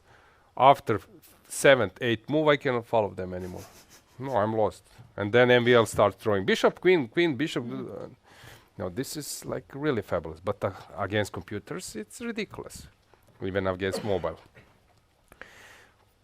So, for me, this is super tough. This is fabulous game. That Gukesh being like Is he totally capturing winning. another pawn now on Yeah, a6 with a check? Yeah. As I said, he's the best defender. I'm not sure that actually, now I'm trying to think about history. I'm not sure that there was a better defender in last. You were talking about the fact that Abdusattorov was like defending whole game, and now the character of the position changed. But what about Gukesh? He was attacking whole time. He was the one who was looking for the win, and now he has to defend. He has this capacity to change this role. This is something which I think is But underestimated. Abdusattorov don't have? No, but this role is sometimes not a simple one. Also, but it's harder to let's put it this way: it's harder to play worse position after being in a winning position than vice versa. So here Gukesh is in a tougher situation, and a lot of players would crack and lose instantly. He's the best in changing his role. He can accept his bad position, forget about his history, and he can save some totally lost games. I think he's clearly the best defender in the world. But the problem is, as a world champion, you expect him to be attacker, to be the one who is pressing. But as a defender, the best defender in the last 20, 30 years I've seen. We're giving that title to Gukesh. If you have Against Hans Niemann, that first round, I think, was it first or second round? First round. You put out of top 10 players, you put 8 of them, they will lose that game. Shall we take a look how the other games going? Max Otlo against Keymer.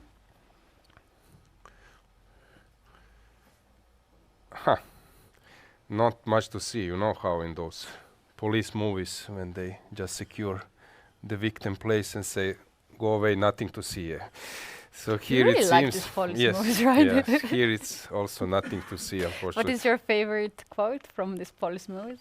No, I like this Naked Gun, this parodies. That was with Leslie Nielsen. He was a legend. Yeah, so they will make parody of those things. So nothing to see here, but of course everything is burning. This is typical, they will put some fantastic firework behind the scene and say nothing to see, and then behind everything would like go crazy. No, just go away, nothing to see. All right, a5 has been played by Vincent. He's trying to create some counterplay on the king side because obviously he will lose on queen side. So he needs to do something fast. Usually when knights are on the board, it's not about it's not so defined.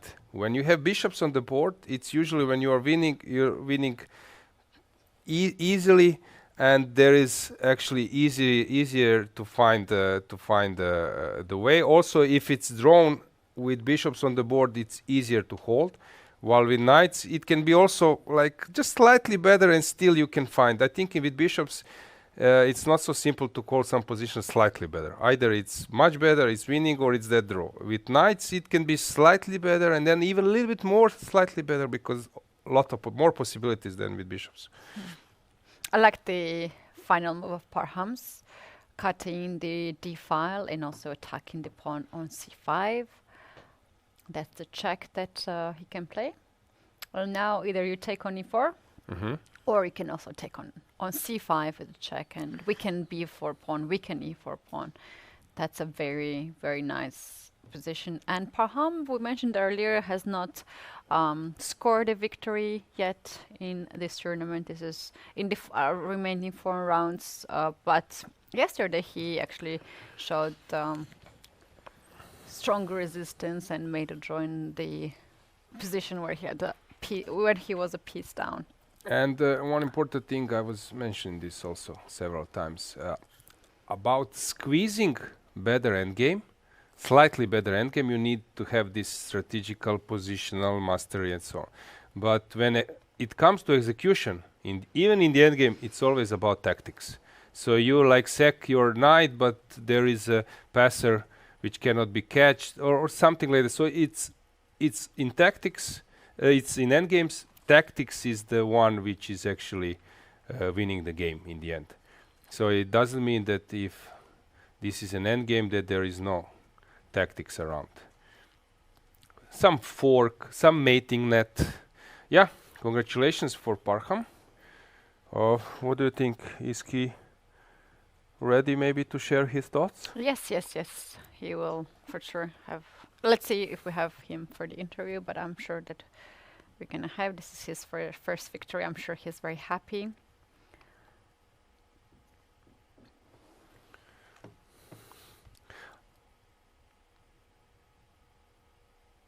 Very likable. Also Vincent, when he loses a game, he's fabulous as well. So I'm really a big fan of all of them. Big kudos, because I know how hard is it, because the game is not about just playing moves. Sometimes your game starts in the evening, the night before. You discuss with your team. Then you need to memorize openings, and it's quite a long period. It's not just making moves, and then expectations are high and also disappointments. So another victory. At the moment we have 4 decisive results. I predicted all 5, but now I'm not sure. So fabulous stuff. Also in challengers we had some interesting games. 2 decisive results, which is great, but no dull draws. And here we are now following Abdusattorov Gukesh, which can end up with a win. So fabulous round. Let's go with the camera there as well to check our last players. Gukesh is worried, but as I said, he can live with this role.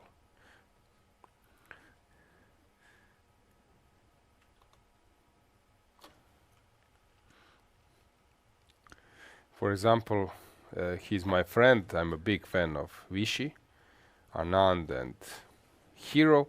But for example, his best side was not defending.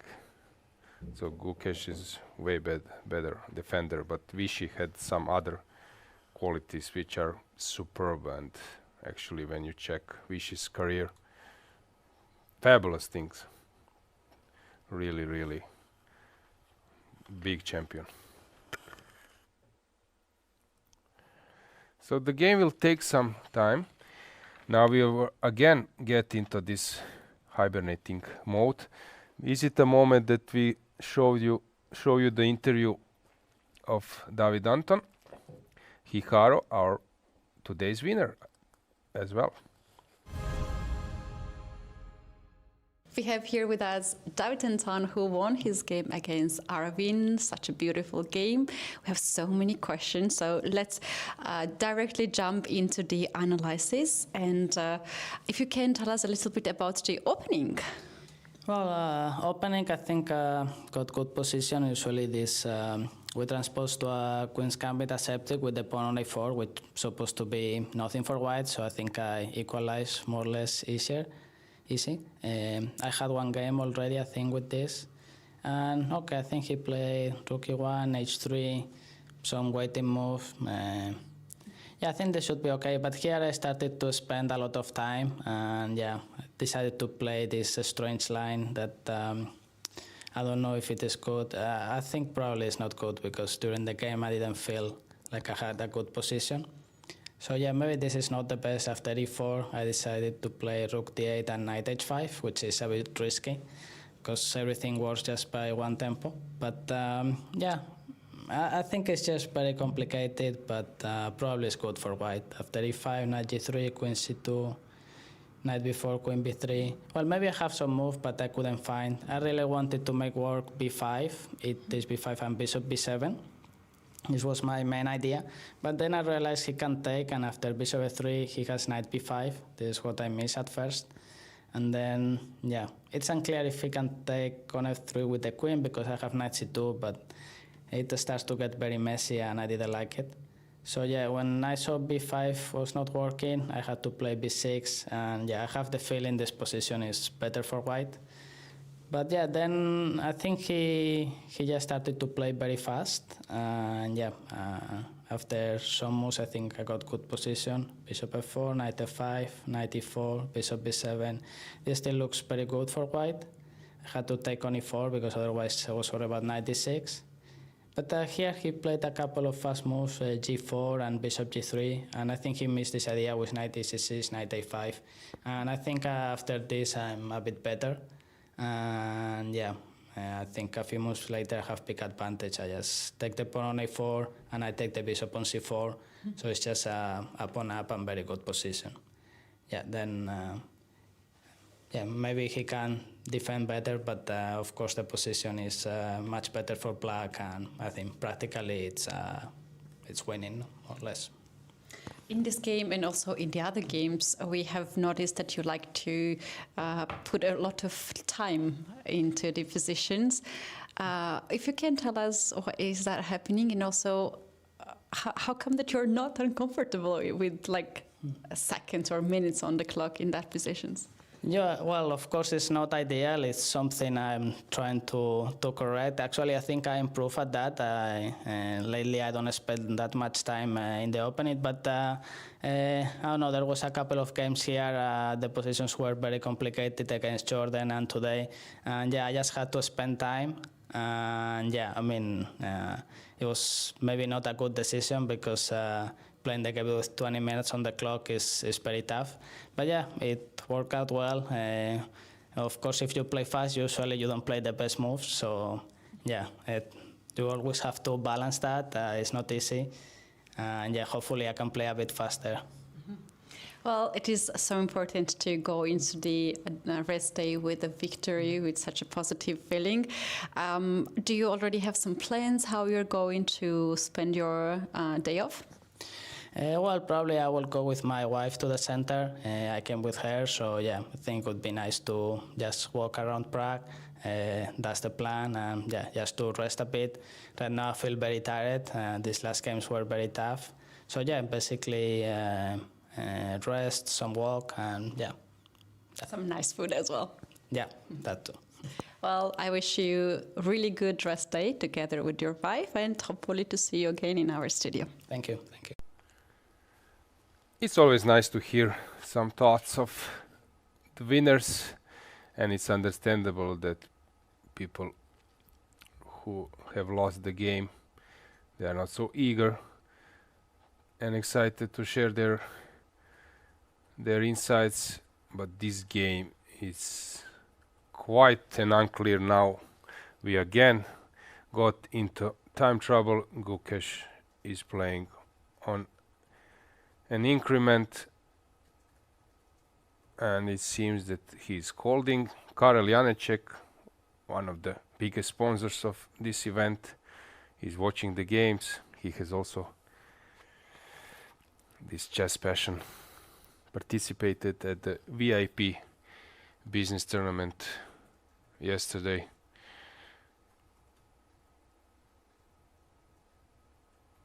So Nodirbek thinking. The problem is that he cannot win when queens are exchanged, so he needs to find some way to combine some pressure with the queens on the board.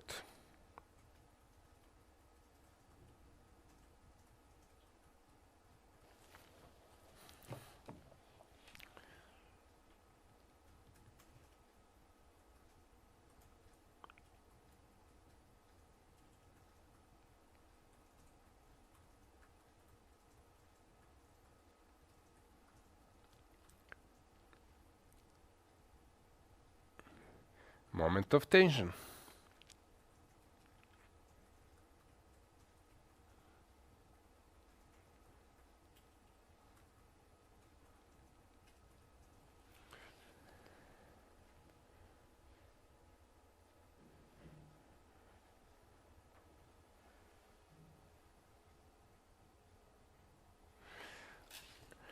I'm not sure that Abdusattorov will find a way.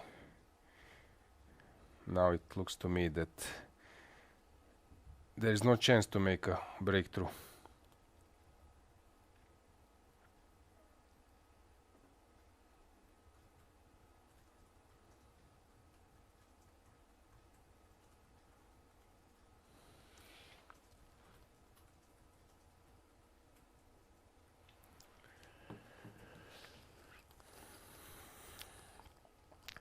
So, if we exchange the queens, let's say we get them off the board, black just plays his bishop to g6, and there is no way to make a breakthrough.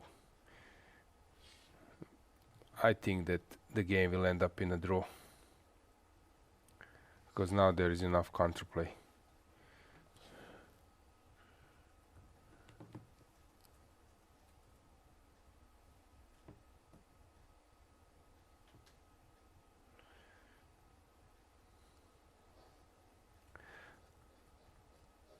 Yeah, let's go full screen. Actually, now it's not about me providing some analysis, because it looks, to be honest, that now not much will happen.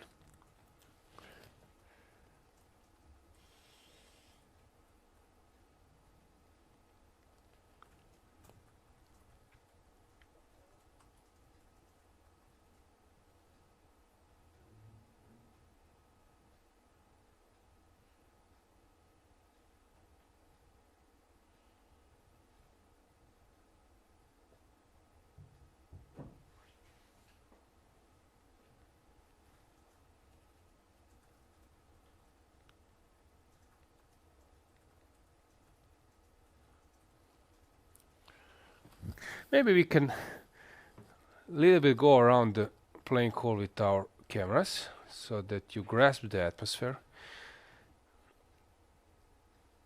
We have now just one game finished. Our arbiters are, of course, focused on the main game. And as you can see also on the screen on left that it's adjusted. More games are finished.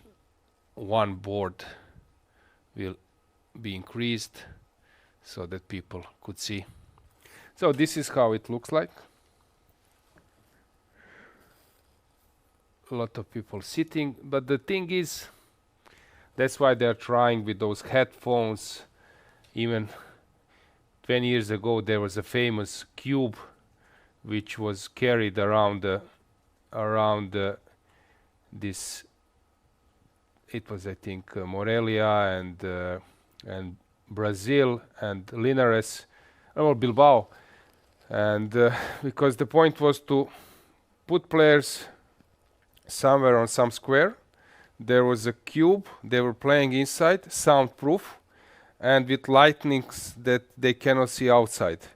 And people who would come and watch the games could speak loudly, could comment, because this way when you're sitting at the playing hall you need to be quiet.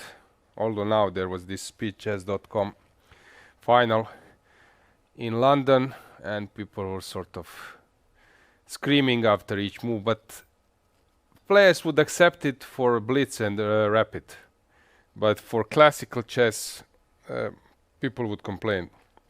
Me myself would be the same. In blitz and rapid I don't care, because sometimes I'm playing blitz with my friends and fellows in some bar, but for classical chess you sometimes really need to go hard and you need to speak for to think for half an hour in complete silence. So for classical chess it's much harder, and it's also not so simple to wear headphones for many hours. But I was always the one preferring to sit outside and to chat a little bit if there is a broadcast and to discuss the games, because sitting for hours without speaking, being silent, it's not a perfect users and viewers experience. But that cube, and I've heard that it still exists, that I think that the price was like 200k or 150, and it was actually carried, as I said, Brazil, I think it was Sao Paulo, it was Merida in Mexico, and Linares and Bilbao, and some fabulous photos. So many people at the main square. For example, let's say that we play now at Václavé náměstí and some other locations, and that regularly people could see what's going on. No, that was a huge thing. I loved it. I don't know why actually this stopped, but this is a cool thing. Although the most natural place to play chess is Congress Hotel playing hall, with the lightning internet, convenient for players to come.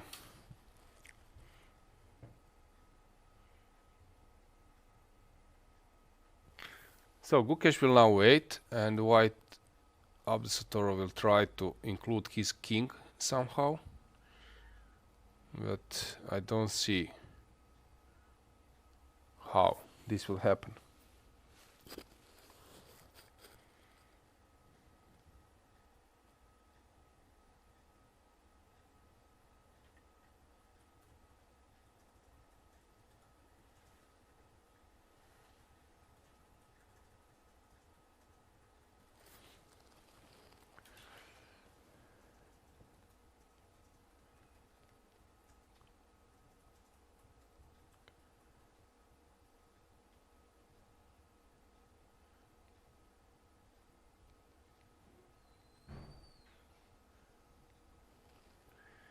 King h3.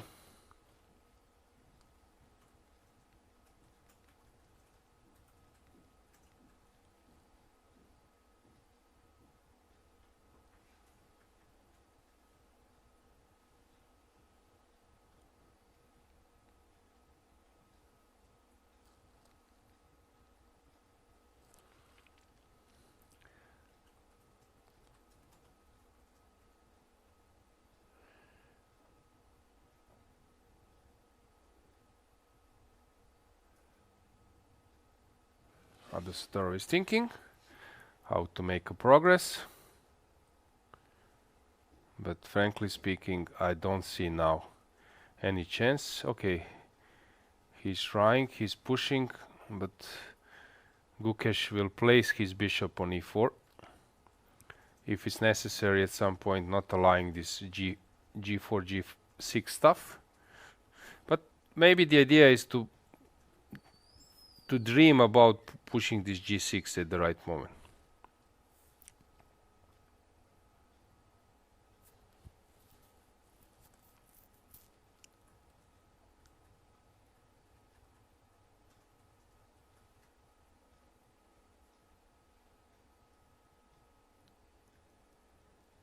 Of course, he can give also some checks.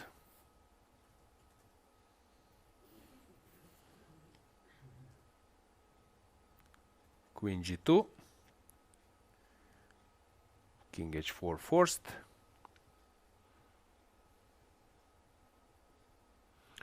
He needs to come back or to give another check.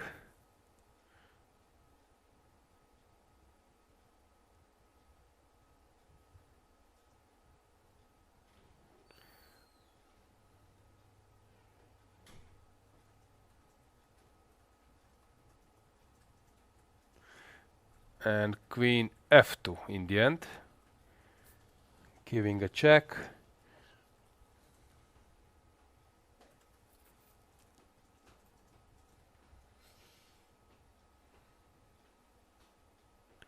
King g5 is possible.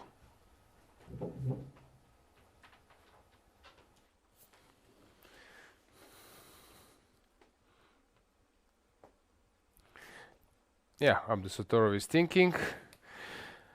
Yeah, I think now he will also consider what to do, either to go to h5 and g5.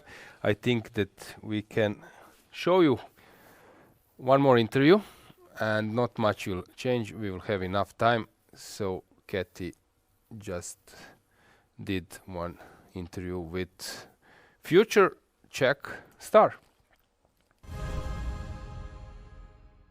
We have with us Václav Finek in the studio. He won his game against Daniel Hufa. That was really nice game. Congratulations. Tell us, how do you feel after the game? I think I was better of the game. I wasn't expecting that opening, but I feel great that I won it. Yes, let's jump right into the game. As you said about this opening, if you please take us through from this moment, what has happened? Like, he was playing this pretty fast. I didn't expect this. But I started my attack here on king side. And if I may ask, at this point you have already launched the attack on the king side with the pawn f5. What was your evaluation in this position, or if you had any clear plan, what would you do? Like, I thought I was better already here, but he was playing it fast, so I think it was still his preparation. And how the game went from here? Like, I wanted to play queen d3 and rook f1 with f6 or something like this.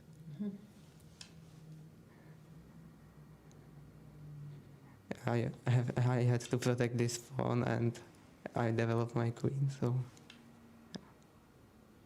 I didn't expect taking on d4. I expect more bishop e7 with d1 anyway. It's a pretty pleasant position, right, to play, to have such nice attack.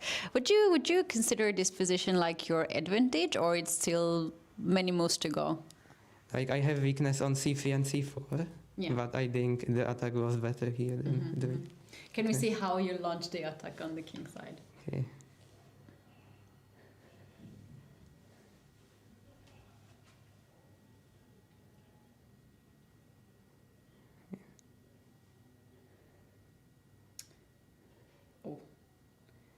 Like, I won the pawn here, but he has a strong knight at e5, but I have still the attack, so I think I'm better still.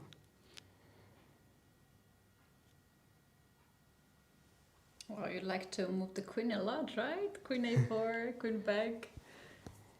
Yeah.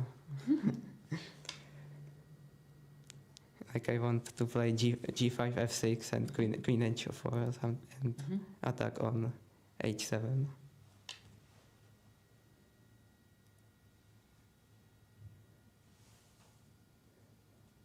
Here I was thinking about queen f5, but I wasn't sure about queen e5, queen d7, bishop a6, takes here and king g8, and I didn't see here anything, and I thought he has some counterplay here. So I played rook h3. Now I want to take on f5. But I play queen h4 because if I take here, he will return with the queen, and he is protecting everything. But now I can take it with pawn, and now I'm threatening f6 and bishop e4.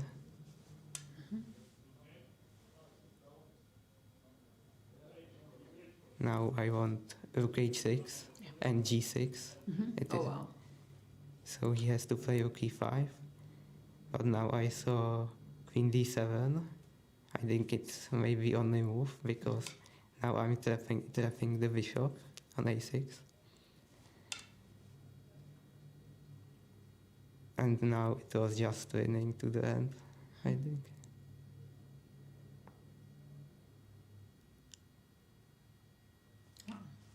And here he resigned? Yeah, here. It was really smooth game. It was really nice. You said that your opponent surprised in the opening? Yeah, I wasn't expecting this type of King's Indian defense.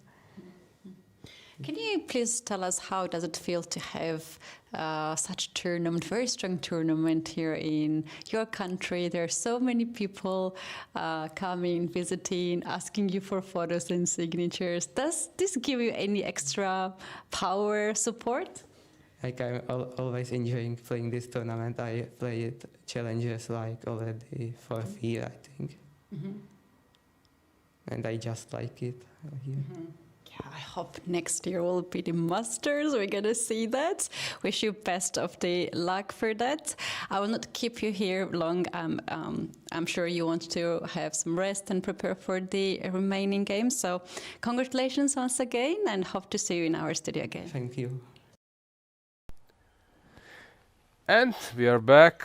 Of course, you will hear more and more about Václav Finek, great player already. European champion last year. Hang on, was it last year or 2 years ago at the European Individual Youth Championship here in Prague? It was under 14, so I believe that it was 2 years ago. So Gukesh is fighting, and he's a long time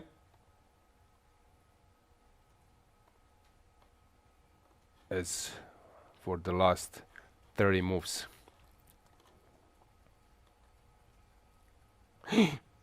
Oh, blunder alert. What has happened?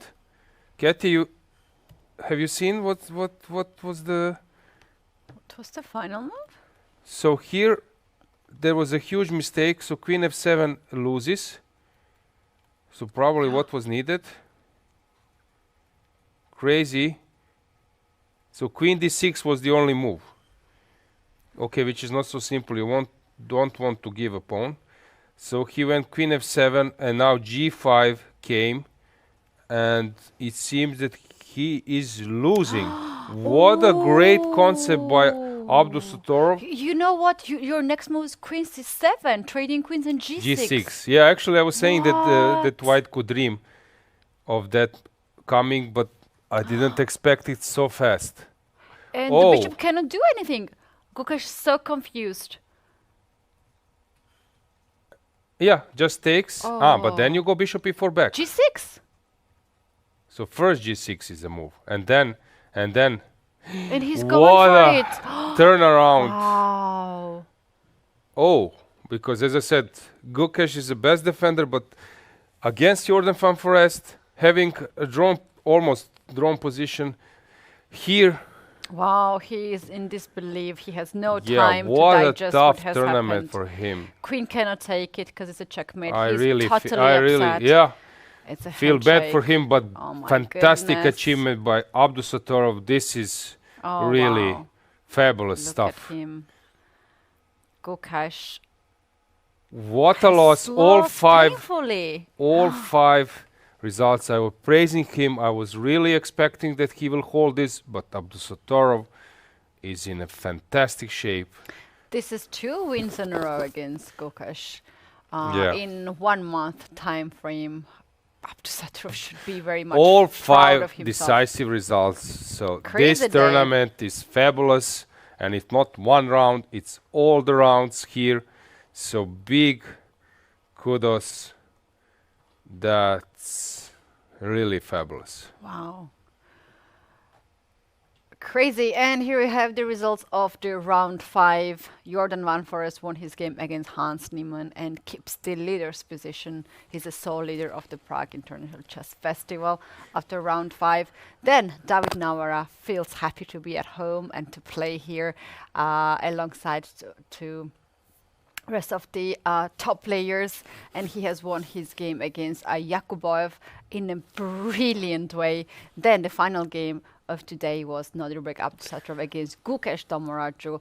We had actually a huge upset by Gukesh, followed by David Anton, who won his beautiful game against Aravin, and finally Parham Maksotlu won his first game against Vincent Keymer, and as he said, he has actually played a really good game. This is the standings. Van Foreest with 4 points. David Navara and Abdusattorov are keeping the leader's position. Top 3. They won all the games today, all of them. So we don't have much of the changes in the standings. We have now Parham Maksotlu trying to catch up rest of the pack. Let's now take a look at the Masters and check it out. But just what has love happened. to just bring the board for a second to explain what has happened to our dear viewers. So let's just bring I it. was about to finish the No, day, but Aloysia. this was a crucial point. Come on, don't my miss goodness. this. No, hang Okay. on. So it was equal, but the blacks should have, of course, think about this motive, G5, G6. So King G5 was played, and then it was followed by Queen C2, which was a good move. Bishop F4, okay. King C8, not a great move, but still a good one. Queen E5, Queen G6, King H4, and now the only move which draws the game, just to explain. So Queen D6, with the idea if you give check, then queens will be trade off, which is an important resource. And if you take, this is the thing I was telling to the viewers, that you need to have two files between your passers, but the problem is this is not a passer, since black can go with the bishop to G6, and then what will happen, for example, sorry, why I need to play maybe different, I need to play bishop F7 maybe first. No? King D7 first? Okay, I should come with the king to D7 first. You move, and then probably something like, it's not so simple, King E6, or, yeah, maybe with the king you should control the position, and here King F5 is the way how to draw the game. It was not obvious at all, so don't condemn his mistake. He wanted to keep the queens, that's why Queen F7 has happened, and now there is no way of stopping this idea. Just to explain it, G6 you cannot take with the queen because of Queen C7, and you cannot take with the pawn because the motive Katie has mentioned, and no way because bishop E4, last trick, if you push H7, G5, and black is saving himself, but after bishop E4, first King G5 should be played to stop this motive, and now Black would give everything not to have this pawn on g6, but it's on his way. So I just wanted to explain this final detail of the game. Well, all the games are there on all the chess platforms. You guys, if you want to dive more in details, you can take a look and analyze and maybe even study. We had really nice openings, middle games and end games as well. So go ahead and try to do that. And now let's get back to the standings and the results of the challengers, because we also had kind of situation there. So we had Divya winning against Ganguly. There was a highlight of a day, and another highlight of a day was Finek winning against Daniil Yufa in a really nice style. He's keeping the leader's position. Other games has been ended in a draw. And let's now take a look at the standings. If we have any changes, Finek 4 points, a point ahead to 3 players, Herbeck, Bertson and Nemetz. We are seeing youngsters keeping in the lead. Not much of the changes in this standing, but as we have reached the half of the tournament now, players are having day off tomorrow. So we will not be back tomorrow at the same time, same place, because all of us need to have a rest. There's a side activity that will be very much involved, but the players gonna enjoy their day in a beautiful Prague and also have a lot of time to sleep, rest well, and also prepare for next games, because last 5 games are the most important. And let's see what those days will bring. Aloysia, all to you to wrap up and call it a day. Yeah, tomorrow is a free day, as you mentioned, then 4 rounds, right? So we have played 5 till this moment. Yeah, it will be interesting. I'm expecting some players from bottom to come up and join at least this middle part of the table, but it's not so simple. The tournament is fabulous in terms of fighting spirit, and I would love to praise this, as this is a remarkable achievement. So let's see what will happen. Will player keep their fighting spirit till the end? I'm so curious and I'm looking forward.